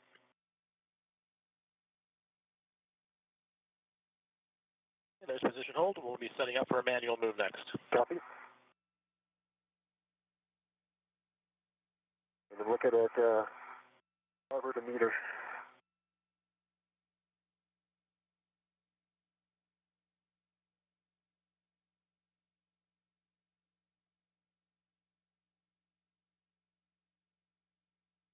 I'm ready for the GCA to publish whenever you are. I just load the values.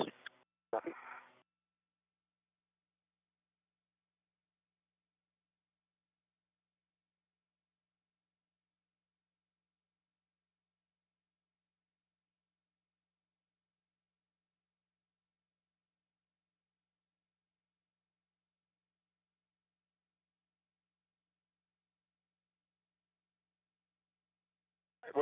Tom, we're ready for maneuver to GCA to publish spare gimbal lock position. Okay, ready for the GCA to publish. Start GCA. Station starboard 1 meter. Copy. And do you want us to take you to the published, or just? Hey, firm. So it's going to be about 1 meter starboard and then 1.5 meters aft, starting the starboard motion first. All sounds good. Got my green hook up. I'm moving over to 3624, and I'll head out to meet you, Tom. Copy. All good motion, Roger. 1 meter to go.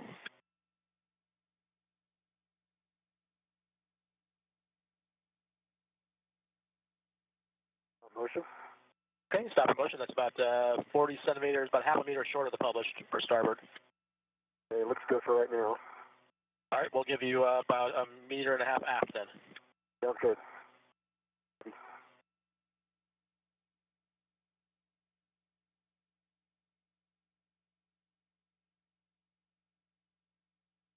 Continue. Good clearance.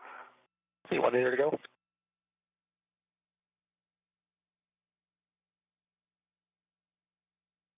Continue. Continue.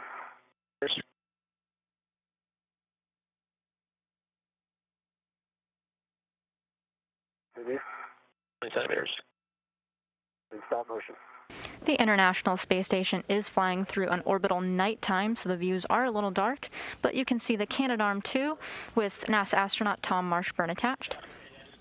You're a little closer than original, so just make sure you've watched clearance as we slide to starboard. Okay, good clearance. He's in communication with NASA astronaut Raj Achari. Right now he's working to loosen the gimbals to allow the SAS antenna to track satellites and allow for communication between the ground and the space station. Say 20 centimeters.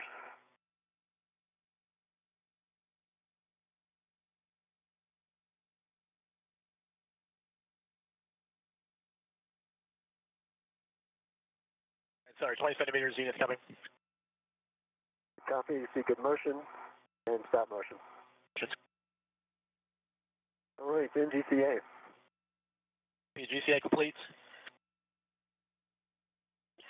Put on and brakes around. Okay, you're ready for PGT settings. Gimbal bolt. Move. Okay, we were with you, Tom. So one caution to read you, as you recall, that we don't want to exceed turn counts on these bolts because that can cause damage to the bolt. And we're going to have 2 sets of PGT settings on this. The first round will be Bravo 4 counterclockwise 2. Bravo 4 counterclockwise 2 confirmed. Verified. Okay, this is going to be a single turn, and we're going to do this in order, 4, 3, 2, then 1. So we're starting with 4 towards your boots on the right side. Boots right side, number 4, in work. 1 turn only. You just heard Ground IV configure the tools for NASA astronaut Tom Marshbёrn, give him the correct settings to loosen the bolts on the gimbal locks. There's 4 of these. Marshbёrn will be starting on the right side with number 4 and work his way down.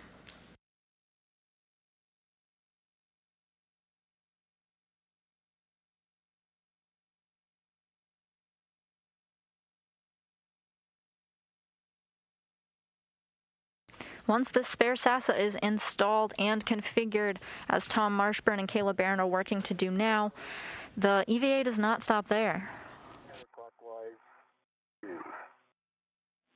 That's a good readback. After the install, they will head back to the Express Logistics Carrier 3 and permanently install the degraded SASA. If you recall earlier in the EVA, they brought it over there and temporarily stowed it. That after they've installed the spare, they're going to work their way back there and get a more permanent configuration. Working out at 4. The torque I'm reading. Checking my settings. Not getting turns on the bolt. That's Bravo 4. Counter 2, and it's torquing out. And copy, Tom. And one, we just wanted to confirm what bolt you were on. If you could use the head, foot, right, left coordinate to tell us which bolt you just worked there. The right foot bolt. Bolt for the right foot, number 4 in my memory. That's the correct bolt. We're just checking on the settings here.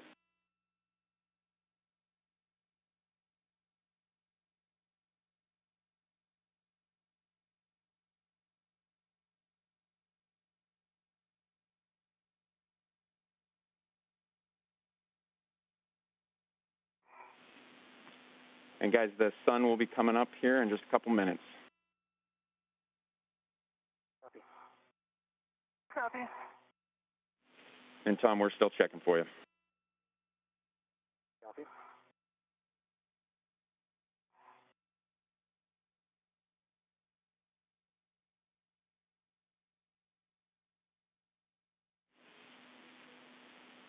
Okay, Tom, we're going to move now to bolt number 3. That's boot side to your left. Boot left, copy. Refrigeration.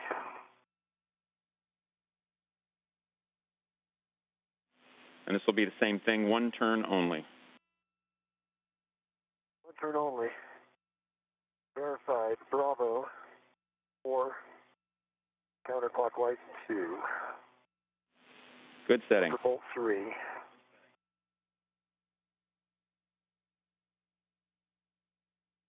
NASA astronaut Tom Marshbёrn confirming that he's completed work on the first bolt and is moving on to the second one.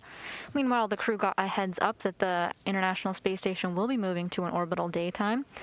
It's currently in the South Pacific Ocean, getting ready to fly over New Zealand.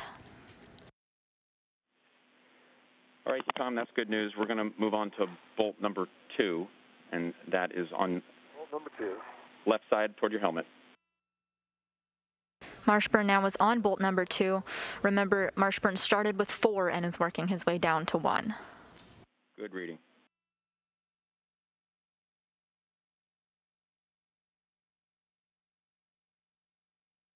One turn on bolt 2. Copy. And we're going to go on to bolt 1, helmet right side. 1, helmet right side.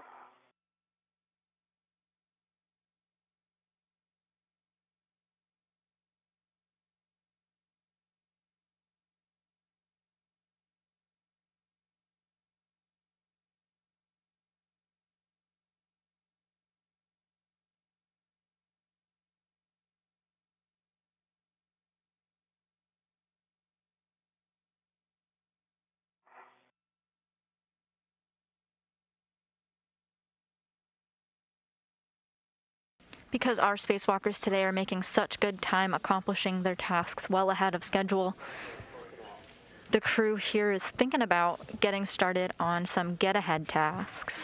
Turns on 1 or 4.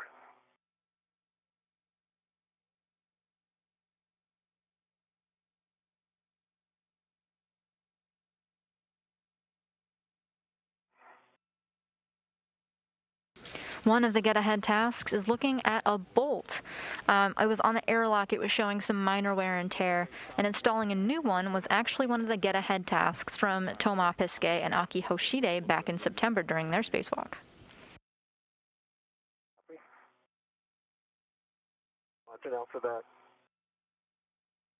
This is unrelated to this ASA, but since the crew will be working around the airlock as they ingress and egress, one of the get-ahead tasks are to go ahead and take photos of the pit pin that Toma Piskei and Aki Hoshide had installed. Yeah, it's not rolling either.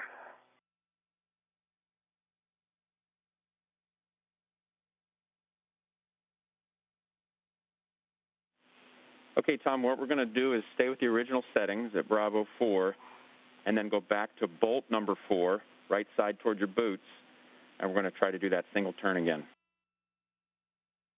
Okay. Verifying Bravo 4, and going back to bolt 4, the right boot. That's a good readback. One turn on 4.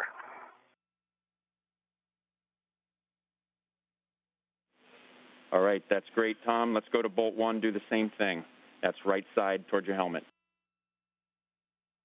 Right side towards the helmet, same thing. It worked. And broke torque on that. We tried again. I'm not like it did, but actually it's didn't see any socket movement. Let me turn it again. Yeah, the socket's not turning on it.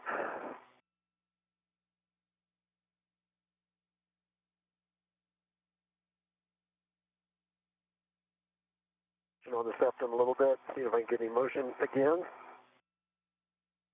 And one more time.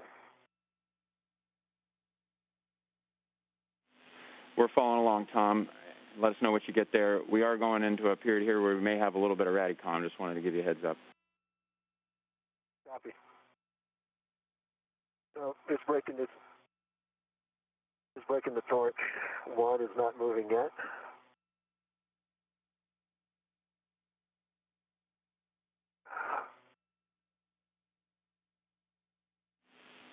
All right, Tom, we copy. We're checking. We may go to a different PGT setting. Stand by. Copy.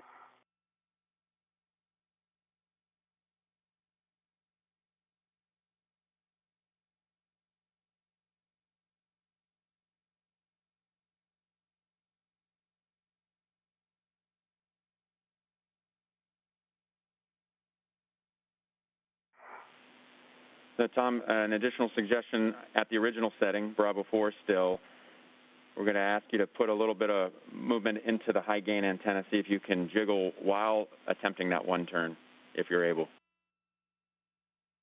Okay. Didn't work. Avoiding that cable.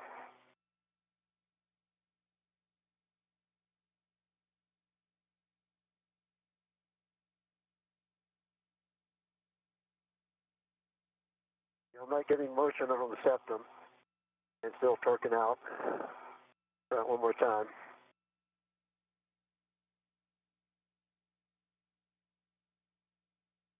While Marshbёrn works on loosening those bolts, communicating with the ground. Okay, Tom, we are at this point going to go to PGT setting of Bravo 7, still counterclockwise 2. So this is a high torque. We think that this might break off the bolt, so just be ready to catch that if you're able. Copy. Bravo 7. One turn only. Counterclockwise 2. Turn only on bolt 1. Single turn, bolt 1. Single turn, bolt 1. Copy. He's working with the ground to configure his pistol grip tool to different settings, another way of loosening the gimbal bolt locks.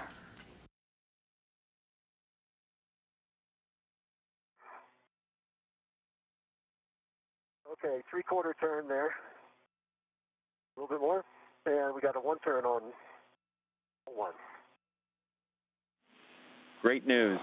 All right, we're going to go to our next set of PGT settings when you're ready. Ready? Alpha 2, counterclockwise 2. Alpha 2, counter 2. Other end of the spectrum.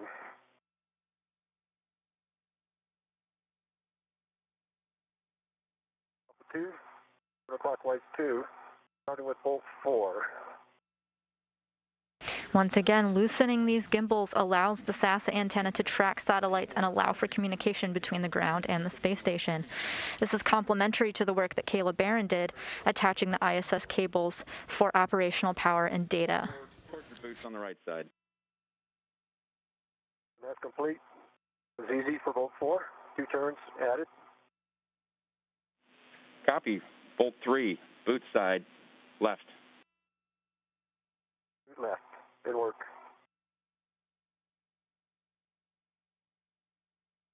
Turning easily.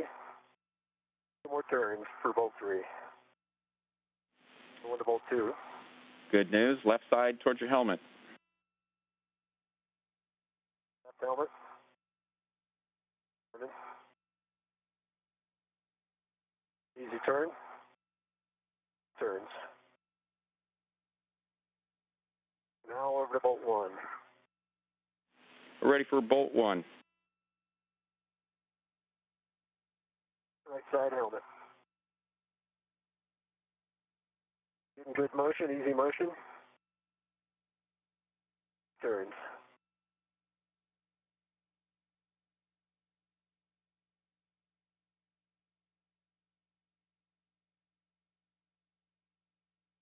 The bolts are obviously free. They're just not easily coming away from their position. I'm going to stow the PGT, if that's the right next move. Yeah, Tom, you can go ahead and stow your PGT and rotate those bolts back away from the septum to the unlocked position, and then just verify that the gimbal lock bolts are secure in that unlocked position. Work. Now that the gimbal lock bolts, all 4 of them, have been loosened, it's now Tom Marshburn's task to rotate the gimbal lock bolts away and into the unlocked position.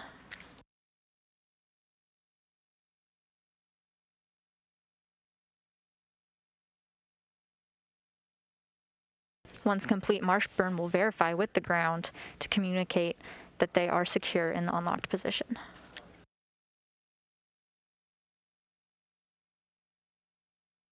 Four is not budging. It's loose in the slot, but not coming around the bend there. Even after jiggling the antenna. I'm working on 3 now. This task that Marshbörn is working on is the last step before he gets the go to power up the SASA.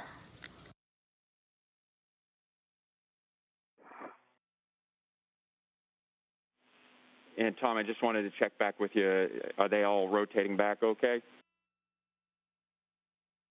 1 and 4 again are not. 2 and 3, after some jiggling, rotation of the septum did go back. I'll make sure they're fully they're fully back in the position. So 1 and 4, they'll move in the slot but are not coming out. So I think I need to jiggle the avoiding the cable. Jiggling that septum.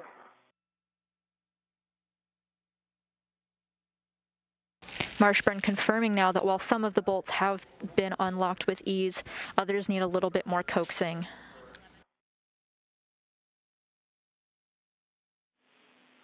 We're following Tom, and we're still talking.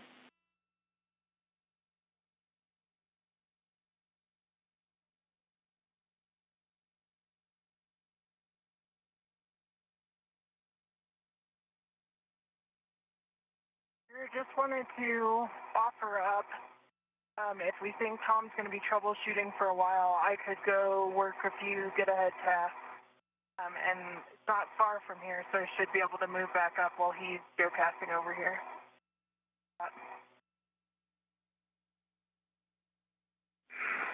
Kayla, for you, we appreciate the offer. I don't think we're going to go to get-aheads just yet. We do want to have you inspect the RFG box of the degraded unit. We'll just give it a look over. If you have the spare capacity to take a look and take some photos of it, that'll appreciate. And we're about 2 minutes from a handover.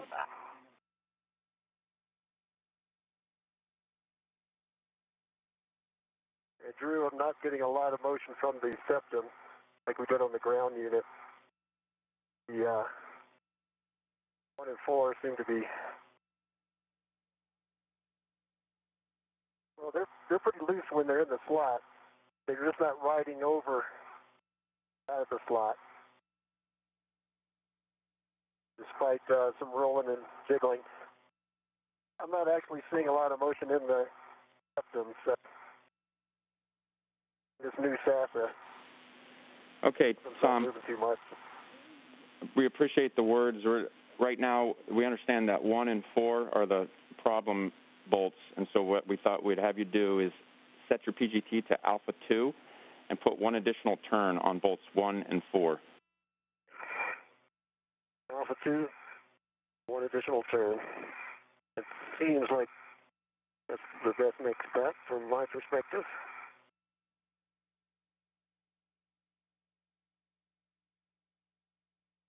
So alpha 2, counter 2 verified, going for 4.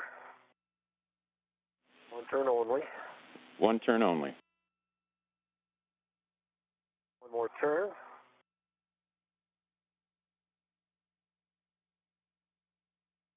Still wedged in there. Try number 1.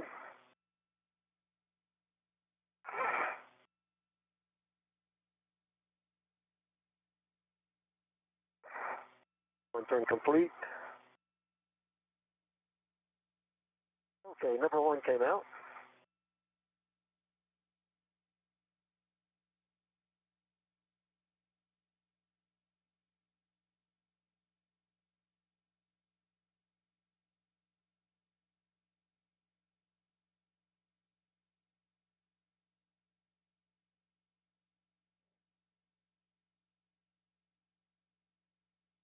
All 4 bolts. And Drew, come check. Yep, Sean, we're back with you after the handover, so we were standing by for how that went with those additional turns on 1 and 4. Yeah, that was the trick. A little stuck, but 1 and 4 finally, actually 1 would not move, 4 would not move, even after the extra turn. But then after the extra turn, number 1 did move, went back to 4, and then it popped out as well. So all 4 bolts are in the stow position. All right, that's exactly what we wanted to hear. We're in a brief but expected handover between satellites, getting a live view now of Mission Control Houston, where Flight Director and Ground IV are communicating with Tom Marshbёrn, who is troubleshooting getting some gimbal locks loosened. Again, this allows free movement once the SASA is powered on, so that way it can communicate with satellites. Okay, Tom, and just double checking on. Yep, they're all in stow position. Copy. Go ahead. So we wanted to also just give you a quick update that you guys are about an hour and 40 minutes ahead of the timeline. Our limited consumable is still MEDOX. It's 7.5 hours, so plenty of time. And you guys are doing great. This is everything that we had hoped. This is perfect. Tom, you're going to be doing empty-handed flyback. Take us some pictures and video. And then Kayla will take any words that you have on your inspection so far. Roger, once I get into the JOCAS, I'll give you those words. We'll get started. And, thanks to Roger and Matthias. Ready for the maneuver. Right, sounds good, Tom. We're going to first have to take you 20 centimeters nadir, and then to undo what we did before, and then we'll take you to a temp stow back off position. And so copy your go for maneuver to the ELC-3 temp stow back off position. I'll let you know before motion starts. Copy. Yes, I'd go for the maneuver. Here comes 20 centimeters nadir. Begin motion.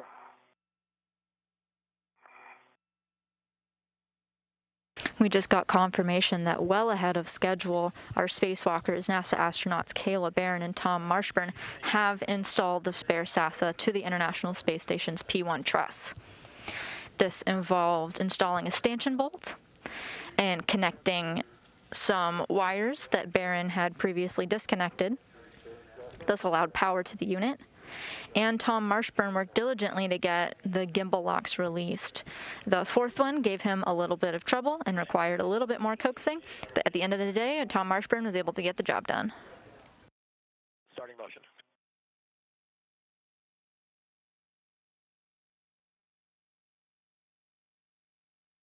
Begin motion.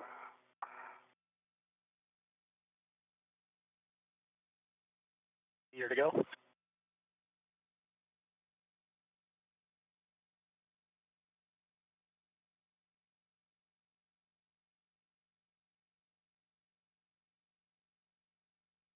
Good motion.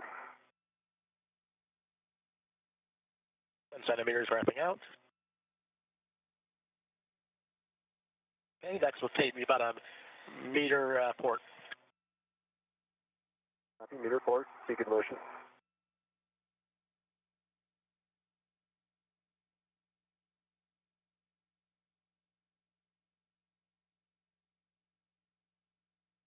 Centimeters.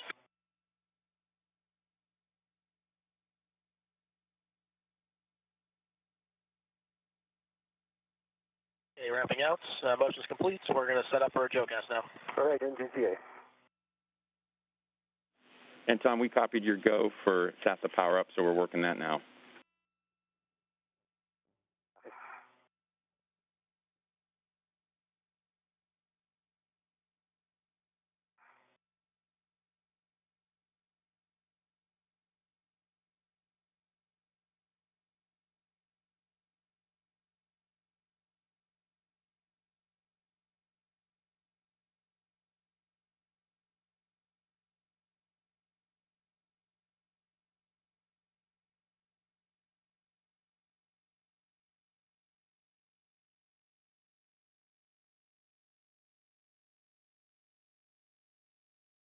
Starting the motion is about almost 7 minutes long.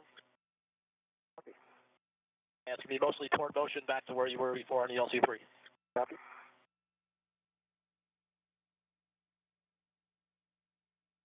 And Drew, when you're ready to copy, I've got words on the condition of the completed SASA RFG. We're all listening. So I have a good view of the, what would be the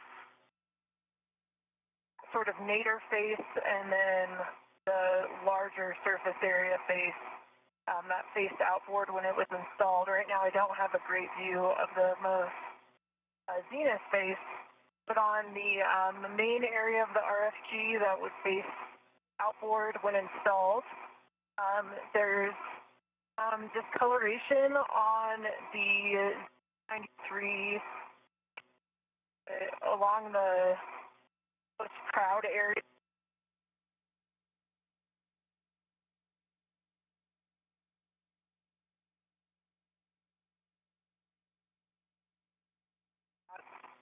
There is what appears to be a small pit at the center.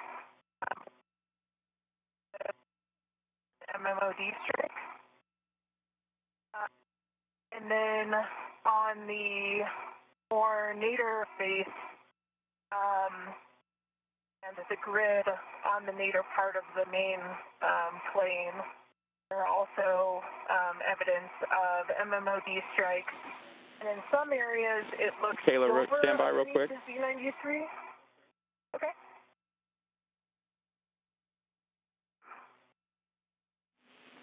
Kayla, we were going through a period of pretty ratty calm there, so we lost some of that. I'll stand by for one moment. Problem? How you doing, Tom? Doing good. The first pass in the daytime. It's something else.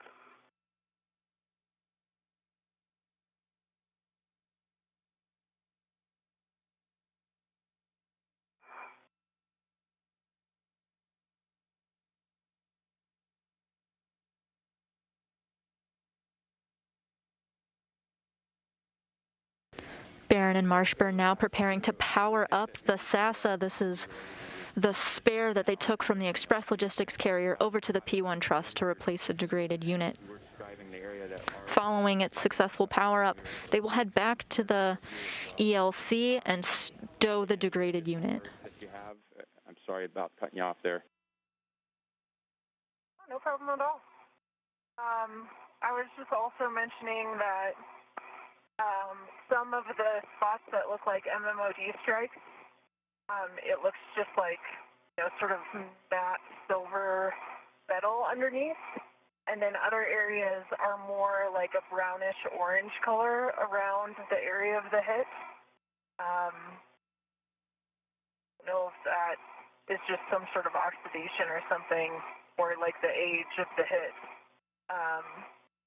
But from my vantage point, I can probably see at least 10 small MOD strikes.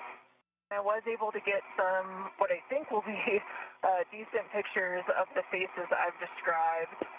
and I might be able to get eyes on the other face once we have it installed on the frame.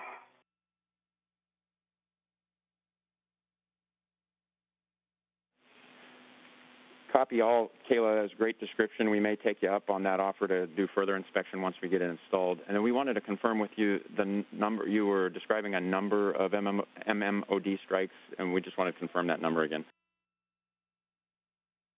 Let me see.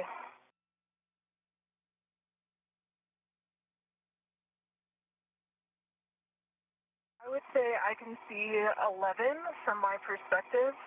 But because of the like raised grid area, there might be some that I can't see on these spaces.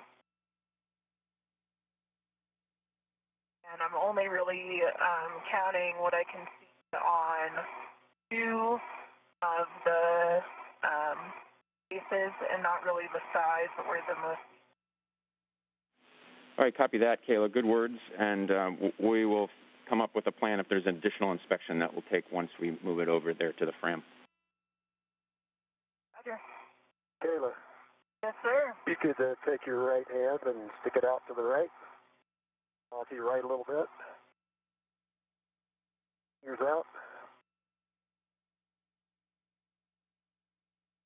Thank you. Got some good shots of you over at the on site, Tom. Nice. I think they're good. We'll find out later.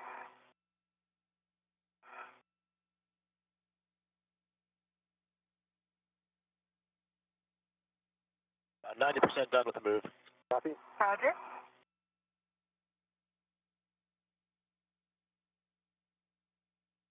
You might have seen a camera peeking out from the bottom of the screen with direction from Tom Marshbёrn asking Kayla to take a peek. It looks like we just had a selfie in space.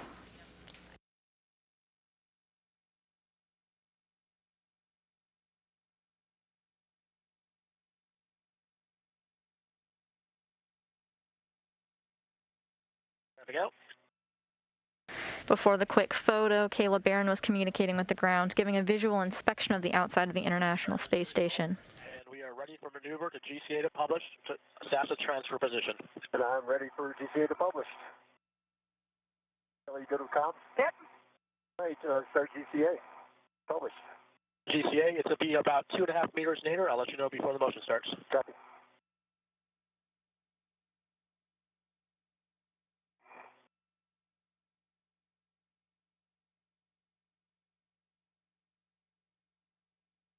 All right, starting motion nadir.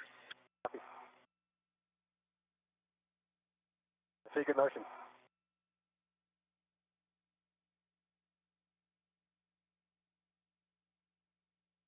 Meters.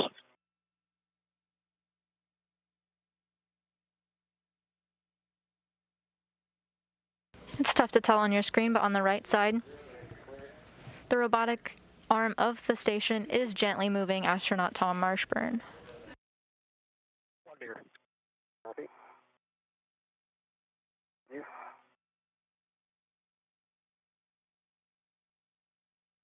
50 centimeters. And stop motion. Out. About 30 centimeters short. And stand by 1. Kayla, I think we're in the, let's see, pretty good position here, Roger, I believe. Do you agree, Kayla? Yeah, as long as you feel comfortable, you can control the SAS as I release it. I can. All right. Hit GCA. GCA complete. All right, let me get a red on it here. Standing by.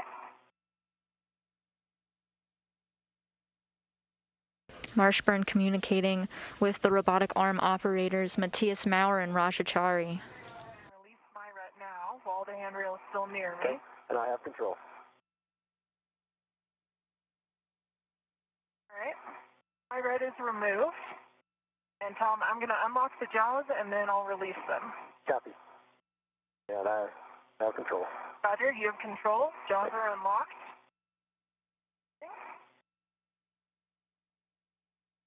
This is released. I've got it. Got 2 hands on it now. Roger. And Matthias and Roger, I believe we have a GCA to publish coming up next. Confirm, yep, we're just switching the frames. The ingress 8 is clear, tethers are clear.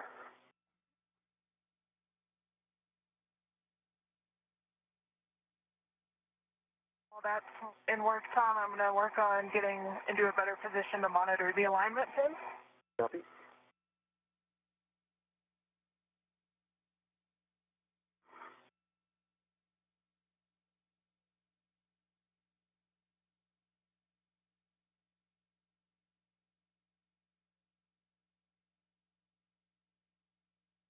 All right, Tom, the command frame is switched to body frame, and we are ready for maneuver to GCA to publish NASA FRAM stow position. Copy, ready for the let's start GCA, and body left, 1 meter. Copy, yep, that's what we've got for you. Marshbёrn and Bэрron now moving to the Express Logistics carrier where they're working to soft dock the degraded NASA into the FRAM.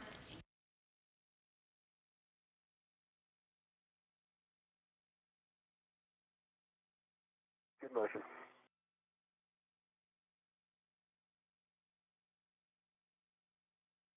And watch your left arm a little bit there. Roger, give me 1 second. I'll move away a little bit. 10 centimeters ramping out. Okay, that's the published position. How's that look? I'm going to need Nader, but let Kayla move down, and the crew lock bag will need to be moved as well. Am We're in body frame if you want to give us reference to you, otherwise we can figure it out. That's right. All right. Body forward. Go 40 centimeters. Be 40 centimeters body forward and confirm you're good with Kayla's position. Copy, and good with Kayla's position, if she's good with it. Yep. Okay, and just watch your boot plate. Copy. Eyes are on it. Thank you.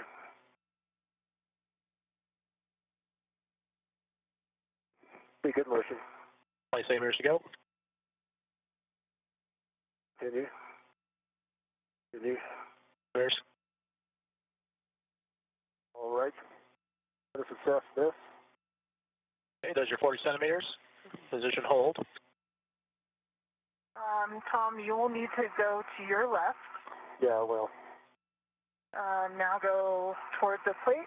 The alignment pin is in. All right. It's kind of hovering over the alignment. I think I'm in a good position with your direction, so in GCA. Copy, GCA is complete, and brakes are on. Copy, brakes on. All right, Kayla. Ready for your direction? Pull it towards you a little bit. Get the alignment pins in now. Okay. Now if you can rotate it so my end comes down, there you go. It's nice and flush there. Didn't feel a good, satisfying pop. There's no soft dock if I remember correctly here. It's just the alignment pin, Tom. That's right. And I'm going to try to see if I can get these bolts hand started. Okay, let me realize I kind of knocked it there. If you could hold it as flush with the FRAM as possible. Yeah. I need to get more left to do that. The astronauts now are talking about the FRAM, or the Flight Reusable Attach Mechanism. It's what these replacement parts are attached to, and it's how they were brought onto the space station in the first place. If you recall earlier in the EVA, when they removed the degraded NASA,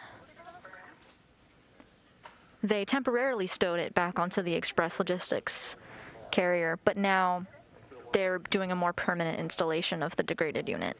Matthias, Roger, I'd like manual GCA or GCA to my left. Copy, the brakes are off, and how far do you want to go? So let's go left 20 centimeters. 20 centimeters left coming in. Got good clearance. Be good motion. 10. And there's 20 centimeters. Okay. Let's see. Passing. Tom, the end on your right needs to go down. Yeah. There you go. All right. Let's see if that works in GCA. Copy, GCA complete. Brakes are on. All right, Tom, if you could hold... oh, boy. challenge here is to get these hands sorted. They're going to have to be pretty well aligned. Right. So right here is a really good position, I think. You keep it stable if I remove my hand. Let me go manual another 20.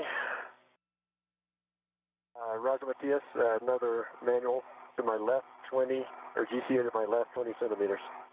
Starting GCA, 20 centimeters body left. The brakes are off and starting motion. Okay, good clearance. Good motion. Okay, ramping out. Right, we'll check that out. Assessing.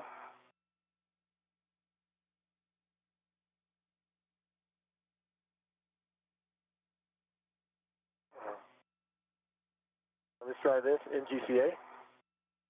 Copy, GCA complete, and the brakes are on.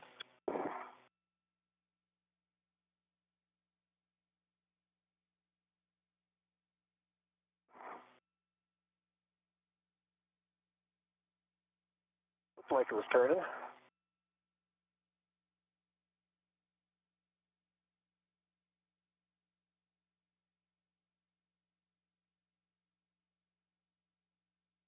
I'll try the other one first. Okay.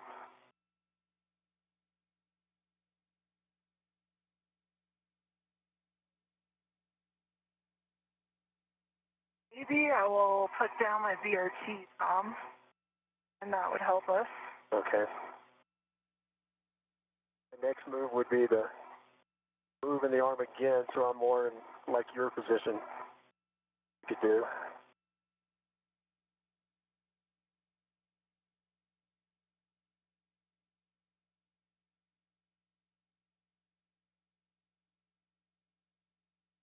I have my VRT. All right.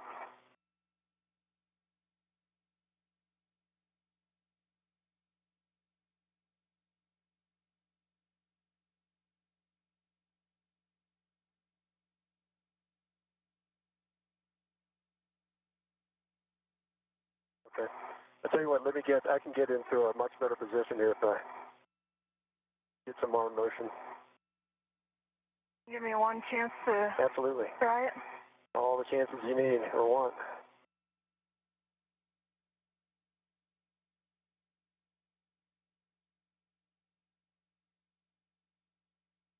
The real challenge here. Difficult to tell if they're really over the... You can see the witness from the prior SASA. We're aligned just right for that, below where it's not oxidized. Yeah, I've noticed that too. Like a little outline there. Yeah.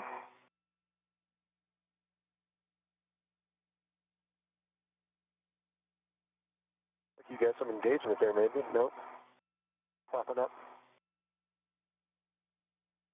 Could try getting out the ratchet wrench.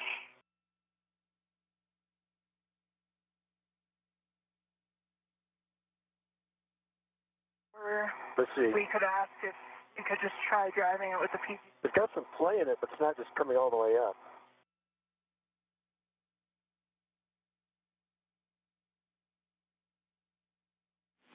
I'm going to lift it out, keep my hand on it. If you want to lift it up just a tad, see if it comes out.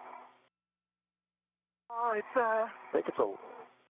retracting back out, so I don't think it's engaged. This other one, oh, I see. Yeah, the other one is, I thought was holding it, but it did move a bit. All right, I can help you a lot more if we do a couple more maneuvers. Can you lift it up like a tiny bit and let's see if I can see the holes?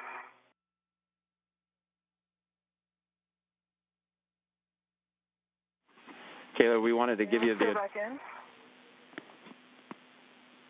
Kayla, we wanted to give you the additional words that we can use PGT at a low setting, like an alpha 1 setting, or like you suggested, the ratchet wrench. Either two of those you would like to try or go with. Yeah, let's give that a try. Let's try the PGT first since I have it handy. Okay. That works. And then when you have a moment, Kayla, we'd like you to power your HECA off. It's getting a little warm.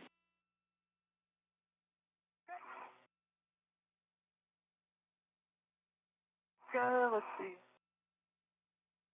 If you're just joining us, NASA astronauts Tom Marshbёrn and Кейла Bэрrон are on a spacewalk to replace a faulty SASA unit.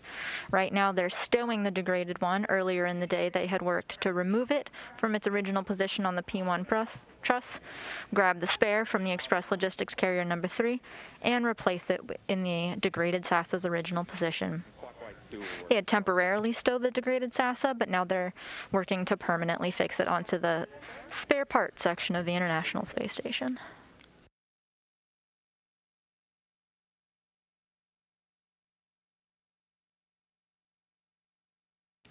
Tom Marshbёrn is actually the oldest human being to conduct an EVA, and he is very proud of that record.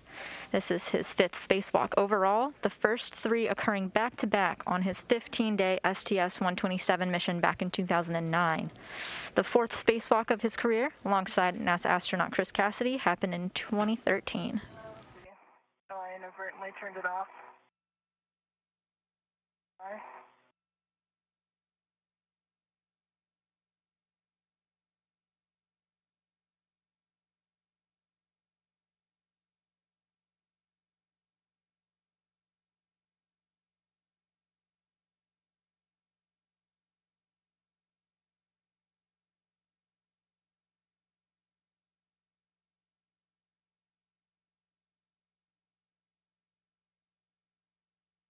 Tom, I'm thinking that it needs to rotate the left side toward you. It looks a little... My left side towards me? Correct. Yeah, that's better right there. All right.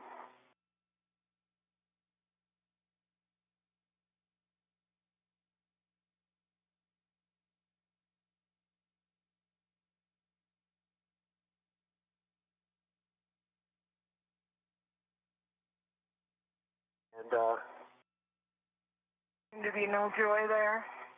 okay. Why don't I go for a better position for myself? I think I can help you out a lot more. Okay. All right.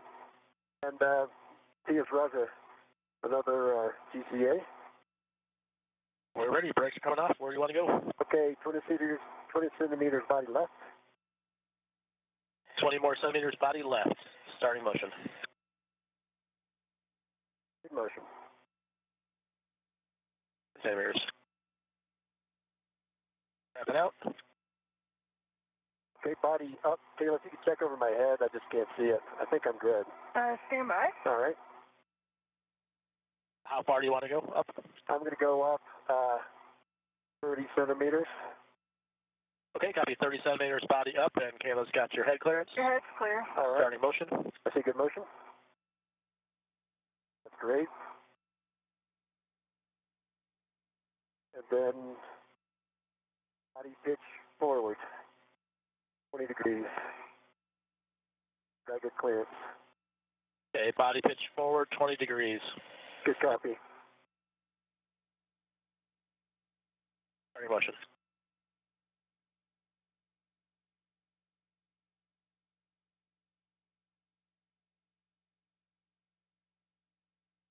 Five degrees.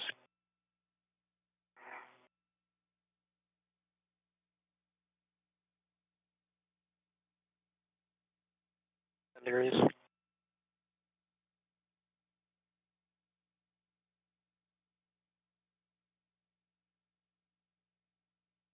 degrees to go.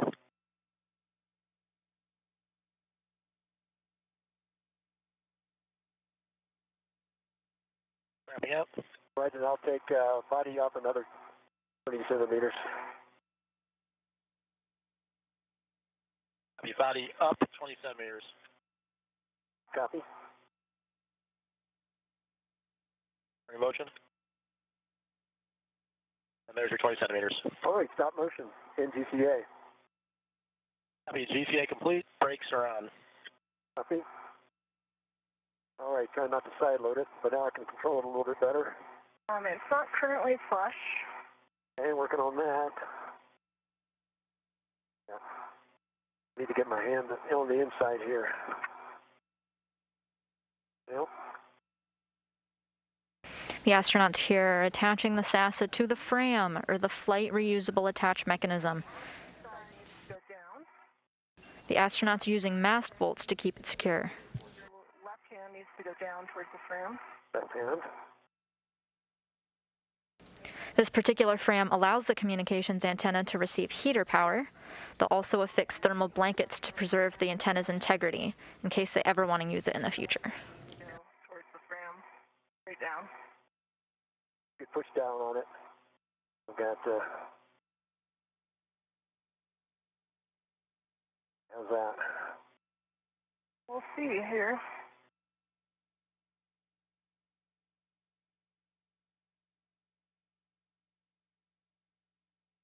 Rotate a little bit.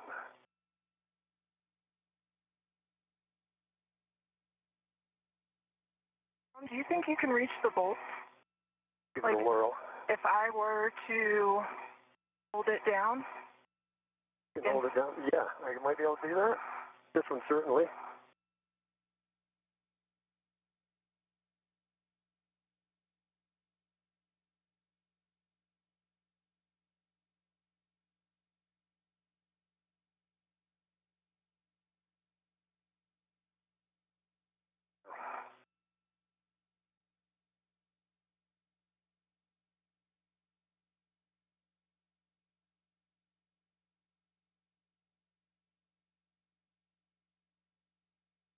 I think, I'm giving it a good quarter turn.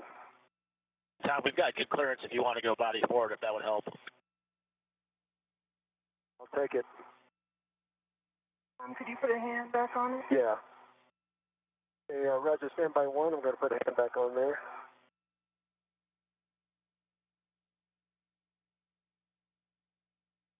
The next thing we could do is this stable, maybe hitting it with the PGT again.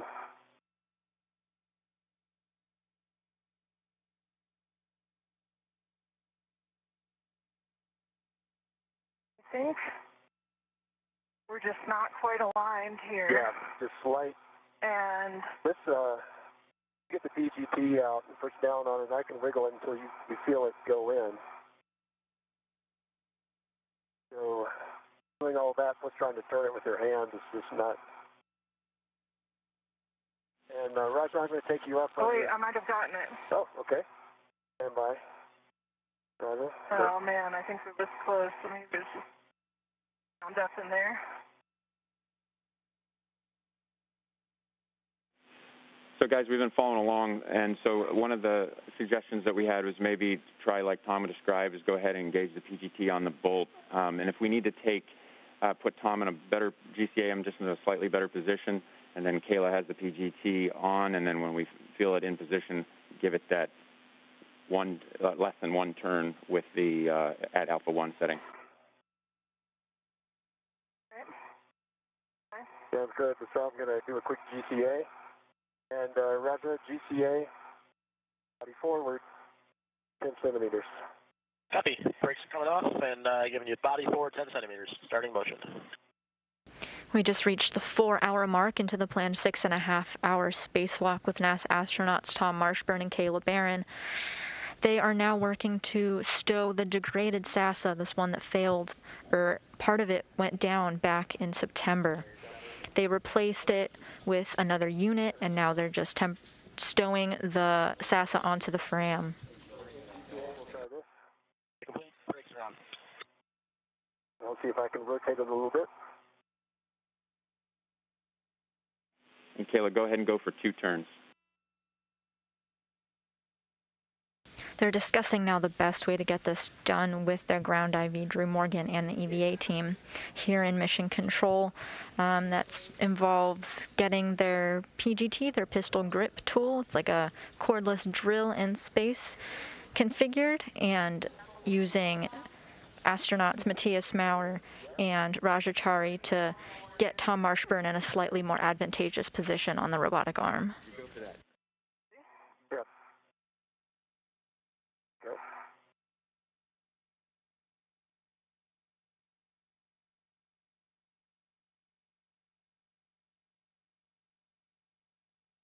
Went in as well. I think you're in on both. All right, good work, Ed. And Kayla, we're going to reset to alpha 5 clockwise 2. Alpha 5 clockwise 2. As the astronauts got directions on their tool configuration from the ground IV, you are looking at a live view of helmet camera number 16 belonging to Кейла Бэррон. You're now seeing her point of view on the spacewalk today. Copy, Kayla, and your 5.5 to 9 turns. Okay.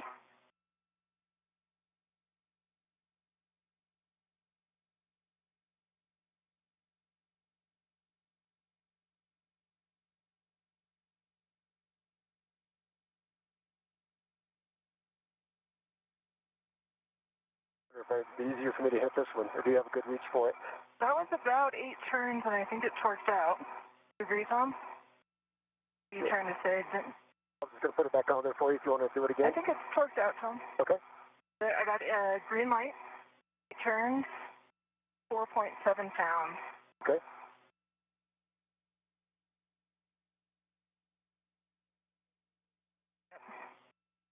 Okay. Stand by, Kayla, we're checking. You want to do that one, Tom? Roger. Yeah, how do you feel about your positioning? Well, I think you are probably in a better spot for it. Okay. We'll wait for the go, though. Right. Thank you. Well, guys, stand by on the second bolt. Copy. Standing by.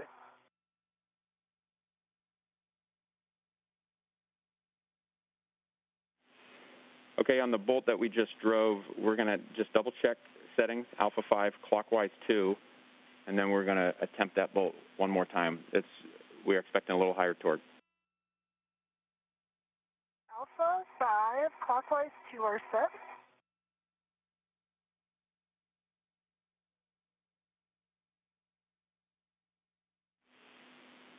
Yep, Kayla, and we'll hit that one again. We're looking for somewhere on the order of about 7 foot-pounds. This time I got a green light, 7.3. All right, that's a good install. Bэрrón now double checking on her work. She installed the first of the 2 mast bolts to connect the SASA to the FRAM, the flight releasable attach mechanism. Good settings, 5.5 to 9 turns. Thank you. 5.5 to 9.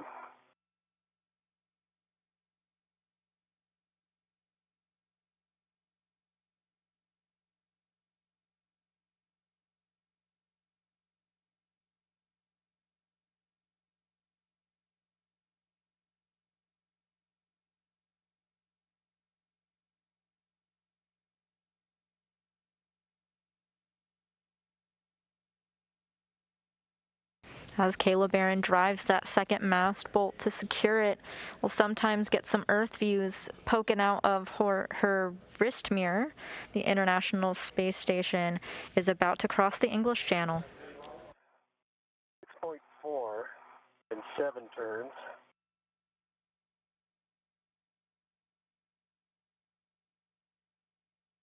And I read 6.9 on the torque there. Okay, I might have missed that. Thank you. All right, that's a good install as well. Oh, great. All right, Tom, for you, we wanted you to assess where you are in your arm position if you needed to do any GCA before we start installing the tent, the MLI tent. And then we're going to be standing by also for your go, whether we can move ahead with our comm swap, where we'll be swapping over to Space to Ground 3. That'll be seamless to you, but I will do a comm check there with you guys, but we just want to hear that you're in a good position with the arm first.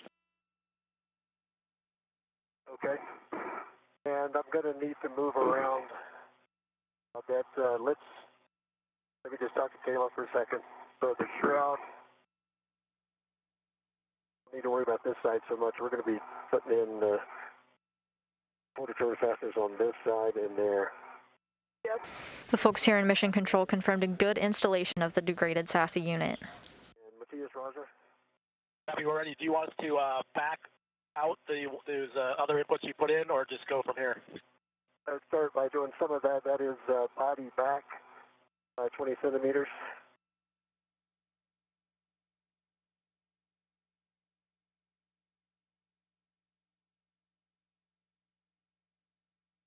The particular area where the degraded unit has been successfully installed to does allow the communications antenna to receive heater power.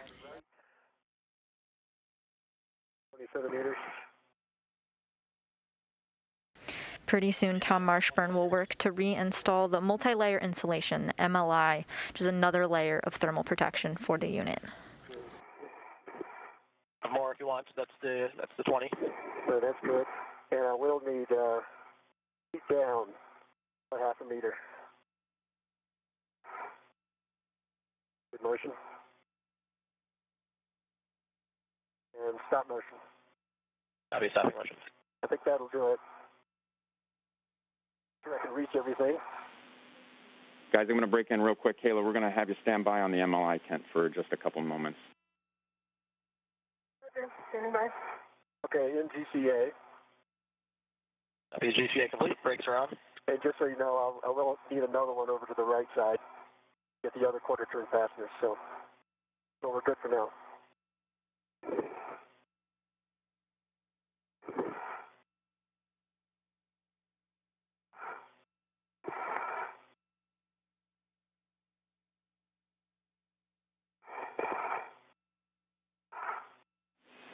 So, Kayla, what we need is a thorough inspection of the low-gain antenna side of the RFG, the part that you probably weren't able to see while it was in the temp stow location.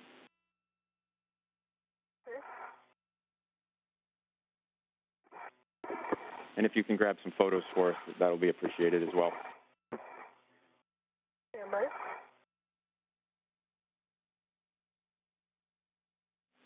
And Tom, for you, if you are in a good position with the GCA and you're content with where you're located there, what we want to do is hear your go for the comm swap. All right, let me just check with Matthias and Raja. You guys good for the comm swap? We're good with that. You mentioned maybe needing a little more GCA for that other quarter turn fastener. So if you need that first, we're happy to do it. Otherwise, yeah, we're good. That'll be the next step in the shroud installation. I can only get one side of it from here. I can't get both sides with one position, so. Yeah, then we're fine with the comm swap. Okay. Andrew, we're all good with comm swap at this point. So you have a go. Okay, Tom, we copy, and Raja and Matthias know what to do if we lose comm for greater than 5 minutes. But otherwise, seamless to you. I'll check back with you once we're configured.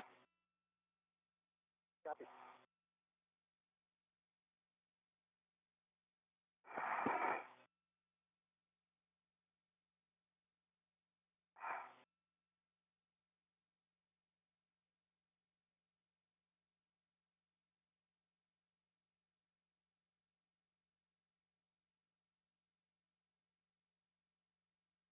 You have live views now of NASA astronaut Tom Marshbёrn aboard the robotic arm, working to get that multi-layer insulation layer covered over the antenna.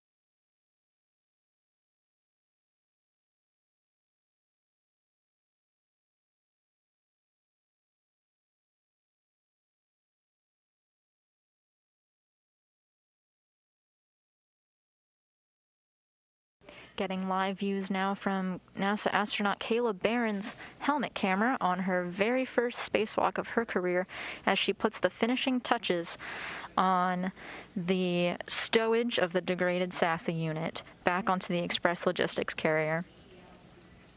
The unit is in good hands, attached to heat and getting its nice blanket on. It's a degraded unit for now, but in the event that they ever want to repair it and use it again, it is available for them to do so.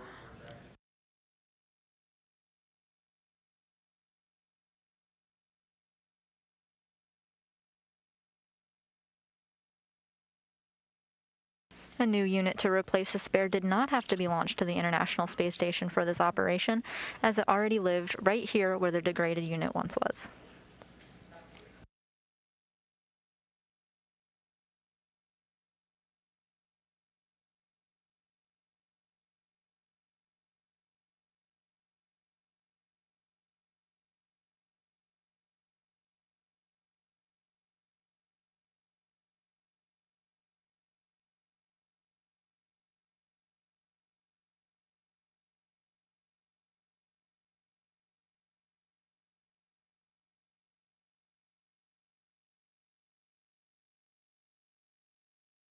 We're in a brief but expected handover period right now. Meanwhile, outside of the International Space Station, NASA astronauts Tomas Marshbёrn and Кейла Bэрrон are working to install the multi-layer insulation. This is a big thermal blanket going over the antenna for protection and thermal protection as well. They're both on either side of the antenna working to get that fastened.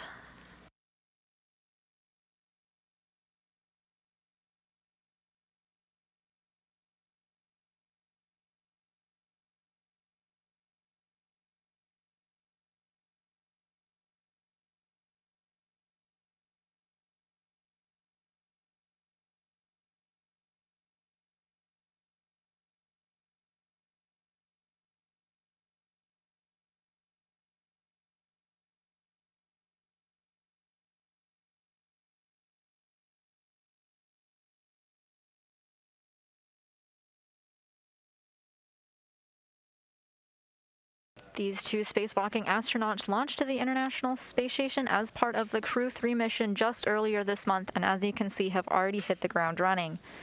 Today, they worked to install a new SASA unit that was already a part of the International Space Station, removing a degraded unit that had gone partially down just this past September.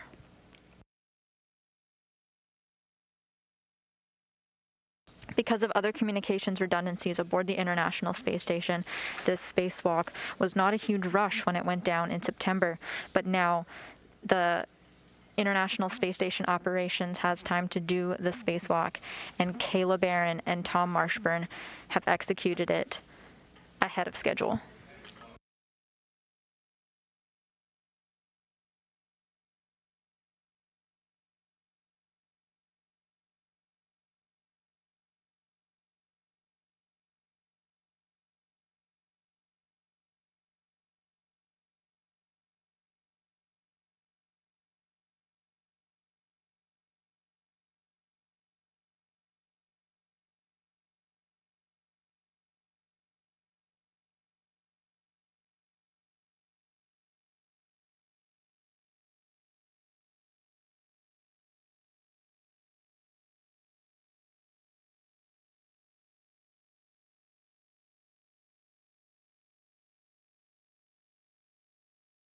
Following these finishing touches, NASA astronaut Кейла Bэрron will work to return the bags of tools and other equipment they would need during the spacewalk that she had originally brought out of the Quest airlock and return them back. Meanwhile, Tomas Marshbёrn will set to do the steps of the portable foot restraint in reverse and put them back on the SETA and break free from the robotic arm of the International Space Station and join Кейla Bэрron back in the Quest airlock.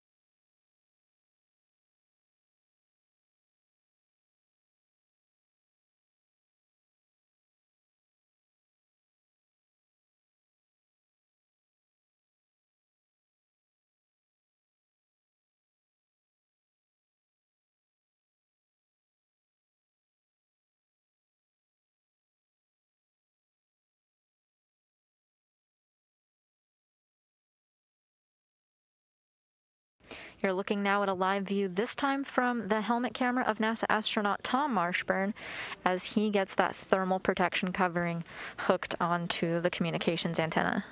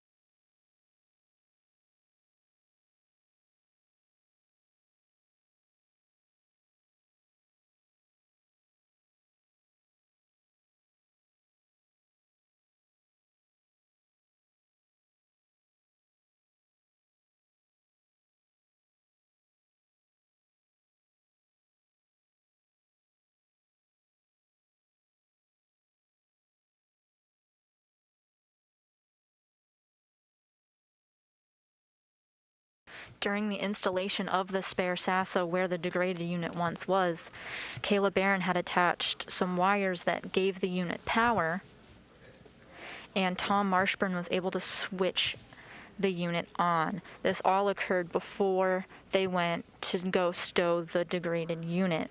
We're now hearing that the unit is getting good forward and return communications on the SASA. That means that the new SASA is functioning as expected. If you recall, the old one had a failed return link. It meant that we could send data up to the space station, but the antenna lost its ability to send signals back to Earth. Fortunately, we've got notification that this brand new SASA is getting information and communication both ways.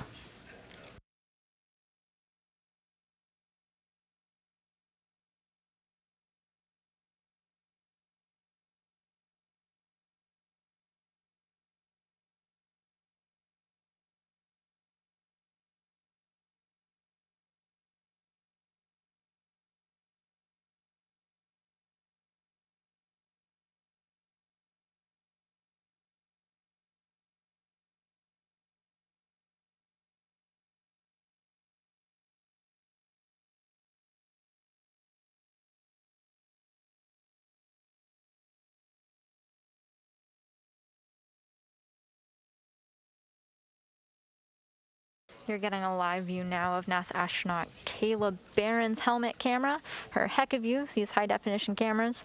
We're watching this through her perspective as she puts the finishing touches, as she puts the thermal protection over the degraded SASA unit for future integrity.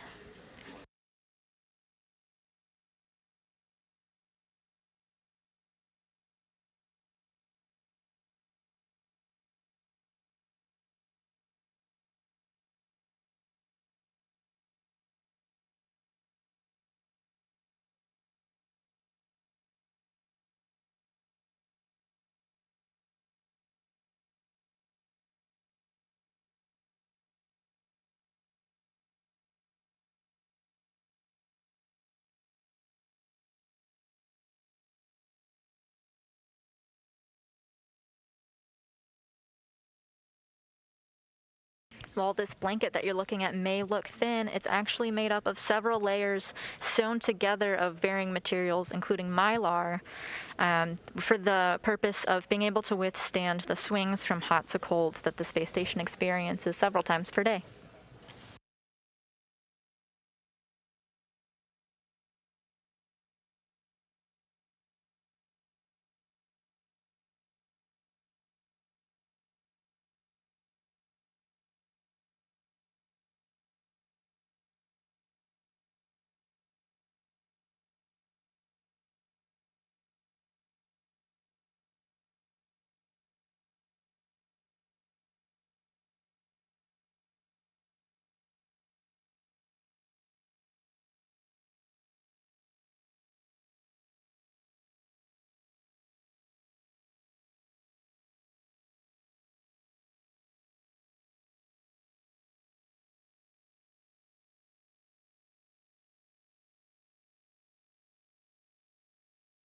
So while we're getting information here on the ground that we're getting good forward and return communications on this newly installed SASA unit, the crew, our spacewalking crew today is going to do a check of the communications, and we might hear Rajachari and Matthias Maurer confirm whether or not they hear it.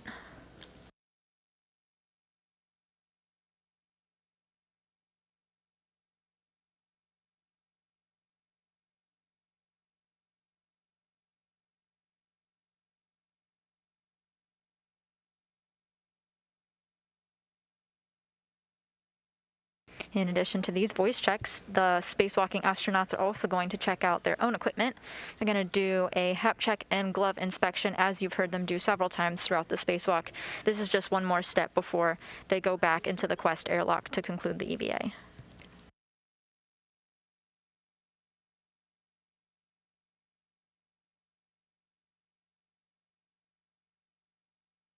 And Houston Station on Space Ground 1, how do you hear?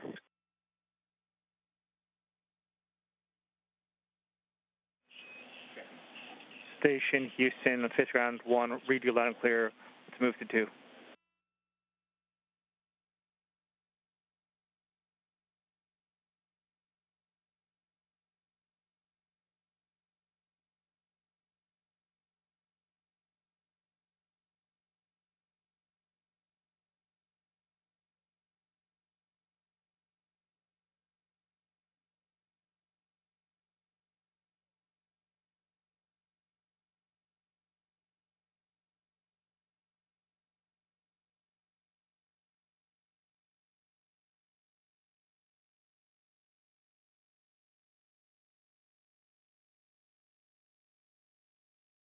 You're seeing the camera views of NASA astronaut Кейла Bэррон, and if you look at the top of your screen, you can briefly see some red stripes belonging to Tom Marshbёrn. Right now they're confirming with the ground that the thermal insulation is where it needs to be.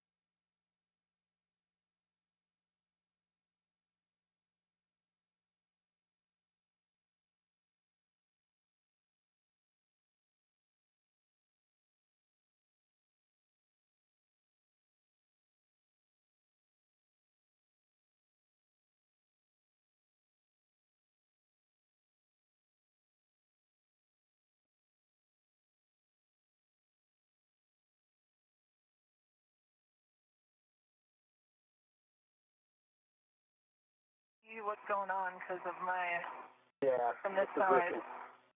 So these should adhere, oh, I see. Yeah, there's Velcro inside the clamshell that should adhere to the tent. And from what I can tell, not quite flat. Right. Like my end needs to come towards the station aft. Okay. This needs to go down a little bit. You're now hearing the voice of Кейла Бэррон. Went quiet for a little while because she had switched over from space to ground to another method of communication to test out the SASA, and we confirmed that those communications checks were good. That's good. The good news that we have a working SASA antenna. Great job. That's fantastic. Awesome. Congratulations. That's great. What are you seeing, Tom? And then I'll fill in the gaps. So the clamshell is not completely closed, but it's... As Tom Marshbёrn and Кейla Bэрrон put the finishing touches on the thermal insulation, here in Mission Control Houston, we got a couple of cheers, hearing the good news that the SASA is working and functioning fine. The clamshell's not mating with the Velcro, and it needs to go aft further. So it needs to go aft, but rotation doesn't matter, right? I don't think so. There's a tab on my side. Okay. That's about lined up. And the opening should be facing you exactly, facing Zenith. Yeah. So what I would recommend is opening it back up and releasing it, and then trying to get it further aft before we close it. The top of the clamshell, though, is really flush hard against the top of the high gain. Okay, then sounds like a good config. I'll push the MLI now a little bit further up to meet it. The little turtleneck might have been in the way. So let me back that up a little bit.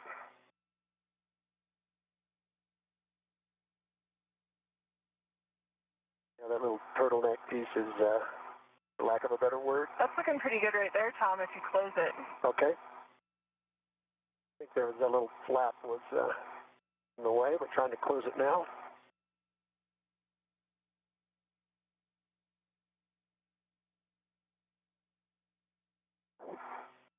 Finger in there. Looking much better on my side in terms of alignment. There we go. That's a lot better on this side right now, too. Yep, I'm a lot happier with that. Looks good, Tom. Oh, okay, I'm done. Yeah, I got to get both straps in. Okay.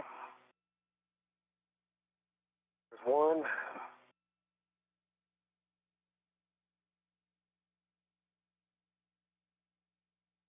Two. That holds it.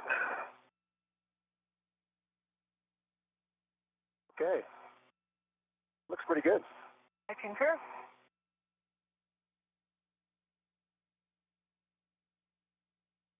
Tools and feathers. I'm all clear. How are you for me taking off from here? I'm go. Okay. Checking out your safety tether. Everything look good? Everything looks good on my end. And if you don't mind yawing just a little bit, double check your safer handles. That one looks good on your, if you yaw to your left. And you can't quite see that one actually. I can see that one on your left hand. I just can't quite see your... It's down. I feel it. Okay. You can feel your right one. And I think I'm good for the trip back. I concur. Right. And...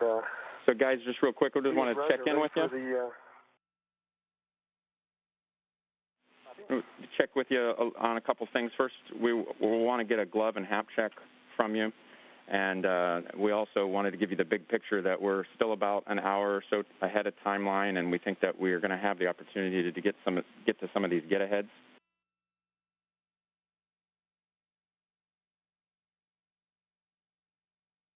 Roger. Copy. Glove check and work.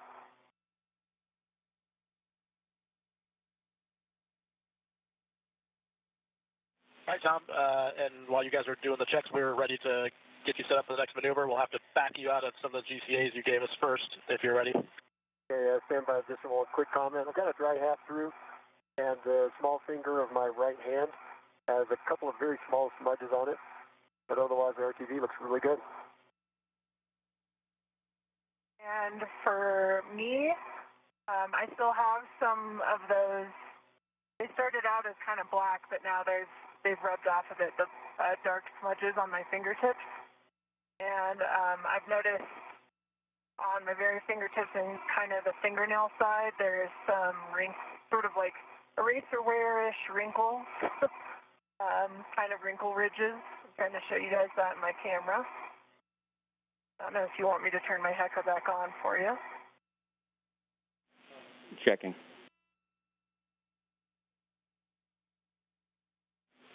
Okay, Yeah, Kayla, okay with that, I'll go ahead and we'll take your Hecka back on. To see if I'm good. Go ahead.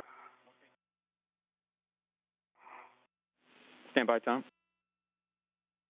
Back on? Okay, copy. We're swapping over to your Hecka here. Sure.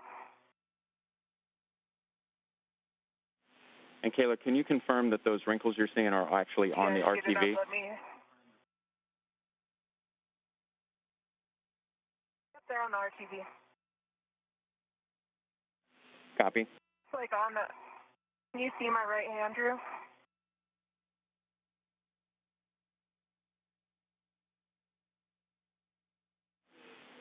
If you could move your right hand to your left.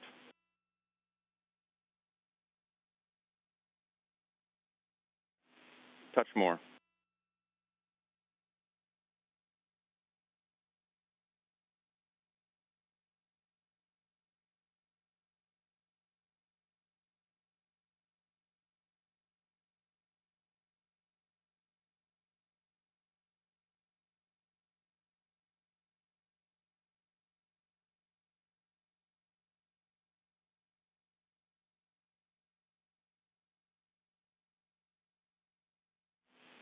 Tom, we're go on your gloves, and so you can go ahead and start working your GCA.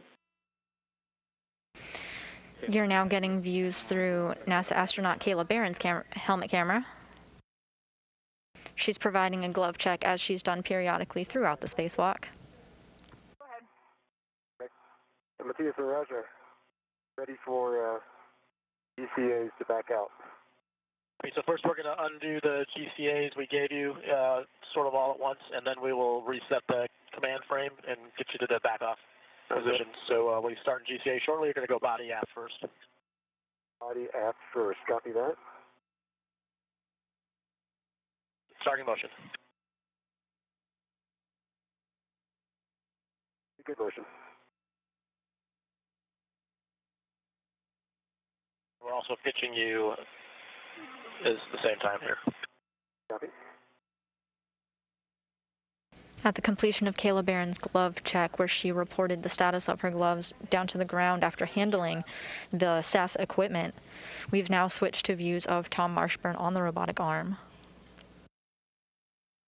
Ramping out the body aft, and the pitch is done, and we're taking body left about 70 centimeters. Copy. We have good clearance all around. Sorry, right.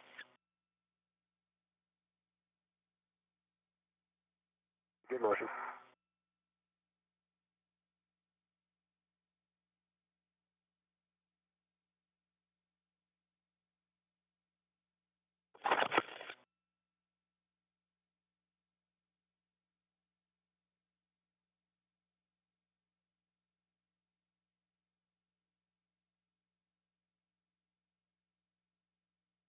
See body down now. And ramping out. Okay.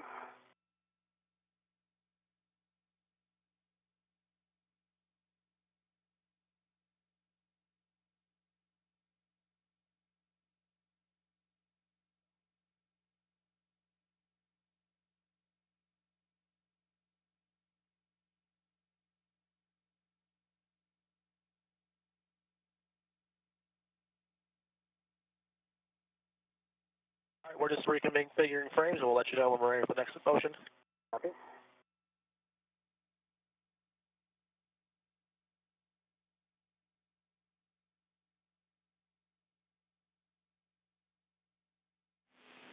All right, Kayla, we can have your HECA view back again, and it looks like you're complete with caps, and so we'll take that view of your glove. Stand by.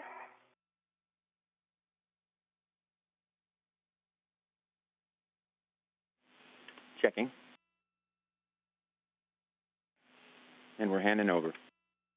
All right, Tom, and the command frame is switched to the ISAC's internal frame, and we're ready to maneuver you to the...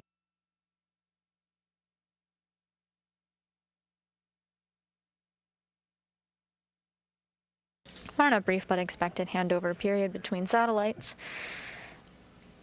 In the right corner of your screen, upper right corner, you see our flight director, Vincent LaCourte, and our ground IV, the one communicating with our spacewalking astronauts whose voice you might have heard throughout our coverage, earlier communicated to the spacewalkers that we may be able to do some get-ahead since the crew completed their tasks ahead of schedule. We're going to continue with those gloves.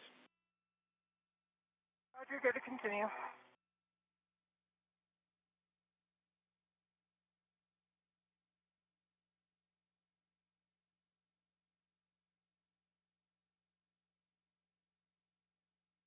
We expect to get our live views back shortly.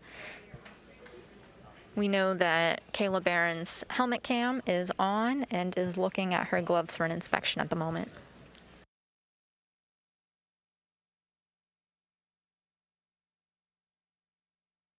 And Tom, how are you doing? Pretty good. Waiting for the maneuver back. Roger. They're setting it up.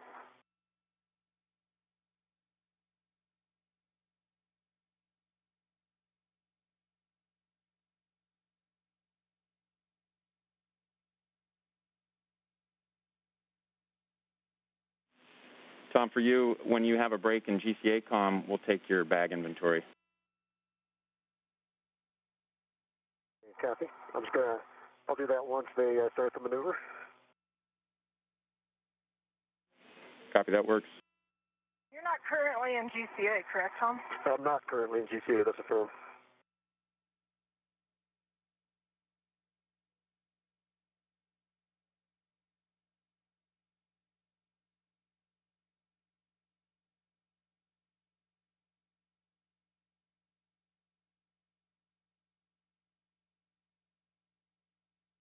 One of the get-ahead tasks is to break torque or loosen the bolts connecting the DC to DC converter unit for the battery charge and discharge units on the P4 truss of the space station. Motion here, and then we'll do a little bit of correction fore aft as well. Here comes the motion. Copy. In good motion. And Drew, I'm working on the inventory. And I'm ready to give you a crew lock bag inventory as well. Go ahead and go. Ready to copy, Drew? We're ready to copy. All right, I've got a crew lock bag with an external Here we go. large, small ret. And then, of course, the integrated tether. I have an adjustable to an internal D-ring to a GoPro. I have a cap keeper to an internal ret, cap on it.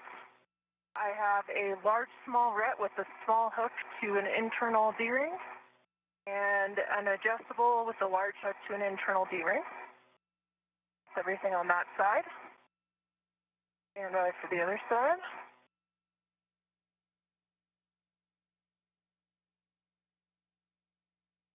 Stay out.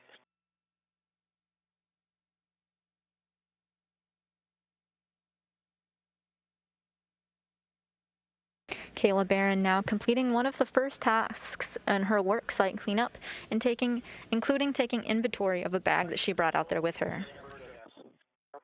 And Drew, the remainder of my inventory, I have a internal ret to a socket caddy. On the socket caddy, I have an E-rad with a 2-inch rigid socket and a 6-inch wobble socket. I have a ratchet with a palm wheel on a small ret to an internal D-ring. And I have a long-duration tie-down tether with an integrated long wire tie connected to an integral ret.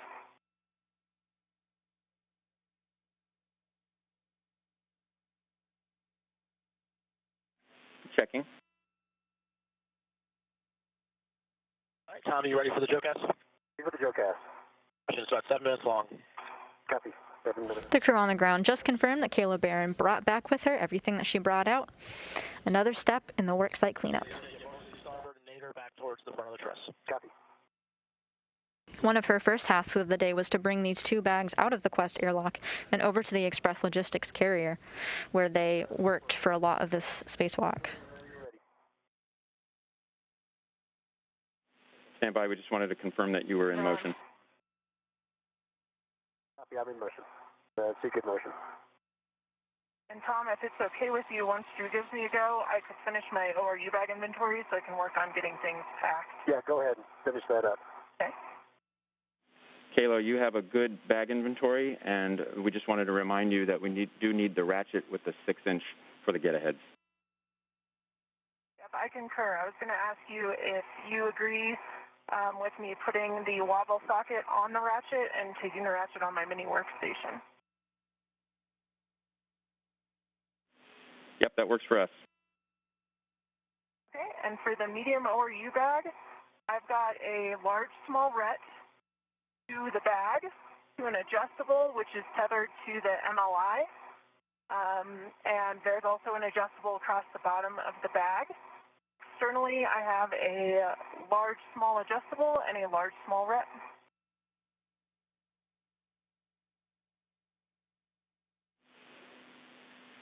So, Kayla, we are going to need the ball stack and in the bag. Oh, yep. I agree. Good call, guys. Stand by, I'll retrieve that now.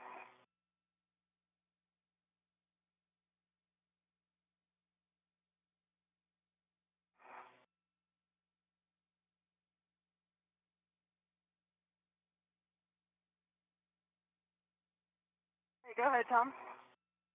Okay. Just interrupt me when you want. Roger. So you can keep on moving. Hey, Drew, if you're ready, I'm ready for an inventory of the crew lock bag 1. Ready.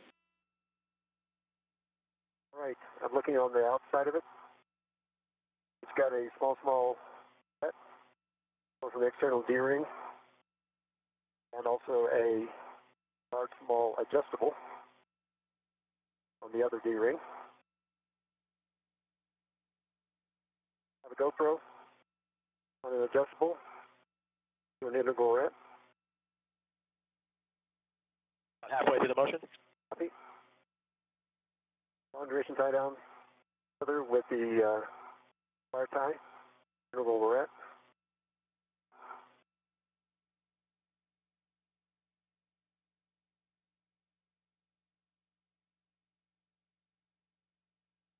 Active wrench.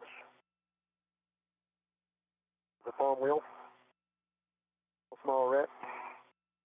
To an internal D-ring.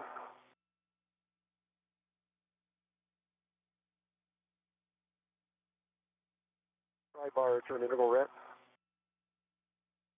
Waist tether, an internal D-ring. And the socket caddy with the ERAD and the 2-inch socket is on an integral ret. Checking.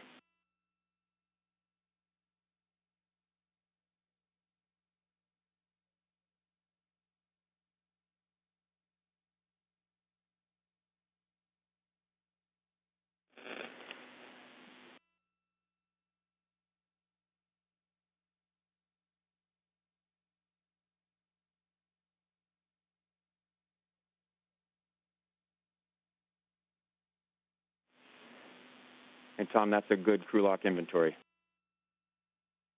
Кейла Бэррон had just completed the inventory of the bags that she had brought out with her for the spacewalk, and now we just got confirmation that Tom Marshbёrn did the same thing, and he has everything that he needs.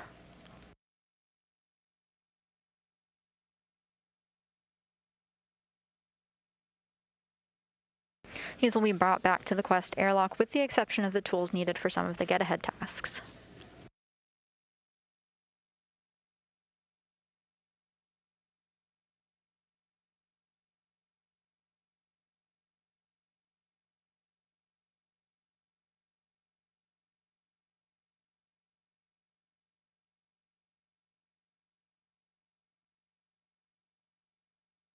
going, Kayla? Good. I have the mutt, and I'm working on getting it stowed in the medium lower U-back. My ret swap now.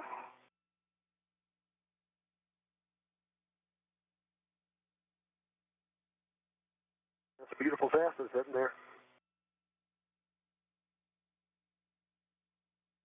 Already looking around. Got my visor down. Getting mine. We're now in an orbital daytime as Кейла Бэррон was calling out that she has her ret and her mutt. This is the retractable tether and the multi-use tether.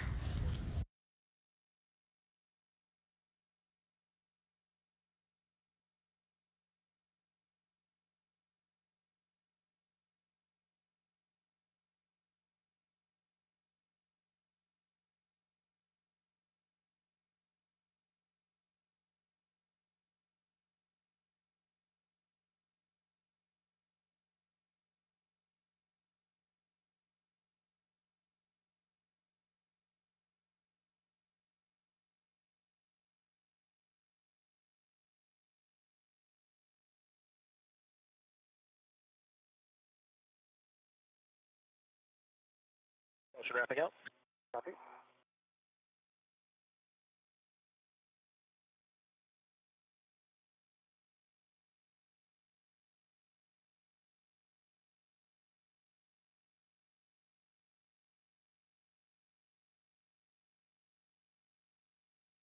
Your position hold. We're going to reconfigure here, and we'll be setting up for a GCA to publish APFR egress. Give us a few seconds.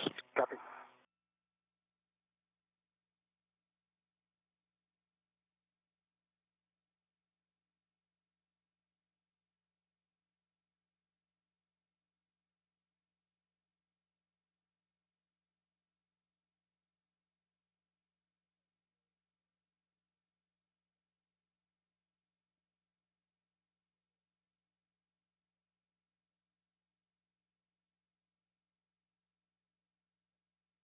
All right, and we're ready if you are, Tom. I'm ready. Good clearance egress 8 is in. Copy. We're ready for maneuver to GCA to published APFR egress and roll position. Ready. Be about 1.5 meters nadir and then 1.5 meters aft. Copy. Ready for the maneuver to GC. Copy. Starting motion. To maneuver.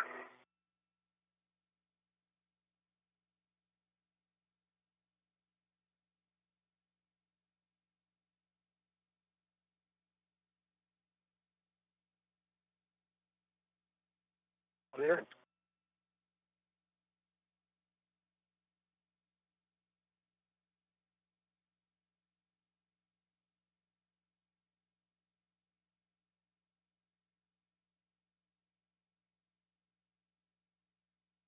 Centimeters. Space walkers Tom Marshbёrn and Кейла Bэрrон are now wrapping up their tasks for the day. Кейla Bэрron's cleaning up the work site while Tom Marshbёrn is working to stow away the robotic arm.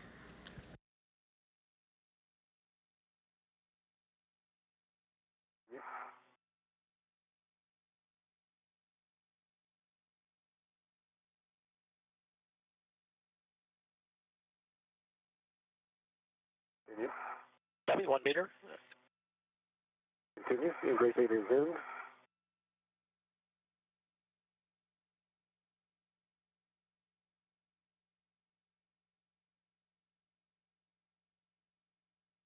And stop GC. Stop motion. Copy motion. About 40 centimeters short of the published. 2 centimeters short. Checking. I'll take the other 40. Copy. Continuing motion. Just watch your boot plate. Watch it. You're going to stop motion. Copy motion. About 20 centimeters short. And GCA. GCA complete. Brakes are on. Copy. And Drew, I believe I'm ready for egress.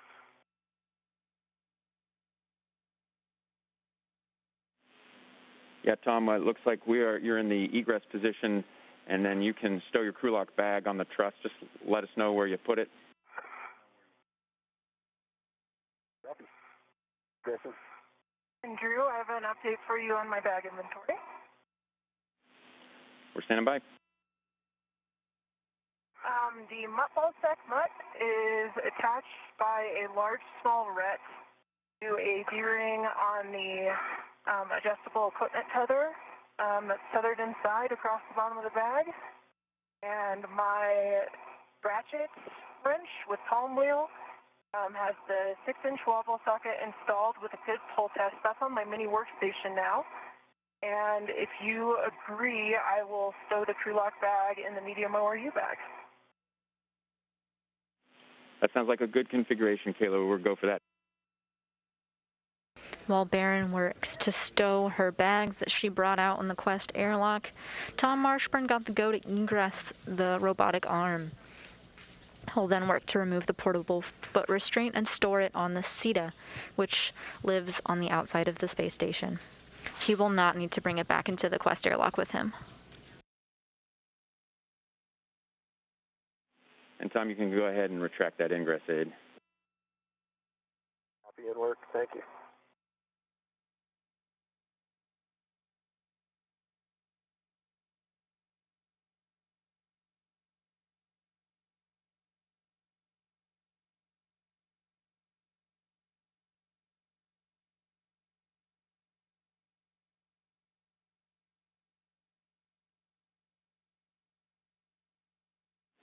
And Tom, I can help you build your tether pack back. Am I one?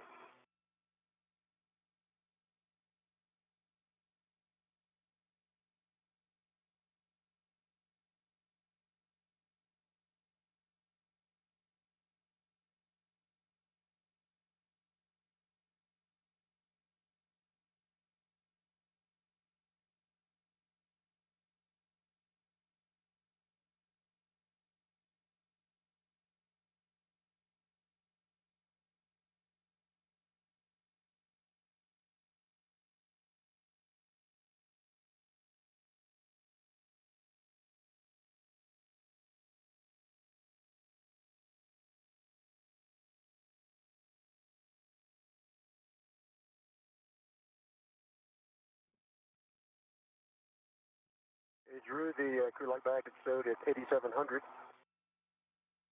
Let's see the handrail.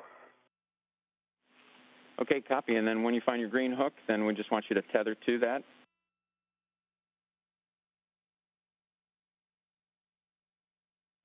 And then you can attach that to your red reel.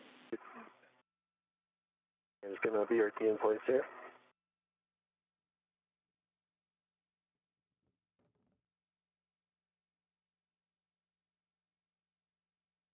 One for the green hook. We're right to it first.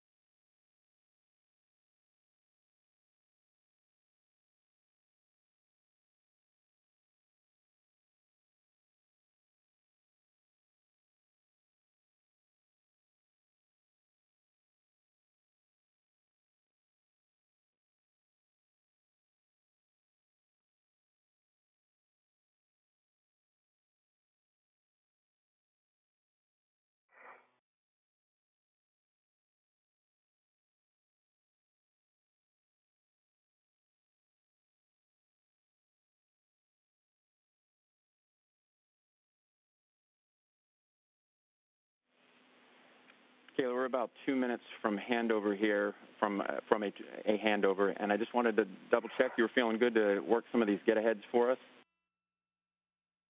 Sir, I'm feeling great. I've got the medium ORU bag packed up and on my BRT, and I was going to head Down to P44 Alpha. All right, that sounds good. And then if you could give us a safer handle check as you get down off of the ELC. Okay. We're in a brief but expected handover period. Кейla Bэрron is talking with the ground now, reporting that she's all done with her tasks, and when the ground asked how she's feeling and if she's up to doing some of these get-ahead tasks, she said she's willing and able. My safer handles are down, and my gauntlets are down, Drew. Okay, copy all. We'll be handing over here in a minute or two.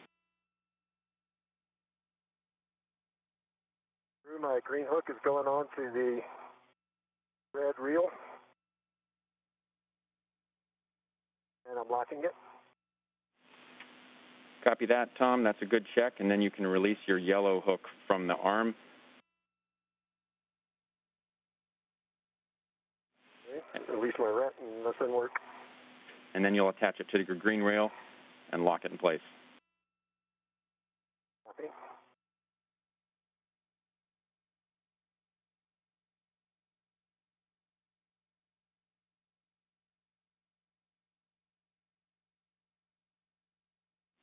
We're stepping into the handover. Roger. We expect to get our live views back shortly, and when we do, we can soon expect to see NASA astronaut Tomas Marshbёrn free from the robotic arm for the first time in about 4 hours. We're now at the 5-hour mark of the planned 6.5-hour EVA. They've completed all of their tasks for today, and we've got a good communications check both on the ground and a verbal confirmation that the astronauts can communicate and hear them okay, meaning that the new SASA unit installed is functioning fine.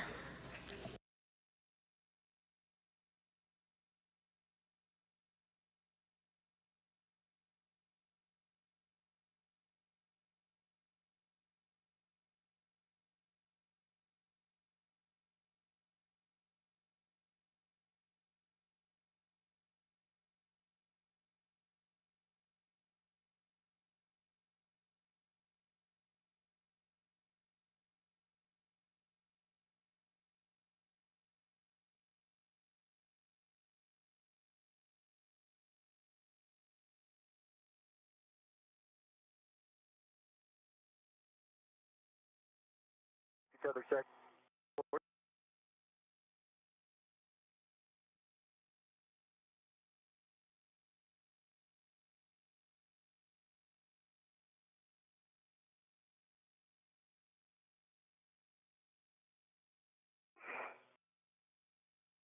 There's still LOS for another few Okay. seconds.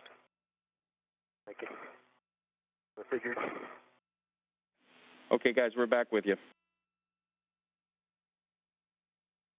Drew, ready for a safety tether check for you? We're ready. My left D-ring extender, I've got a red hook. It is closed and locked. The yellow hook is closed and locked on the green reel, and the green hook is closed and locked on the red reel, and they're both one by one.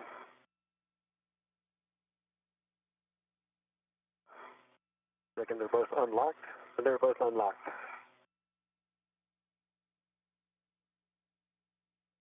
Copy. All right, Tom, that's a good tether config. Copy. So you can remove the APFR from the arm, and you can stow it under your BRT or tend it on over there, and you can give the arm a go to maneuver to their parking position. Copy that. As Marshbёrn works with the ground to move his tethers into a good configuration to get off of the robotic arm, getting some views of the Earth during this orbital daytime as the International Space Station passes over the South Pacific Ocean.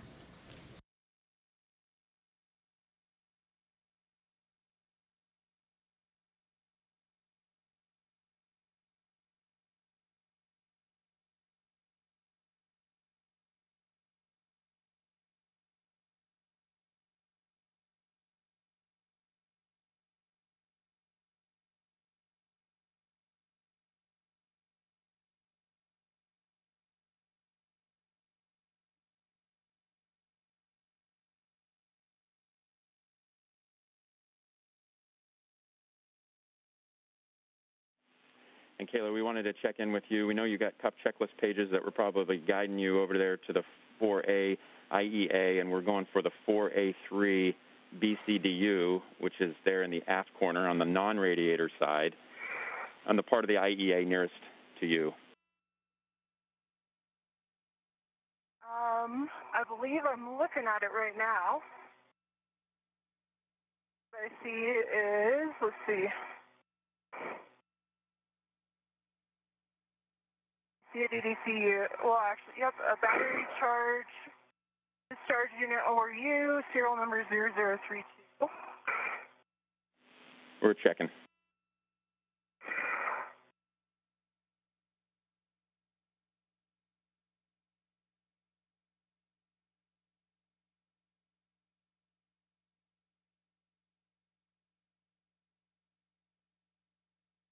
And then, according to my tough checklist page, that drew would be BCDU 4 Alpha 3, and I am on the aft starboard corner of the P4 4 Alpha IEA.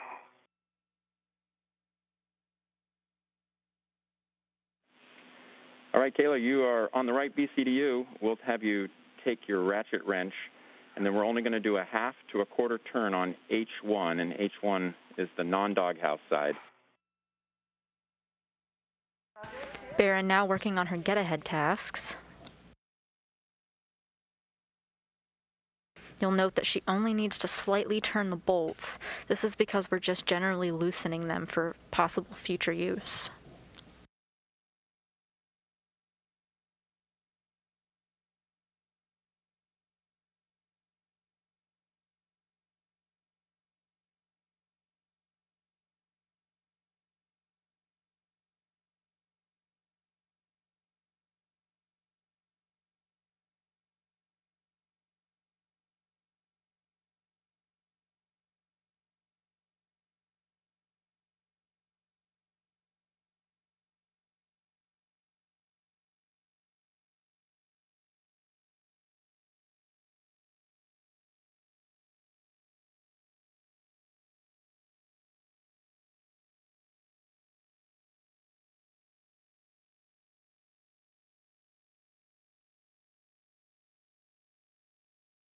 Roger, Matthias, the APFR is removed.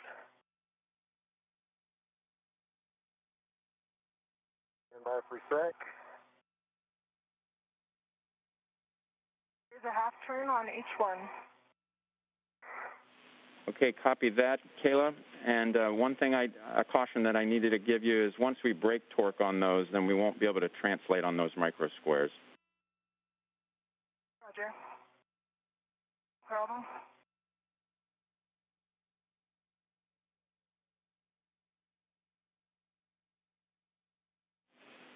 All right, broken on H1. Copy that, Kayla. And now we're going to go to the PGT, and I'll give you settings when you're ready. Кейла Бэррон now breaking torque on the bolts to save time for future spacewalks in the event that they ever needed a spare.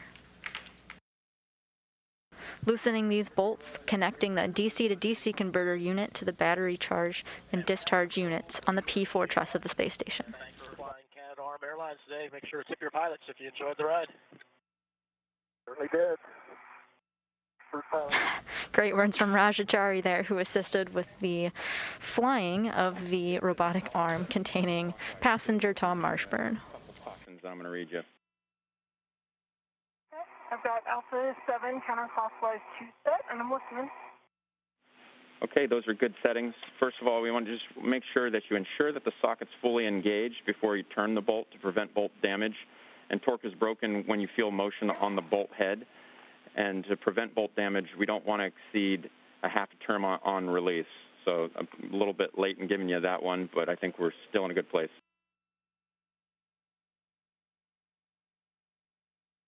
And you got a little broken up there at the end, Drew. I would say I've turned about a half turn with the ratchet wrench. And so you want me to drive the PGT? Kayla, you have a good understanding. That's correct. Okay. And only one half turn. that correct, Drew? So, sorry, apologize for that, Kayla. So this one's on this H1 with the PGT. You're in the correct settings, Alpha 7 counterclockwise 2, and we're going to do 7 turns on this H1. It's going to be a full release of this H1. While Кейла Bэрrон gets to work loosening those bolts, we're getting a view of Tom Marshbёrn taking a look at the portable foot restraint in his hands. This was attached to the robotic arm that connected his feet for the majority of the EVA. Now the depressible. Okay, copy, Tom, and if we could just confirm the settings. Work. Actually ended up a little off from what I expected. It's at a setting of 7 right now. Papa and the Fox 6 are the same.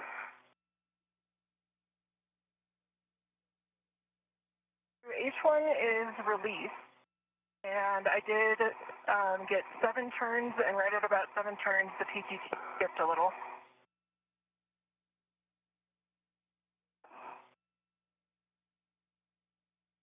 Tom, just for your awareness, we're going to be moving the arm here. It should be behind you, that factor. Okay, copy, Kayla, and we're going to reset your PGT to Alpha 7 clockwise 2. And this will be for bolt 2. H2 correction. Verification.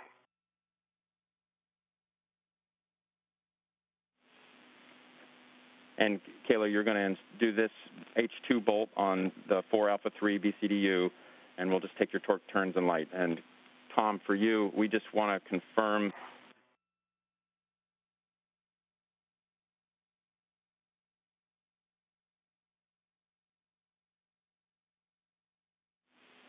And Tom, unfortunately, we would like to get the APFR in a 12 o'clock clocking, if able. 12 o'clock clocking. I'll be that.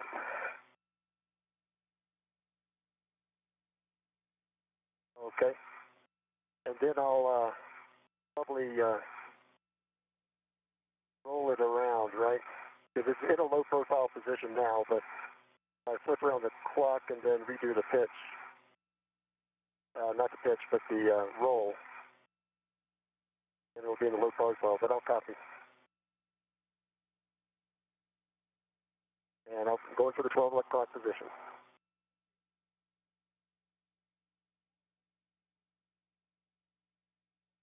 I was looking at the low profile situation rather than the number.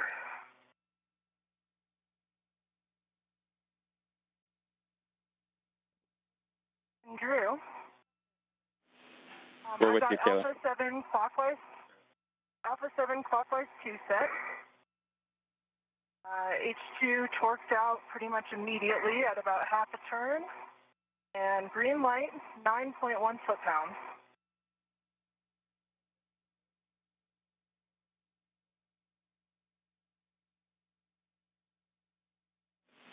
Okay, that is a good reinstall on H2. Kayla, next we're going to move down that same side of the IEA, the non-radiator side, and we're going to go to the 4 Alpha 2 BCDU in the opposite corner. And can I just confirm, Drew, I never released H2 with the ratchet. Was that correct? Just want to make sure I'm tracking intent here.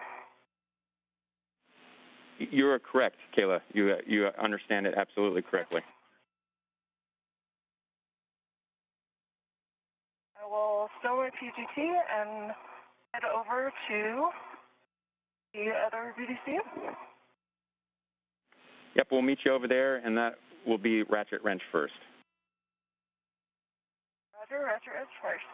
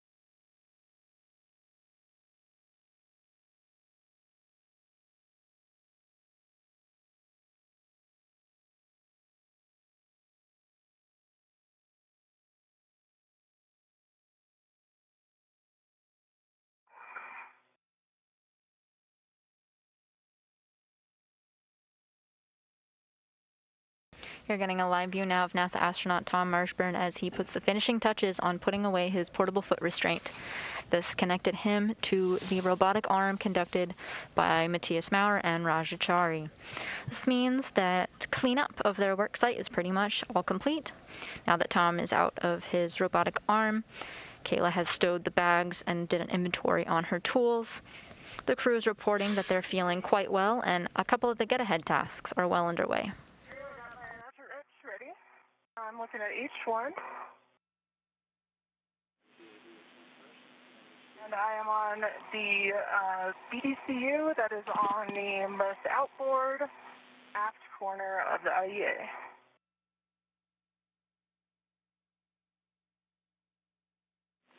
Checking, Caleb.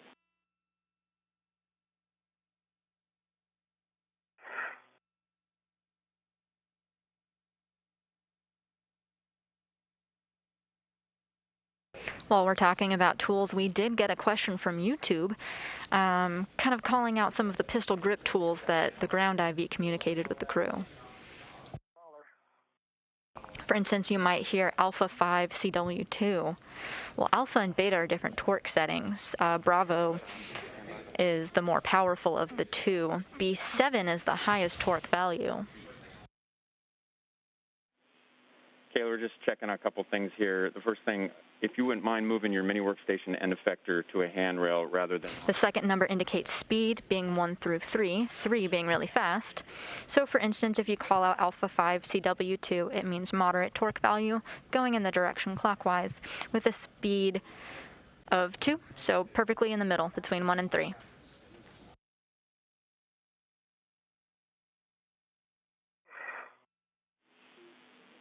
Checking.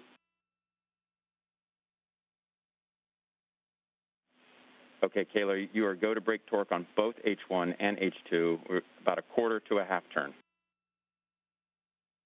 Roger, brake torque on both H1 and H2, quarter to a half turn. Good reback.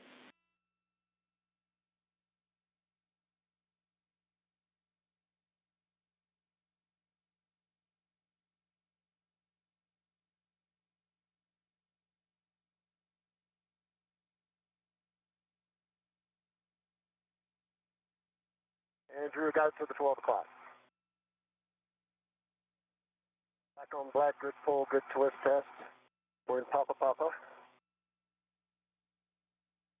Going Fox 6.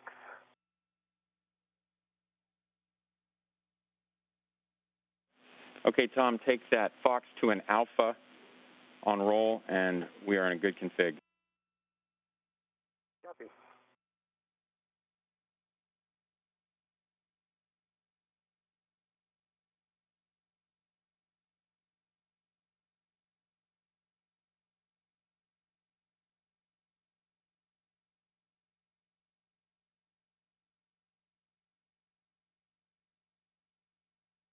And the broke torque on H1, a quarter turn, just moving over to H2. Copy.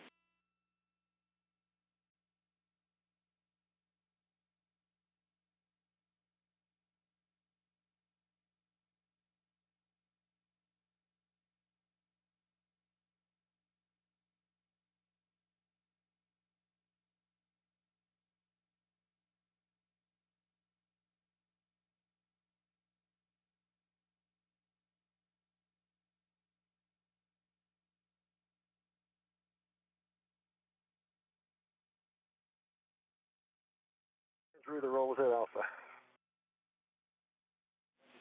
All right, copy that, Tom. Great job. So we're not going to have you do anything additional from here, so this is going to be camera and video time.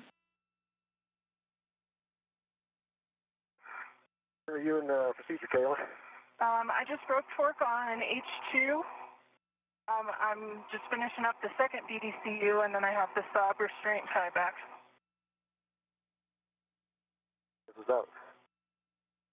Could head over that way towards you. Leave that up to you. And for Drew, H2 broken, a quarter turn. Going from a PGT. Yep, next we're going to do H1 Alpha 7 counterclockwise 2. Roger, moving back over to H1.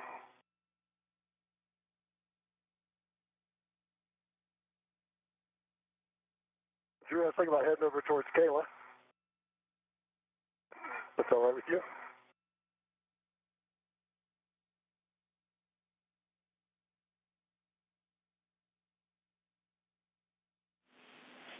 Hey, Tom, it's up to you and Kayla if you're going to head all the way out there, but she's going to be done here pretty quickly. In the end, we want Kayla to translate back in ahead of you. Appreciate it. All righty.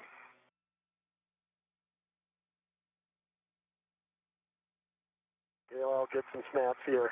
Roger. You And for Drew, I've got Alpha 7 clockwise 2 sets, and I'm at H1.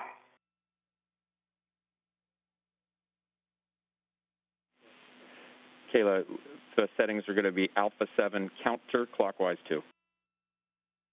Roger. Alpha 7 counterclockwise 2, and understand I'm fully releasing about a 7 turns. Good, read back about 7 turns to release.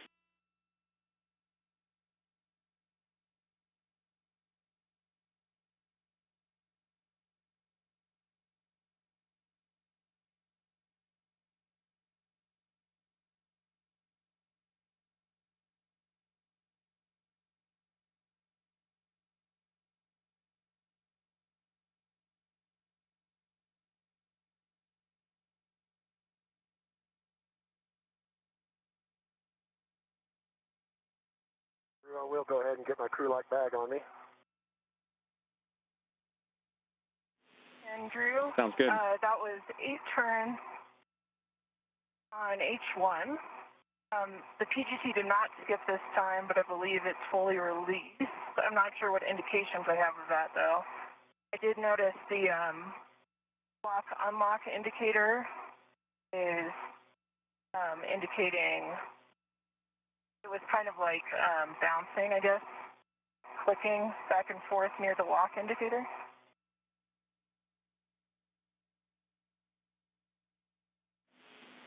Checking.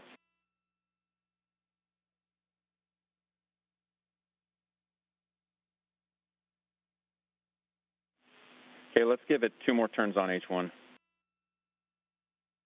Two more.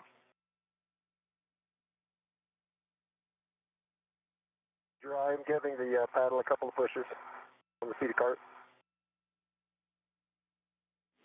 All right, we see it. Drew, that was 2 more turns, and the PGT and Bolt seemed to skip this time.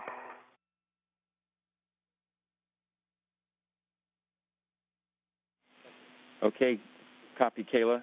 We're ready for you to reset your PGT, Alpha 7, and this one will be clockwise 2 for Bolt H2. Right, Alpha 7 clockwise 2 set, and I'll just adjust my body position, and then let you know when I'm going to start turns. Copy.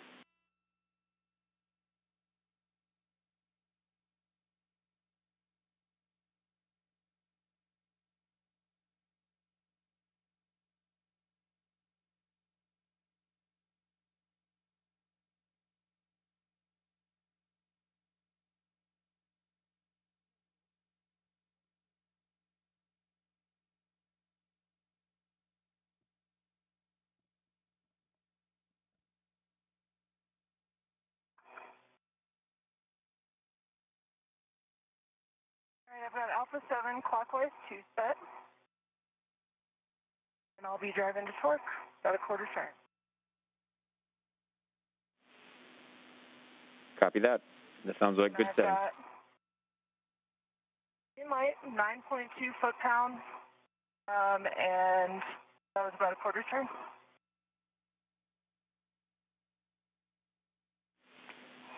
Okay, copy, Kayla. I'll start heading over to the sub bracket. Okay, we'll meet you there. That's in the opposite corner.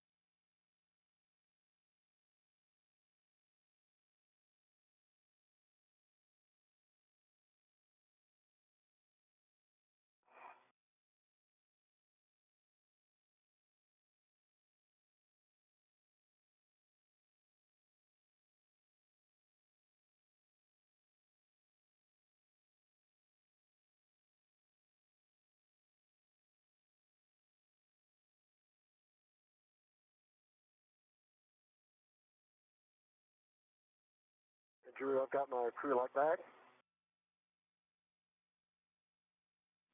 Copy, Tom.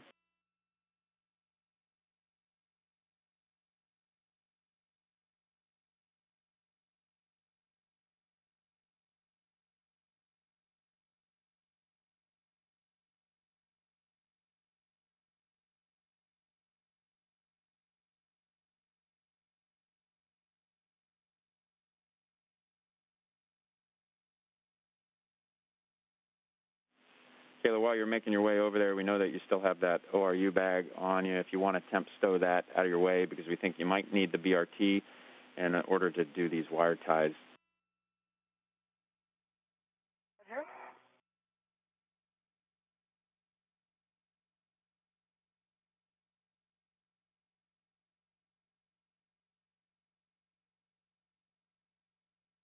We'll assess that in a second here, Drew. Copy.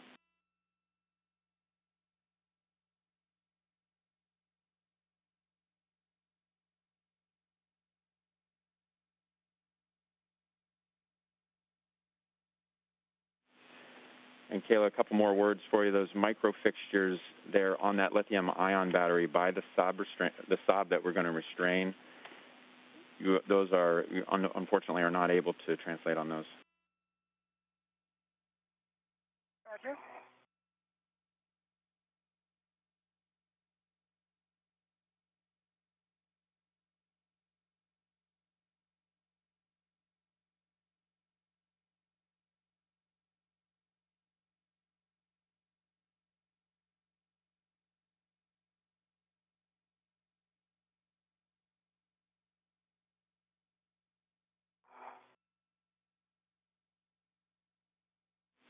And then one final reminder, Kayla, there's the radiator just there at your feet.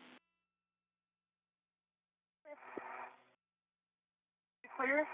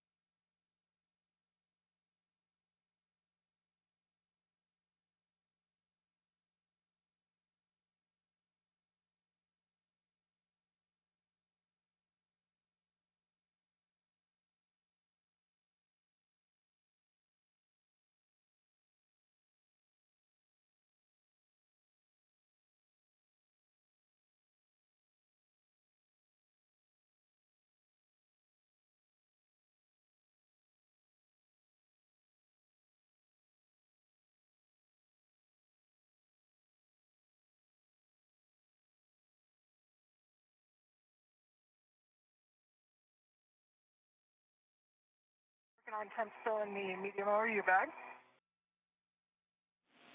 Copy. And I have a recommended handrail for you to BRT when you're actually working the wire ties. Roger, I'm ready for it. It's 5124. Okay, I see that just to my right.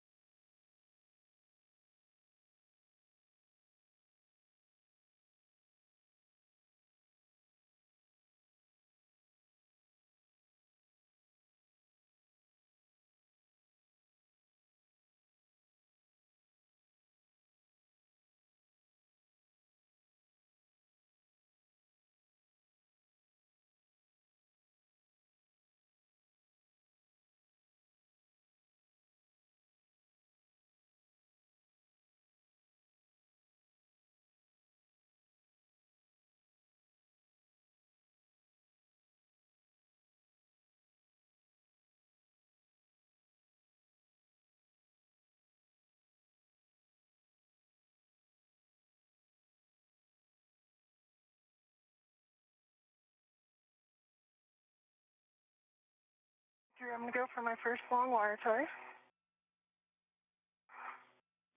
Okay, copy. I know you've studied the pictures of this. I can give you any words, but you know that big one is going to go through the tunnel there and then put 3 twists on it.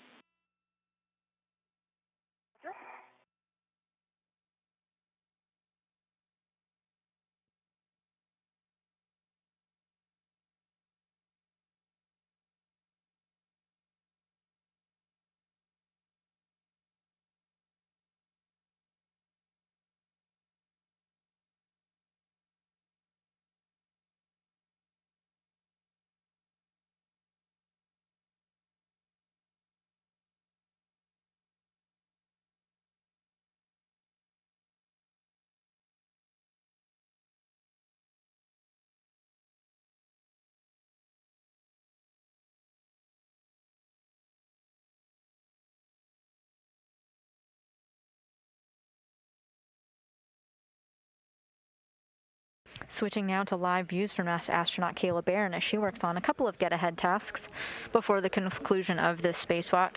She's breaking torque or loosening a couple of the bolts on a couple of different locations on the space station. Again, not related to this NASA, but could one day be helpful in case we ever need spares.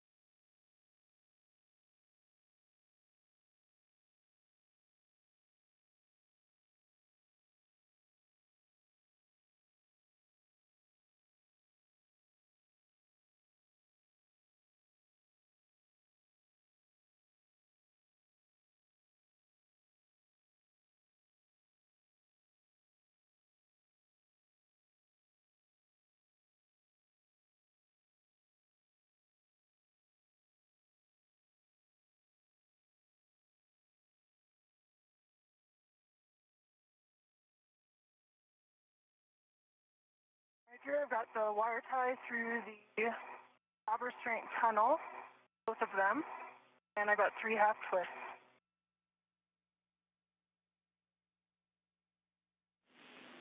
Okay, Kayla, that looks good. And you know the second wire tie goes on that micro fixture. They're adjacent. Okay, that's going to work.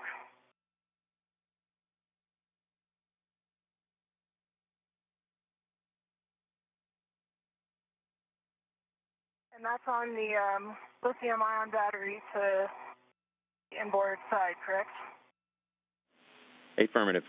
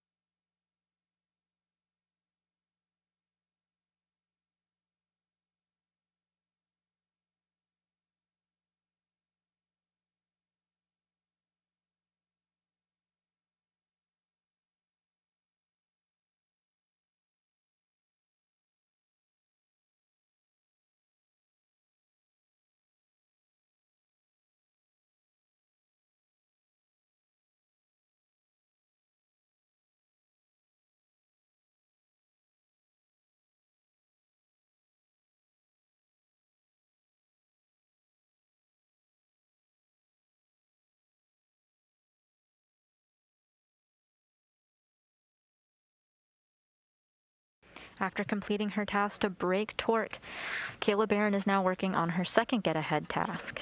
This involves putting wire ties on the sub, or solar array blanket boxes, and that's what you see her tying now. I've got it secured to H2 with 2 half twists.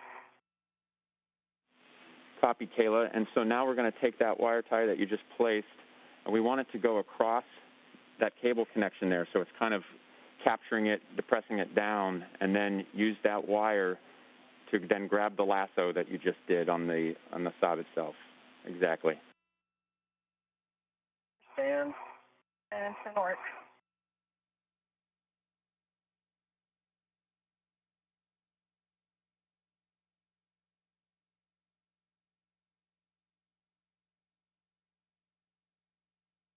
How far do you expect these to rotate back through? Very. Checking.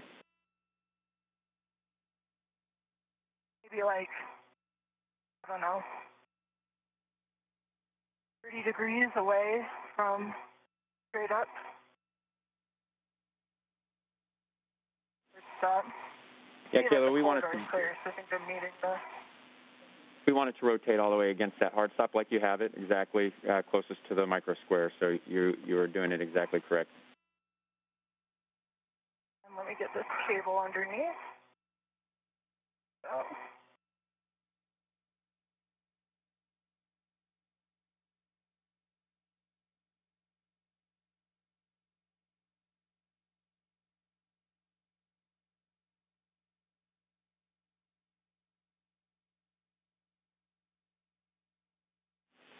Yeah, Kayla, and so that ORU just off to your right is the PFCS, and we want to be able to get at that robotically, and so your tieback is going to give us clear access to it. I'm going to reposition where I have the attachment point here, if I can, just because I realize that's not super tight.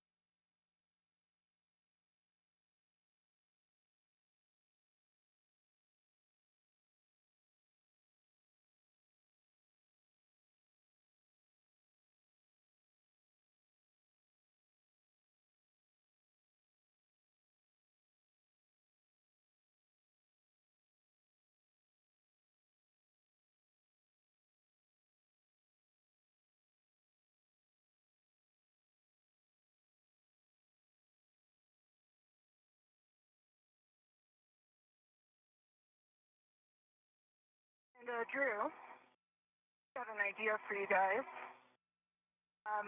Would it be okay to thread the H2 wire tie under the looped wire tie and then tighten it back that way? Yep, Kayla, that's exactly what we want you to do. Then double it back and then add 3 twists. Roger. Picture, I kind of remembered the ends being connected, but this I think seems better from my standpoint right now. As one of her get-ahead tasks, NASA astronaut Кейла Бэррон is working to install a set of 2 long wire ties to the solar array blanket boxes.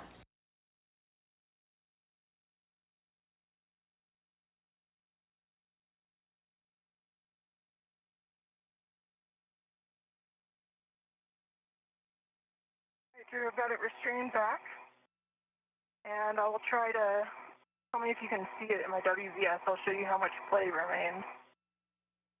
Definitely clear the corridor.